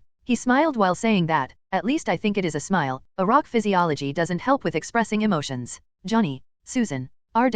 Is there a need to even tell me your name? You are one of the brightest minds in the world, and make sure to let everyone know that. Johnny laughed heartily at my joke, but Reed didn't say anything for a moment, not expecting the remark. Yvette. The woman with the sword finally says her name, and the fact that she is still almost naked doesn't seem to annoy her even for a second. Why not the brightest? Reed finally seems to return to his natural self. Man and their wish to be the biggest in the room, the biggest car, the biggest house, the biggest brain. In this case, let's not make this thought R18 and say what they are trying to compensate with these things. Because as much of a genius as you are also an idiot. Johnny rolls on the ground laughing. Susan also seems to try and contain herself. The only ones who remain somewhat serious are Ben and Yvette. Why do you say that? A lot of my inventions and discoveries have helped this world progress. Because you are not aware of what your creations can cause havoc more than you think. You create a portal to other dimensions, not knowing if on the other side there might be welcoming people. You create weapons without even knowing they can be used as such. You make most of your inventions public, fully aware that not everyone in this world is a hero, are intelligent. That is a fact. But you are also stupid enough to not use your intelligence wisely. And that is something that I am not the only one who thinks so. A lot of the street-level villains that pester the normal citizen like me can reign free and cause also because of people like Reed, that wish to show off their intelligence and show the world their technologies as if they were nothing. At least Stark keeps the schematics to his armor to himself, and only shows parts of what he creates. His mouth remained shut, pondering over my words. I hope that makes him think before doing something stupid again. Well then, anyway, can we contact you in the future? We are all tired, but we still wish to thank you. Susan asks me in the hope of changing the subject. I give her my phone number, which remains mostly inside my inventory. Whenever I receive a call or message, I usually am alerted through a notification. Luckily, it automatically blocks spam calls. The five then go back to silence, looking around, not sure what to do. Any chance you can magic us home? Even though Johnny is not the one covered in rocks, he seems to be the one with the thickest skin when it comes to awkward questions. Teleporting Yvette to her home was quite easy. The Fantastic Four instead had to give me their precise coordinates to teleport them. Their base being in Antarctica didn't help. We will call you, Susan says before the portal closes, leaving me finally alone, and able to release a sigh in relaxation. Why is dealing with important people so hard? Chapter 40. The following 10 days were a very monotonous time. My focus was only on my newest spell, Bloody Heal, constantly casting it on Mary. My heart ached whenever I saw her stumps twitch, as I wished to regrow but missing the required components to do so. What made my willpower not crumble was the smile she showed whenever we finished the healing session because my HP were reaching the rock bottom. The effect caused by my healing lessened the phantom pain and made the muscles relax even when at full health. The progress I could make with my new spell also went beyond normal, thanks to the newest reward of the quest against the parasite that had tried to kill all of Paris. Quest complete. Ruin the Ruins plans. Reward, 10.000 XP, $50, plus 5 levels to druid class. Bonus reward, a necessary item, a special item specifically tailored to help you progress faster on your current objective. Druid LV 4/100 equals Druid LV 9/100. Your wisdom has reached the 50 milestone. You have not bought the Fast River perk. New perks, Faster River, from 1.5 times MP Regen, to 2 times MP Regen. Level up plus 5 SP. Insatiable Tome, Legendary. Description, a legendary tome used by some of the most well-known magicians all over the multiverse, having knowledge that would make even the strongest-willed people crumble in fear. Durability, Nan. Effects. Insatiable Hunger. Feed your mana or items filled with mana to ask it questions about spells and how to progress faster in them. Based on how much mana you feed it may answer your question, or it might not. Tome of the Masters. When receiving the teaching on a subject from this book, your growth in that sector will be boosted by 100% for 24 hours. The tome looked like a normal book. The front cover had the image of an eye with runes around it. When I looked at it with my mana eyes, I had to immediately deactivate them because of the sheer amount of mana that came from it. Even the Ancient One was surprised by the scope of my powers. Creating such an item was something beyond his expectations. What I had made was a constantly updating, impossible to destroy, and always knowing how to answer magic book on all magical subjects. But going back to my grinding session to help Mary, my body fell apart as she tried to grow stronger, the constant destruction and regeneration of my organs and muscles pushing my STR and VIT more than anything I had done to this moment. My control over blood mana helped me feel the effect of said stat boosts more than ever before. Bloody Heal LV.1/5 equals Bloody Heal LV.3/5.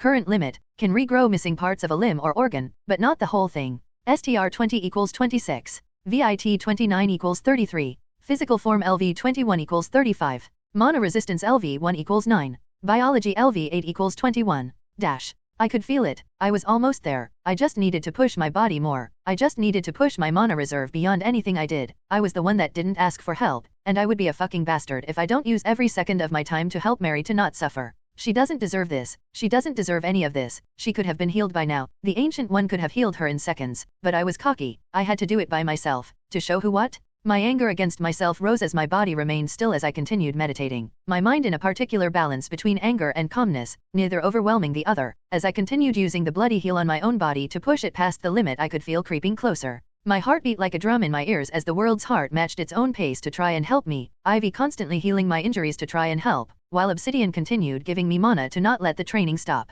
I felt my body crumble and repair, die, and when I returned to life, kill itself, but also heal what should have been a fatal injury, but the healing wasn't as fast as the damage. I was creeping closer and closer to what would have been my death. I felt all of my organs fail, my muscle wither, my bones crumble, but I continued. I felt the death mana creep closer. The dimension mana tried to stop me as my death would have led to the death of Beacon for this dimension. The plants all around me covering my body to try and infuse me with all the life it could, but I pushed ever further. My mind became blank, my eyes glassy like a fish, my body withered beyond what would have killed any normal human. I was a skeleton of my previous self, but nothing could have stopped me, or so I thought. A small body crushed my focus, stopping me from using the spell. The amount of life that had until this moment tried to slow down my death, filled my body back with life and returning me to my normal look. Lying on my crossed legs was Mary, trying her best to hug while she cried. Looking around, I saw the amount of worried people looking at me, the plants that had surrounded my body slowly going to their normal places, the crack that had covered the air disappearing like they were never there, the drum-like beating that had until that moment filled everyone's ears gone as if it was never there. What I thought I had only done to myself I had also to others.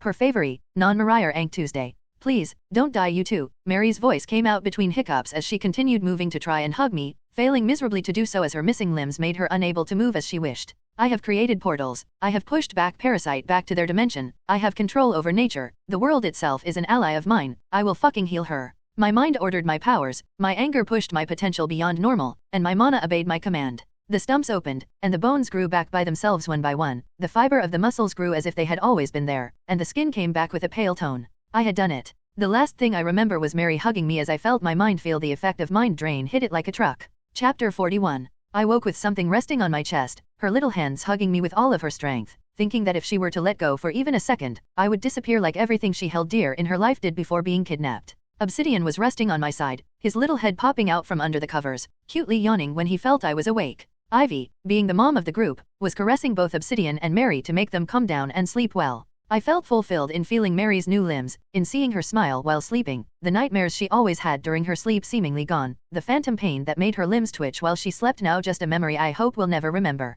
Feeling me move, her little eyes opened with grogginess. As she rubbed her eyes, I saw how her hands were still pale, as if they had never seen the sun before, which was true in some way. She saw my eyes open and smiling at her, and showed me the biggest smile she had since I had saved her. My heart melted, Obsidian getting up from the bed and jumping up and down all over it, his energy now back to full as he felt ready to play with his best friend. Mary saw Obsidian and smiled. Thanks to the effect of bloody heal I hadn't just restored her limbs. What should have taken months of physical exercise to make her able to once again move like normal had taken just seconds thanks to the spell. The muscles that atrophied now were filled with energy and life, it being showed by her laugh as she chased Obsidian. Getting up, I smiled at the scene, Ivy closely following the two to make sure neither got hurt. I heard her laugh fill my ears. It felt like the best sound in the world, and I had helped create that sound, me. I felt my eyes try to get wet, but I steeled myself and got up. The feeling of someone at the door waiting for me didn't escape my senses. It's nice to see you awake, the Ancient One smiled while speaking, the worry that he had felt when I fainted creeping into each of his words. I might have pushed myself a bit too much. You almost erased yourself from this world. I am quite sure that is beyond a bit too much. What do you mean? Your powers, your control over certain elements, they were being pushed beyond anything you had ever done. I am sure you saw the damage you were causing to your surroundings. The world was scared of your disappearance. I am sure quite a lot of disasters would have happened if you had continued doing what you were doing. What was I doing anyway? You took control over your powers. I am sorry. What? Your powers are something that is beyond anyone's understanding. You are not someone able to grow faster and stronger than others. You can make something that never happened happen. You can rewrite the fabric of reality so that it helps you grow more than any others. You can make yourself able to do something you were never able to do before. That's what you did. You rewrote reality so that you became able to heal her. and I imagine that is not something at my level of power that should be able to do. Your payment for doing that would have been your life, but I was able to pay the price instead of you, which took a big chunk of magical materials to pay for. Thank you, I will be sure to repay you, I said while looking at the ground. Knowing that someone sacrificed a lot to help me made me feel strange. Adrian, not everything has to be repaid. I helped you because I care for you. I do not wish to see a stupid child die because he wanted to help someone. His smile became warmer as he touched my back. I said nothing, looking at Mary and Obsidian playing as Ivy made food for the two. I will leave now, try to rest for now, training can wait. I stopped myself from retorting and instead simply nodded, making him smile even more as he walked away, leaving me with the small group, whom I call family. Having a moment for myself, I decided to check up on the growth of my healing spell. The feeling I had from it changed significantly. Your skill, spellcrafting, went through a breakthrough. Spellcrafting LV.13 equals 34. You have reshaped the spell Bloody Heal to Rejuvenation. Rejuvenation LV.max. You are the one who fights death with everything that you have. You are the one who heals those beyond healing. You are the one who sees mortal injuries as nothing more than a simple wound. Effect, if even just a drop of blood remains of someone, you can heal them back to perfect condition. Cost, varies based on the severity of the wound. Limit, there has to be at least a drop of blood. Guess my powers helped me this time. I am not sure I would have been able to create such a spell otherwise. My focus shifted to a new notification warning me of an incoming call. Taking the phone out, I saw an unknown number and I answered it after figuring out who the caller was. Hey John. A masculine voice, I recognized as belonging to Johnny Storm, came from the other side of the call. Hey, what's up? Need another hand for an alien invasion? Nah, we are throwing a party at the new Fantastic Four Tower, and we wanted to invite you to thank you for the help. Well, I guess I can take some rest. When is it? Tonight. A little bit of warning next time would be nice. I forgot, okay. I am quite sure he felt my face through the call because he started laughing. Anyway, sure I can come, same location as last time. Yes, sir, I am waiting for your arrival. I am sure you will like meeting Spider-Man. Sorry, what? The call ended before I received an answer, which annoyed me even more, but I just sighed and looked at Mary. Mary, would you like to see snow? Her screams of joy made my ears almost bleed. Chapter 42. Ensuring Mary understood that there would also be other people made her excitement die down a bit, but telling her everything would be alright as long as she stayed by my side seemed to calm her down. But I am worried that she might get a cold because of the harsh temperatures. Might as well use my artificer class. Using the insatiable book, I searched for engravings that would protect the holder from harsh temperatures and attacks. For the book, harsh temperatures are comparable to absolute zero and hellfire, and normal attacks are on the scale of destroying planets. However, considering how my skill level is still low, I looked up the lesser version of this enchantment and found exactly what I was looking for. Turning to Mary while I took my newest invention, a necklace with her initials on it and made with pure gold, courtesy of the Ancient One. Necklace of Protection, uncommon. A necklace made by a father to protect his daughter from harsh environments and against weak attacks. Durability 300/300. Effect. Adapt, when the environment around you might cause some damage because of the harsh temperature, you will instead suffer no damage. Mana Shield, this necklace has been fueled with a total of 500 MP. Any damage received will reduce the amount of mana fueled to this necklace and will have to be recharged. Artificer LV2 equals 5. Arcane Tinkering LV1 equals 6. The face she made when she saw the necklace made my heart melt, constantly asking if I was sure this was for her. When I finally convinced her, she smiled brightly and wore it, pushing her chest forward so that everyone could see it. Seeing her like this, I just smiled and readied myself, combed my now long hair, wore some of my newest clothes, and used my control over my body to try and make myself look just a bit better. When we both got ready and I checked the time to make sure we weren't late or early, I opened a portal to the outside of the newest Fantastic Four Tower in Antarctica. As soon as we stepped through, I felt my body freeze for a second because of the harsh weather, but then I started to adapt. New resistance, cold resistance LV.1, reduces the damage dealt from the cold by 1%. And, might have forgotten it before, but not this time. Smiling at the resistance, I knocked on the metal door while holding Mary's hand, which seemed to calm her fast-beating heart. She still has to get used to people who aren't me or the Ancient One. Coming to open the door, I saw Susan wearing casual clothes with a smile. Behind her, several people I had never seen. John, you came, and with a little friend, she said while looking at Mary with a warm smile. Her body froze, her little mind thinking the back of my legs as the safest place on the face of the earth. Not caring for Susan, I turned around and got on my knees to look at Mary in the face. Seeing my eyes and touching her shoulders with my hands stopped her from having a panic attack. If you don't feel like it, I can get you home and leave you with Obsidian and Ivy. She remained silent for a very long minute. I was more than ready to open a portal, make her warm chocolate, and stay by her side for the rest of the night if she just said something, but she didn't. No, I want to stay, she said with her usual low tone, courage spilling from her eyes as she looked at mine. Okay, remember, you just have to call me and I will know. Okay, Dad, she said while smiling. I got back up, still holding her hand, and looked back at Susan, who was looking at me strangely but still smiling.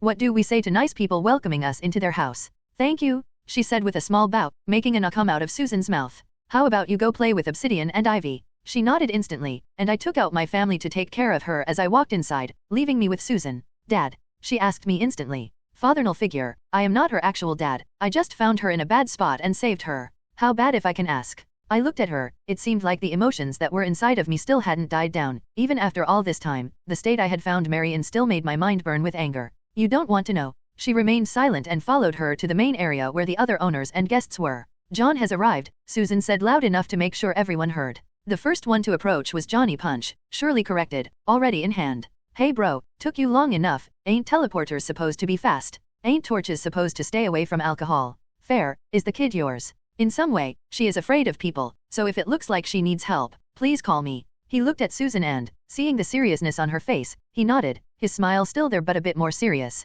Well, regardless, I am sure she will be fine. How about you meet the others? Not everyone is present, but I can't wait for you to meet the others. Adrian. I spun towards the voice that shouted my name, sure that no one should know me unless he or she knew me from when I didn't have powers, so color me surprised when I saw Peter Parker without all his nerdiness just standing there. Peter. You know Spider-Man. He is Spider-Man. You are the Leshy. Peter asked me after he got closer to me and spun around me, making sure that he was right. The what? The superhero who saved France, it's the name they used since you controlled plants and you had a wooden mask and wooden horns. The what? When the hell did I become a superhero? Chapter 43. One more time, I said while drinking from my cup, hoping it had been corrected, but they had made a secondary punch for the ones under 21. Dude, I don't know what to tell you. Your actions were recorded. They saw you fight alongside the Fantastic Four. They saw you save citizen by healing them. They saw you rebuild the Notre Dame, which was sick, and since your physical features resembled the one of a Leshy, a folklore monster known for protecting nature, I gave you that name. What more can I say? Peter once again told me, the fact that all it took for them to see me as a hero still bugged me. I sighed and instead looked at Mary, currently riding Obsidian like a horse and chasing Ivy. Superhero thing aside, where have you been, dude? It's been almost a month since we last saw you. A flash of all the things that happened in the last days filled my mind, almost dying, getting stronger, almost dying again, getting a daughter, becoming a hero, and almost destroying this dimension by trying to help Mary. Can't say I haven't been occupied. A lot. I didn't say anything further, which seemed to work for Peter, who decided to change the subject. You became a dad. That's what I wanted to ask, too. I didn't picture you as the dad type from the videos. A feminine voice said from behind Peter. I had seen her sometimes on the news, Bruce Banner's cousin, Jennifer Walters, or better known as She-Hulk. Why are all the female heroes I met so hot? What the fuck is going on? Can't trust a book by its cover? Jokes aside, I found her in a bad spot and helped her get back up. Less than a month ago, she couldn't even smile. I said while smiling, seeing the current Mary and thinking of the Mary the first had found. They were two different but similar little girls. Peter's face hardened. I knew that face, my skills helped me recognize it immediately, and he thought it was his fault. It was in Italy, you couldn't have helped. But dash. You can't save everyone, no one can save everyone. We are humans and as such we aren't omnipotent. Thinking you can save everyone every time is nothing more than bland stupidity or arrogance. That is quite cynical from someone who saved a little girl. Jennifer pointed out, trying to test out my tolerance to insults. I am cynical, I am human, it's in our blood to be such, it is in our mind to push beyond cynicism and do the right thing. I know I can't help everyone, damn I thought I couldn't even help myself, but I did, I helped someone, I helped her. Silence fell, the heaviness of my words making the discussion a bit too much for a first meeting. Fortunately, some people have skin thicker than rocks. Adrian, come here for a second, Ben said from the other side of the room. I placed my drink on the table and nodded to the two, walking away from a possible deeper discussion. I don't want to talk about myself with new people. New people are about to arrive, so we want you to meet them. Some of them might try to plant a localizer on you, so be careful. They what? Before I could ask any further questions, a black jet arrived. A big A on the bottom of it immediately made me realize who had arrived. The big group, the ones who started the golden era for the heroes, the ones with heavy hitters, the Avengers. Landing in front of the entrance, the bottom of the jet opened, letting some people I quickly recognized walk out of it. Tony Stark, Steve Rogers, Bruce Banner, Falcon, Hawkeye, and some I didn't recognize, more specifically, a smoking Seki redhead, and a black man with an eye patch. My eyes locked onto the redhead, we looked at each other, and I immediately remembered her. I had wasted a piece of pizza running away from her after all. You, she said before I could, anger coming out of her words. You know her? Ben asked me. I might have thrown a piece of pizza at her face. Tony, who had gotten interested in seeing the redhead angry, paid close attention to what I said, and almost fell to his knees when he heard my answer. Please tell you have it on video. No, forget that, I have satellites for a reason. Tony, and from his bracelet, a hologram was produced, and in less than 3 seconds, which was the time it required for the redhead to almost choke Tony, the video of when she tried to approach me and I threw the pizza was visible to everyone. He began laughing even harder when he saw me running away and the woman's face covered in cheese and pepperoni. Tony's laugh stopped when he felt the woman's hand pressed against his shoulder. He must have felt a lot of pain because he immediately deleted the video and stopped laughing. In my defense, you were weird. Who the hell approaches a kid eating pizza? Even more considering we are from 2 different worlds. You scream hot model, I scream nerd kid who wished to have his head crushed by figs. We don't match. Tony snickered but remained composed since the woman was still on his side. Let's get inside, and we can talk, Adrian. I am freezing my big thighs out here, she said while moving a hand against her body in a sultry way. See? Who the hell just says that to an 18-year-old? I ain't worth that, I said while walking behind Ben to use him as a shield from the scary, sexy redhead. She sighed and walked inside, followed behind from everyone who had come out of the jet. I immediately caught the hand of the black man, who was trying to barely touch my shirt. We looked at each other. I am not tearing your arm off only because you are doing your job, and I don't want another life on my mind. He continued looking, but after a few seconds, he crushed the localizer in his hand and walked away, a small smile, almost imperceptible on his face. Sighing, I walked back towards the living room, aware that this was just the beginning of the long night. Chapter 44. Color me surprised when I discovered that the redhead, whom I had covered in cheese and pepperoni, was none other than Black Widow, the unknown assassin of the Avengers. How I hadn't recognized her baffled me. Glasses are more powerful than I thought. And who is the bald asshole? I said while pointing at the black man who had tried to plant a localizer on me. Nick Fury, current head of Strategic Homeland Intervention, Enforcement and Logistics Division, or SHIELD, to be shorter. He presented himself, his face and body movements showing no friendliness. He was serious fuck for sure. I hated the type. They are the hardest to trick into thinking you are an idiot. And you are Adrian Rivera, 18 years old, orphan, mutant, student at Xavier's mansion. I waited for a second to wait for some kind of reaction at the mention of me being a mutant, but seeing how no one reacted like an asshole and got disgusted, I looked back at Fury. Personal invasion aside, I am an ex-student. Just as he was about to ask further questions, I mouthed a later with a smile, but my eyes were everything with happiness at the mention of Xavier, so he nodded, and didn't ask any further questions. You are a mutant. It was the first words I heard coming out of Steve Rogers' mouth. It was a question I had heard asked a lot during my life, usually with a lot more hate. This time it was pure curiosity. Apparently, sure as hell don't feel like one though. I feel more like a mage. Magic doesn't exist, Peter retorted while rolling his eyes. I looked at him, deadpanning at how stupid he was. Obsidian, could you come for a second? Hearing his name, he left Mary with Ivy, and directly popped on my head in its draconic glory. Fireball. Obsidian opened his mouth, and a fireball began forming. Golden flames came out directly from his mouth, and as soon as he launched it, I opened a portal to the outside and closed it, not letting it cause any damage to anyone present. You can go back, thank you, I said while petting the head of OB, making him purr like a cat. He jumped to the ground and moved back to Mary, smiling. What were you saying? I said while turning to Peter. Well, there are ways to explain those things, but I feel like I could come out on the losing end of the discussion, so I will stay silent. Magic 1 Science 0. He rolled his eyes and asked another question. What was that anyway? You just came in with a living vine and dragon, and I only now noticed. Friends, things that were attracted to my magic and started aiding me. I won't explain what familiars are, let them think they are a weakness of mine. Do you by chance know James Howlett? Steve asked when he felt that the discussion with Peter had finished. No? Could you describe him? Rough like a piece of sandpaper, sideburns, claws coming out of his hands, very short. You know Logan. How old was that fucker? I met him during World War II. He was a mutant who helped me in several missions. I am sure that if the world knew about what he did, the view of mutants would somewhat improve. He eyed Nick. He was a war hero? But then why does he call himself differently? Memory loss from trauma, maybe? Well, it's not my problem. I am sure it wouldn't. People hate things regardless of what you tell them. The hate against mutants is so pointless that sometimes it feels forced. They describe them as some walking nukes able to destroy planets with a sneeze. Do you know how rare that kind of power is? Less than 1% of the mutants are that powerful. Most mutants have a weakness instead of powers.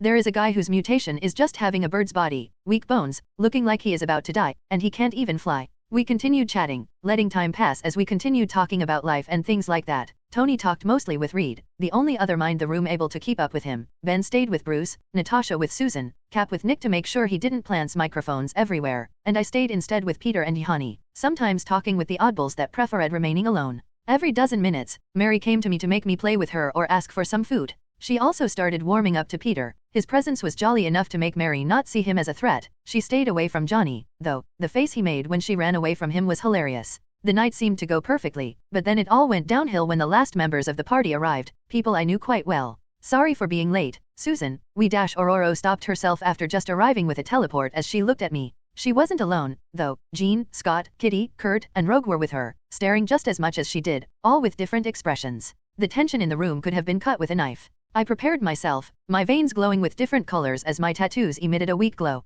Mary had already been brought away from Obsidian as ivy coiled around my arm. My mind expanded as I felt all the life in my surroundings. I felt the space around me shift, ready to work under my command, as ivy pulsed with anger. The first to break the silence was Rogue. Adrian she whispered, but got interrupted. You fucker. Scott shouted, his visor glowing red as he was about to attack. Nope. I opened a portal under him and I welcomed him to the coldness of Antarctica, some kilometers away from here. That surprised the group. They had never seen me able to do that, so they remained stunned at my gain of new powers. Anyone else wish to attack me? This is a neutral area, and we don't want to disturb our friends, right? I asked with a smile, a heartbeat slowly filling everyone's ears. Right. Ororo nodded. The others remained on guard though, the absence of one of their friends still lingering in their mind. Perfect, I said while opening another portal, making Scott return and land on his ass, shivering from the cold, snow covering part of his body. Why you fucker? His visor once again started slowly glowing, but he stopped, most likely from Jean sending him a message through telepathy. But Ororo shut him down with a stare. Well then, that went better than I expected. Want some punch? I said with a smile, ignoring the stare of everyone else because of the exchange. Chapter 45. Mary had heard the outburst and immediately ran to me with Obsidian and Ivy closely behind her as her bodyguards. The moment I saw her, the snarl and glare I had until the previous moment pointed to the mutant group turned into a warm smile, hugging her and lifting her from the ground, her little arms around my neck as her head rested on my shoulder. If someone were to see me now they would never say I had tanned a group of powerful mutants. Did I scare you? Sorry. She let go of the hug and placed her hands on my shoulder, looking at me with her brown eyes. She immediately denied my statement and spoke in her sweet voice. I like Dad when he's happy, no fighting. She said with the little English she could muster. Even such a basic phrase made her think for a second about how to translate her native language. Yes, I like it too when people don't make me angry. The hidden message behind my words wasn't understood by Mary, the others did, though. He has a stupid kid on his side now. Scott whispered to Ororo, thinking I wouldn't have been able to hear him, and I wasn't the only one to hear him. Does this look like a kidnapping? What is your problem? Peter immediately stepped forward in my defense, something I was honestly not expecting. We hadn't known each other for so long. Just to make sure he had no hidden motives I take a look at his emotions with my mana eyes, and was instantly blasted by a sun. A ball of pure golden energy was directly emitting from his mana pool. It wasn't on the level of the Ancient One. For someone that has never even practiced magic, mana seemed to just love him, or maybe his emotions are so pure that mana just gets absorbed by his mana pool without him even knowing. His emotions were so kind and pure that the world felt him deserving to be aided, but that wasn't all. A string seemed to be attached to him. A dark and purple web seemed to be constantly seeping the mana he produced. Not my problem for now. What matters is that he is the kindest person I will ever meet. Going back to the matters at hand, Mary signaled me to let her down, bowing towards Obsidian. She whispered something to his ear, and I saw his mouth turn into a grin. Nope, I don't want to know. My problem is that he destroyed our home. From how you are treating him, he had every reason to. You know Before he could cuss and ruin the pure mind of Mary, Obsidian had already reached behind his back and bited his ass. Hearing him scream might have been one of the best sounds of my whole life, losing only to Mary's laugh. He began trying to remove Obsidian, succeeding, and removing the back of his pants with it, his bare ass visible to everyone that was behind his back. His next move, though, made me lose my smile. You fucker. His visor began glowing, Ororo unable to stop him, not because she wasn't fast enough, but because I was faster. My hand grasped his neck, a heartbeat filling everyone's ears as red mana covered my body, my eyes glowing as I stared him directly in his face. My hands were like claws as I pondered whether I should just break his spine or suffocate him. He had tried to kill Obsidian, and even though he would regenerate, Scott didn't know about that. He would have killed him, and that was a big no in my book. My hand was touched by someone I instantly recognized without even looking. It was a touch I gotten used to during my stay at the mansion. The time spent looking at movies hand in hand were countless. The time we spent talking was more than anyone else at the mansion. That was why I immediately knew it was Rogue the one trying to stop me. Please. Her voice came out crooked as she forced herself not to cry, her mind a turmoil as she didn't know what to do. What she was sure of, though, was that she didn't want anyone to be dead. I looked at her, her eyes immediately averting as I stared at her face. A mix of embarrassment, shame, and fear covered her face as I released my grip on Scott's neck. Why he didn't get to finish his words as I smashed his face against the ground with my feet. You insulted me, and that is fair. You insulted my family, and you deserve to feel pain. But now, you tried to kill someone dear to me. If this had been under normal circumstances, your head would already be rolling on the ground. But you know what, Scott? I pity you. What your little and stupid mind thinks of as a home is nothing more than a prison governed by a mind rapist who controls every single one of you like puppets. Your home is nothing more than his playground. So yes, I broke his little prison and escaped, and I would have paid gold to see his face when he realized I had understood his little game. But life is unfair. The words came out like poison out of my mouth. The anger I had repressed from coming out when I first saw them was filtered through my powers, stopping me from killing on the spot, but not from smashing his teeth in. I stomped on his head once more, and then kicked him on the stomach, my boosted strength making him directly smash against the near wall and faint. Looking around, I saw different types of emotions. Some were uncertain on how to act, doubt, anger, sadness, satisfaction, and some mix of them. What mattered to me, though, was the smile on Mary's face as she made sure Obsidian was all right. Home? I asked Mary, to which she nodded while hugging Obsidian like a doll. Sorry for the chaos, next time I will bring more alcohol, I said to Johnny, who was one of the few who had a satisfied expression when I kicked Scott.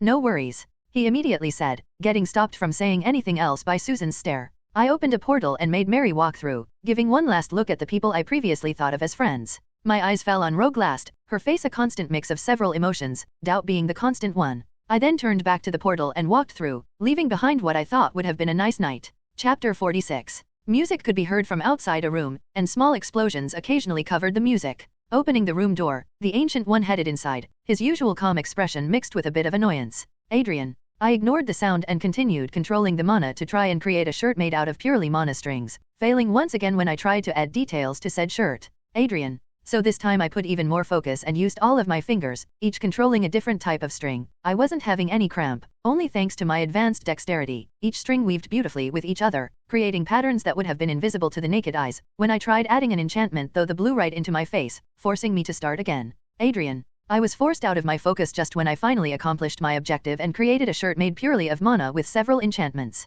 It's me, what can I do for you? I said after storing the shirt in my inventory, making a mental note to check it out at a later moment. While I find growth one of the greatest things any human can experience, I find it rather customary to do so in normal human hours. It's morning, though. It's 4 a.m. Did I wake Mary up? That being my only concern. No, she still has the soundproof sleeping mask you made for her, and considering how she knows your hours best, she uses it every night. Sighing in relief, I started stretching my body. It had been a while from the party at the Fantastic Four new base, but the meeting with the mutants still felt fresh in my mind. Though dealing with Scott had been easy, the same couldn't have been for the others. I was aware that if they had decided to fight I would have lost, quite miserably at that. Portals are broken, sure, but they also have a teleporter on their side, and a telepath able to just erase my mind. Sighing at my antics, the Ancient One looked around the room I had taken as a laboratory to work on my spells and magical items, spells that mostly resulted in failure, or magical items that exploded right in my face. I can't even remember how many rings I destroyed when trying to discover the maximum amount of enchantment I can put into one based on the material and gem it was made with.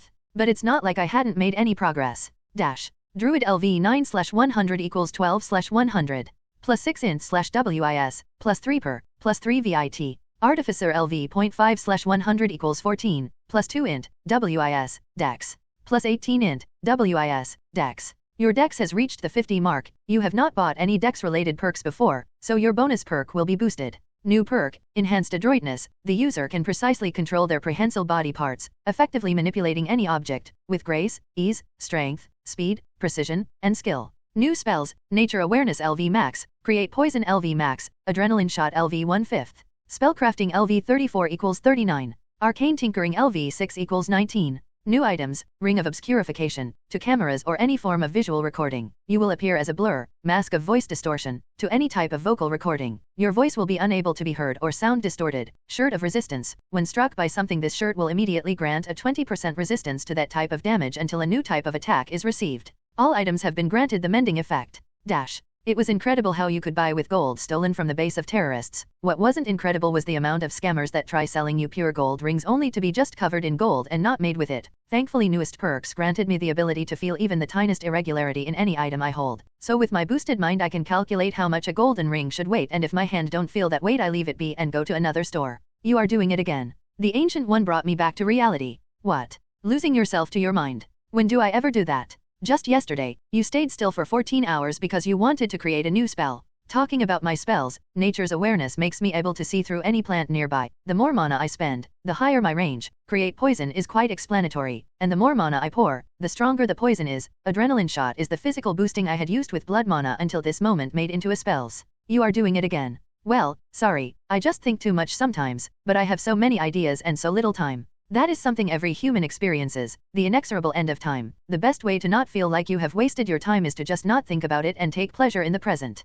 That's easy to say. I still feel so weak. My mouth clenched. My weakness disgusted me and I worried about the safety of those dear to me. You have grown beyond what everyone had expected. You created a spell able to bring the dead back to life. You have become part of nature itself. Don't sell yourself short, dead Adrian. You are not weak, it's your enemies that are strong, but you are growing, and you will always do so. They can reach their limit, you can't. That was something to think about. From what I had seen to this point, I had limitless potential in whatever I did, so I had to live long enough, and I could theoretically become the strongest being in the universe, but if it was already too late at that point. How about you go hug Mary for me and rest a bit, this way other people can sleep too. I stopped myself from immediately saying no, part of my mind thinking of it as a waste of time, the other thought made me realize that I hadn't hugged Mary for quite a long time. Fine. Going out of the room, I didn't see the expression on the Ancient One's face, a mix of worry and pride. He is growing faster than expected. Those words were only heard by him, my mind already feeling relaxed at the idea of hugging my favorite thing in the universe, my daughter. Chapter 47. POV. Looking at the projection was a being that had the body of a human. Still, it was nothing but a mind beyond normal people, enough money to rule a nation, and powers that could rival gods, his body covered in a grey armor and in a green cloak. He is a human who ascended humanity to reach the realm of the powerful ones. His presence is a surprise, he is a variable about which I know very little. The being thinks as he watches a supposed hero rebuild Notre Dame from rubble, his magical presence being something he had only ever felt from some of the strongest and purest magical materials on Earth. He felt like a part of the magic itself, like his body was nothing more than a construct of magic, and he was the medium through which magic was used, a shell for something beyond the scope of any magician's mind, but not the mind of this being. The only similar thing that has happened was the disappearance of the satanic cult in Italy 2 weeks ago, nature seemingly having taken control over the whole building. His body shifted as he rose from his throne, each of his steps breaking the silence in the room, his mind already spinning with possibilities and ideas on how to defeat such an opponent and how to use his body as material. I will be ready. Victor Von Doom is always ready.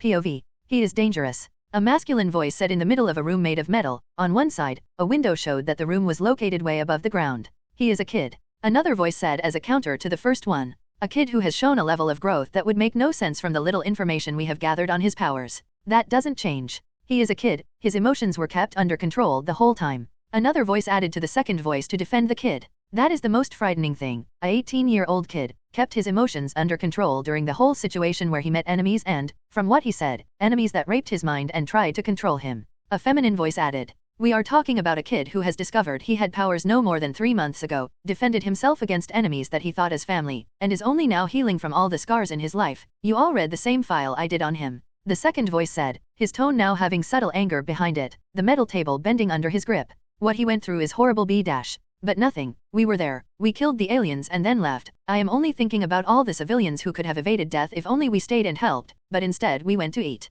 His jaw clenched, his eyes unable to hide the anger he had against everyone in the room, but mostly against himself. We did what we could. SHIELD agents searched the area all day. He was unlucky enough to be inside one of the more damaged buildings that they were unable to look inside of until made safe. The first voice spoke, in his tone, though there was doubt. Maybe he had wished to do more, but he couldn't. No one will ever know because this doubt wasn't witnessed by anyone in the room. And the things that happened later? The people that survived the invasion should have received compensation, but he received nothing. Not a single penny was ever given to him. I have no control over how government money is spent. The first voice calmly tried to reply, only to get roughly interrupted. He tried to kill himself. The room fell into silence, the heaviness of the subject falling into everyone's stomach for a very long second. Are we even heroes if we couldn't even save a kid from becoming this? I don't know. The black man with a bandage said, with a hint of doubt in his face, to the blonde man. Silence fell once again inside the room of the helicarrier. I'm going to fucking kill him. A very well-known, annoying Cyclops said after using his laser to destroy another hologram shaped like a very handsome gamer.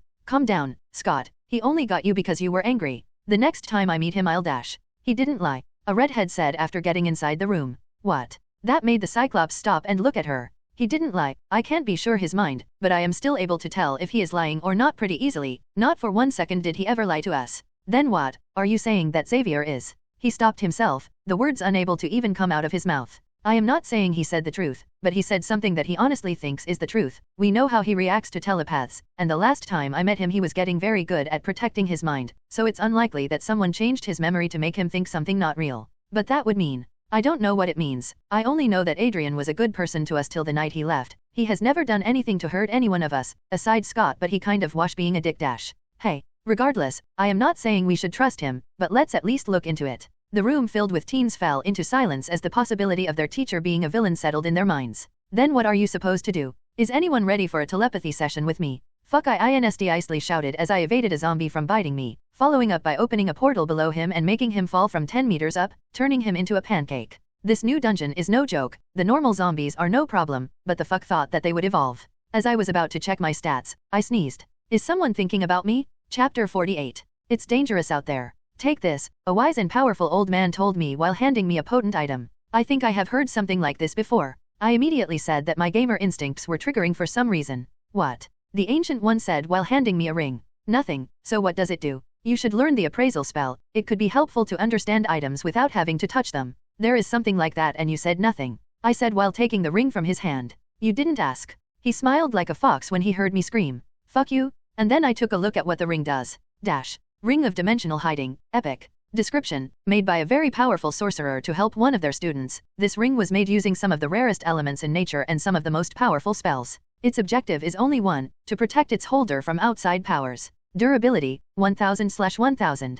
Effects. Dimensional Hiding, this ring has the power to hide its holder from being perceived in all dimensions by most outside powers. If the one perceiving is powerful enough, this ring can only temporarily help and warn the user that he is being looked at. Dash. Does this mean what I think it means? Yes, you can once again use your own dimensional powers without worry. I hugged him before I could even realize I was doing so. I expected him to move me away, to awkwardly pat my back, to do something that would make the situation weird, but he didn't. He just patted my back while hugging me back. It felt good. After a few seconds, I let him go while coughing, my powers doing their best to hide how nervous I was. Well, I will leave Mary with you since I am taking Obsidian and Ivy with me, is it okay? I will have quite a fun evening with her, she loves the tea I make. I nodded and readied myself, taking some weapons from the armory and some magical materials needed for some specific spells. Finally, I can go back to grinding. While I grew quite a lot, leveling and fighting is the fastest way to grow stronger, and to do what I must. After equipping all my items and getting Ivy and Obsidian from Mary, I activated ID creation to finally go back to dungeoneering.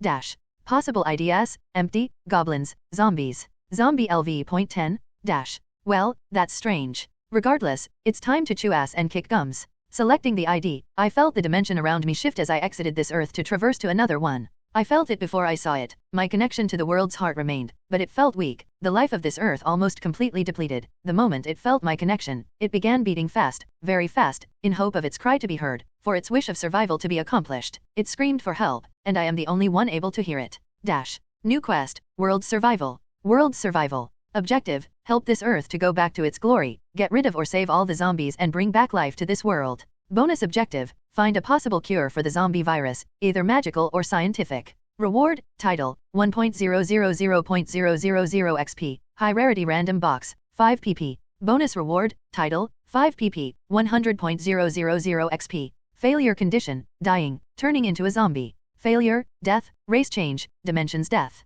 Dash. Seriously, game? You think I can save a fucking world when I am only now able to save myself? Sighing, I prepared myself for quite a long mission. It will take more than just one dive, but until I can use dimension to grind and grow stronger, I will. Fuck, I was snapped away from my notification when I felt a very fast being approaching, forcing me to use thorn vines to make him fall on the portal I had created below him and teleporting him 10 meters above the ground, turning him into nothing more than a pancake. Dash. You have killed a LV.17 speed type zombie. Plus 1700 XP, $134, zombie tooth, item usable as material for magical or scientific purposes. Dash. Well, that was anticlimactic. Oh no, Murphy is going to fuck me right. As if on cue with my realization, a cacophony of growls and screams began heading in my direction, some of them already visible due to their size of big trucks. Sighing, I make Obsidian go down on the ground, Ivy moving around my arm to be used as a whip or sword if necessary. She had gained the ability to become thin and sharp enough to turn into a weapon, not a very good one, but still a weapon nonetheless. Summoning a wall of thorn vines gave me enough time to activate all my passive spells to make me much stronger, and to also portal the bigger and more dangerous zombies away from the area. After some of the zombies got caught in my vines, Obsidian proceeded to torch them down with his breath. The smell was horrible, but disgust aside, I was receiving a cacophony of notification as I teared down the small horde that had tried to ambush me. It's been a while since the last time I had alive targets to try out my spell against. Reading my spellcrafting skill, I began manipulating the mana to try and create some spells I had idealized but never had a chance of using due to their danger, the first one being quite possibly one of the most dangerous. Something I had realized during my stay with the Ancient One is that dimensional mana is one of the most adaptable mana in existence. Plants can all be dead, I could be fighting beings without blood, but a dimension? A dimension can't just stop existing. Now what would happen if I just... As a result of my manipulation, the dimension shifted under my command, causing the two sides of the horde to just smash against each other. What I had done was quite a basic but very powerful and costly spell, causing two very far points to just become one, or at least very close to each other, since making just a point would have created a portal, to make the bodies that were between the two spaces smash against each other.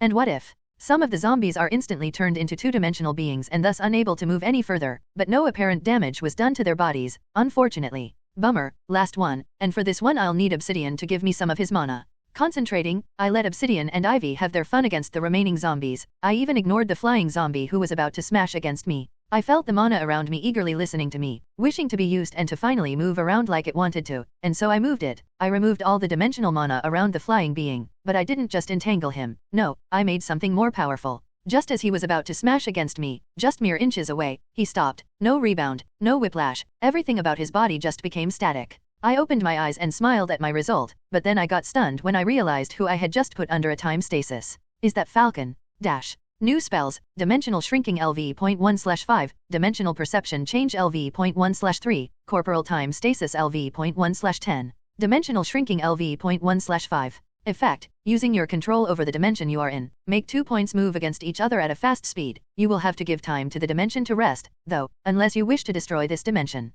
Cost, 300 MP. Cooldown, 5 minutes. Limit, the higher the level, the bigger the area you can shrink. Dimensional Perception Change LV.1/3. Effect, flatten the dimensional presence of a weak 3-dimensional being to turn them into a 2-dimensional being. No damage can be dealt to it until it remains in this state, and it can't interact with any 3-dimensional beings. Cost, 500 MP. Corporal Time Stasis LV.1/10. Effect, erase the entropy of a being to stop them from moving and thinking. Cost, 5000 MP x person/s. Limit, can only be used on beings who have less mana than you. At higher levels, it can be cast on more people contemporarily. Chapter 49. Dash. The name of the dimension has been changed. Zombies equals Earth 2149. Dash. My eyes bulged at the realization that this wasn't just another dimension filled with zombies. No, this was an Earth where everyone turned into a zombie. But what could have caused something like this when there are heroes on the level of the Ancient One, the Fantastic Four? Even the mutant could have dealt with some zombies, unless the first zombie couldn't have been dealt with. The thought made me goosebump. The idea of zombies like Hulk being turned into zombies made the mission I had received to save this world quite harder than I had imagined.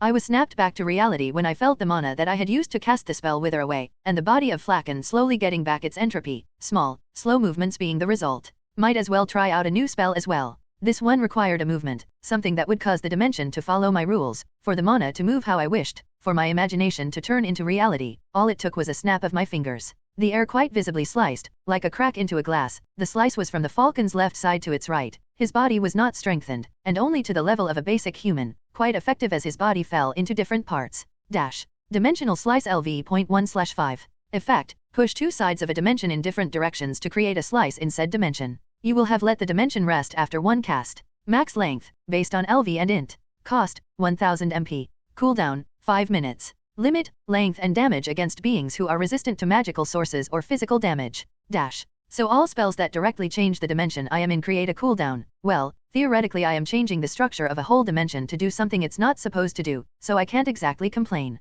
Turning towards my family, I saw them having finished with the few remaining zombies that had escaped my dimensional shrinking spell. Happy that they had their fun, I checked all the kill notifications I had ignored. Dash. You have killed X7 speed type zombies LV.1913.300. You have killed X4 strength type zombies LV.249,600. You have killed 10 regular type zombies LV.1010,000. You have killed the mini boss zombie, Falcon LV.40. Reward, 72,900 XP, $14,589. New spell book, Flight. Flight LV.1/5. Effect, uses the mana in the air to control your body's weight and speed, thus letting you fly. Max speed, int x, spell LV, m/s. Maximum weight, int x, spell LV, kg. Cost, 500 MP/min. Limit, speed, height, and maximum carryable weight. Level up x5. Plus 25 SP, plus 1 PP. Dash. 5 level UPS in less than an hour. I fucking love this dungeon. This had been one if not the fastest level UPS I had ever gained, the reward being even bigger than the reward I had gained from saving France. Grinding is truly the gamer's way.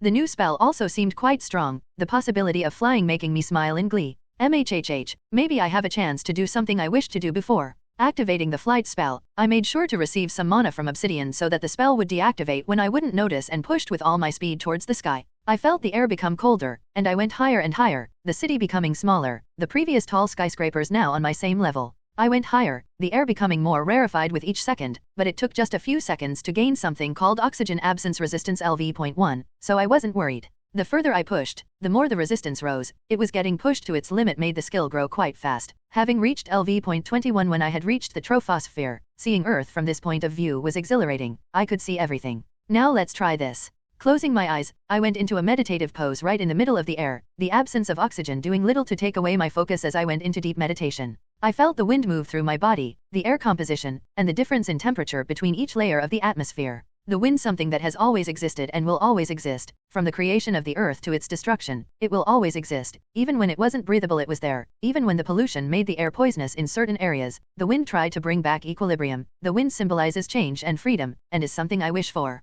As I took breath, the previous absence of oxygen seemed to not import to me anymore, the wind brining it directly to me without doing anything. It was helping me, it was aiding my survival. I felt the air around me slowly raise in the temperature to not make me freeze. I felt the air aid my flight, even my just a little. And then I felt it, the sensation I had experienced 3 times already. In the middle of my stomach, a new tattoo was being drawn, an abstract symbol consisting of 4 curved, blade-like shapes arranged symmetrically in a swirling pattern. A new color was added to my mana, colored a deep green and similar to nature mana, but its presence was still very different. New perk, Origin of Wind. Origin of Wind. Wherever you are, the wind will try to be there to aid you, it will protect you, attack for you, and help you escape if necessary. Effect, you can control wind mana. Secondary effect, your natural speed is boosted by 2 times, and your flight spell has evolved. Air friction doesn't worry you. Flight has evolved to Wings of Freedom. Wings of Freedom LV.max. Effect, shape wind mana to create 2 green wings of pure mana, which, aside from flying, can also be used to protect you from projectiles and attack approaching enemies. Max speed, int x 5m/s. Max weight, int x 5 kilograms. Cost, 500/min. For a second, I felt like I was falling, but then 2 massive translucent green wings sprouted from my back, and with just one flap of the wings, I covered the same distance it previously took me 5 seconds to cover. I was moving so fast that I was worried that I would get hurt by friction, but then I remembered I can't be hurt by it. I moved faster, and before I noticed, I had reached Nevada, from New York, in less than a minute. Just as I was about to move back to New York, I got blasted by wind as an explosion happened right behind me. I had unknowingly broken the sound barrier, the supposed protection against which was made by friction. Not a worry to me as the wind itself aided me to move faster and freely. You might become one of my new favorite elements. The wind seemed to react quite happily to that, very happily. What's going on? The wind took a shape right in front of me. Green wind began taking the canine, and before I knew it, a flying green wolf was standing right in front of me. Do you wish to form a familiar contract with a gale wolf? Yes/no. Who the fuck wouldn't want a wolf made of wind? I immediately clicked yes, and before I knew it, the world had already jumped and started licking my face just like a dog. At least his breath didn't smell bad, it tasted like mint. It continued applying barking and licking until it felt satisfied and then went inside my mana pool to play with ivy and obsidian. Well, I guess this dungeon went quite better than I expected, and I also have collected a sample to try and create a cure, so I can go back home. And let me tell you, going from Nevada back to Camartage while flying might not have been my brightest idea. Chapter 50. Flying beyond the sound barrier might have been one of, if not the most, exciting things I have ever done. It felt like being inside a supercar after having only ever used old models. The best part is having Zephyr, thanks for the suggestion, as a compass, always telling me the direction I am supposed to take. His sense of direction is perfect thanks to his connection to the winds that travel all over the world. Being this fast, I decided to take a longer route to enjoy every second of this new spell, and that might have been the cause of my current predicament. Coming like a meteor, a ray of golden light directly came crashing towards me. The golden energy was surrounding something humanoid. Not wishing to deal with kind of bullshit today, I opened a portal to teleport her on the other side of Earth, but just after a minute she was already coming for me once again. It is much faster than me, and can cover whatever distance I can teleport her to in seconds. Teleported her to the bottom of the Grand Canyon, to the top of Everest, under oceans, or even in Antarctica. She always knew where I am and is fast enough to reach me in mere seconds. I even tried to use some of my strongest spells to shrink the dimension on her, to turn her into a 2-dimensional being, to erase her entropy to stop her. None seemed to work. Her whole being was protected from some kind of energy that weakened my spells to the point of not being able to physically hurt or attach to her. Sighing, I gave up on trying to escape. If I can't teleport her anywhere far enough where she can't reach me, there most likely isn't a place where I can teleport where she can't find me. I could always go in a dungeon, but it's cooldown for now, so I have to resist, and if it gets too dangerous, let's hope Mary is not too near to the Ancient One. Seeing me not create any more portals or use any spell, the being made of light finally approached, and in just a second stood right in front of me, the light covering her body slowly dissipating, finally letting me see who the stalker that is looking for me is. And once again an hot woman is the stalker, first the redhead, now a blonde one. Are all stalkers hot? A blonde woman with long flowing hair, wearing a black and gold costume with a lightning bolt design on the front that only tightened around her body, leaving her legs and arms visible, a red sash at the waist, black gloves up to her elbow, black boots going up to her knee and a black mask covering part of her face. I didn't know flying policewoman existed. Do I get a speeding ticket, or was one of my lights not working? The joke didn't work. I knew who she was. I have seen her on the news sometimes, Ms. Marvel, a very strong superhero who mostly works around the universe. Now, why is a hero who usually flies through the universe standing in front of me menacingly? I have no fucking clue. You were making too much noise, she said, her tone flat as the golden energy being emitted from her body continued to make her look like a light bulb of pure energy. I flew over uninhabited areas of the world. Who would get annoyed if I blasted music in the middle of a desert? I continued joking, my body ready to do everything it needed to do to escape. I am not talking about the sonic booms. Most citizens of the world have already gotten used to those. I am talking about your mere existence. You are like a beacon of energy for the beings of the universe. You are causing a ruckus without even knowing. I had been warned by the Ancient One that gaining other elements would make the ones I already had stand out even more, and while thanks to the ring given to me by him, I can't just be teleported by powerful beings so that they can use me like a battery. Being close to someone able to perceive my energy will surely attract attention. I already have that covered. You are only able to sense my energy because you were near enough. People too distant from me can't do so, I stated while taking a step back in the middle of the air, which only resulted in her coming even closer. The energy you're producing, or should I say energies? Why are they so familiar? Who are you? What are you? She moved even closer. If it wasn't for the energy she was producing, making all my magical senses go haywire, I would have been excited considering how hot she is, but her beauty is not enough on the sexy/crazy scale to be worth it. I have no reason to tell you. Can I go now? I feel like you will stop me if I even try to. Answer my question, and I might let you go. The danger you bring to this world by existing might force me to stop you from moving freely. My eyes bulged open. How much of a bitch do you have to be to just say such a thing? Do you think of yourself so much above others that saying such things doesn't even touch you? Who the fuck even talks like that? Yeah, fuck that. Creating a flash using mana gave me enough time to open a portal and use all of my speed to fly through it and inside Camartage swords. Let's hope those will be enough to stop her from sensing me. POV. Have you made contact with the target? A voice came from an earpiece in the ear of the female light bulb. Yes, though he is different from what I expected. I thought he would have gone for a fight if pressed hard enough. He just tried escaping and evading me. He seems to evade fights whenever possible, and only fights if he feels threatened or if the cause behind the fight is personal. He emitted energy similar to the Krees. So you think he made contact with them? I said it felt similar. His energy isn't just that, it was a mix of different things, and way purer than anything I have ever seen. If he is given enough to increase his powers, he could very easily surpass me and any other Earth's heroes. Do you think he is a threat? You wish to know if I could kill a kid if he were to put Earth in danger. Nothing came from the other side of the earpiece, but the question was quite obvious to anyone listening, and some may even say that it was an easy choice, the life of one for the life of many. We will see how it grows. I hope he will learn to control his powers.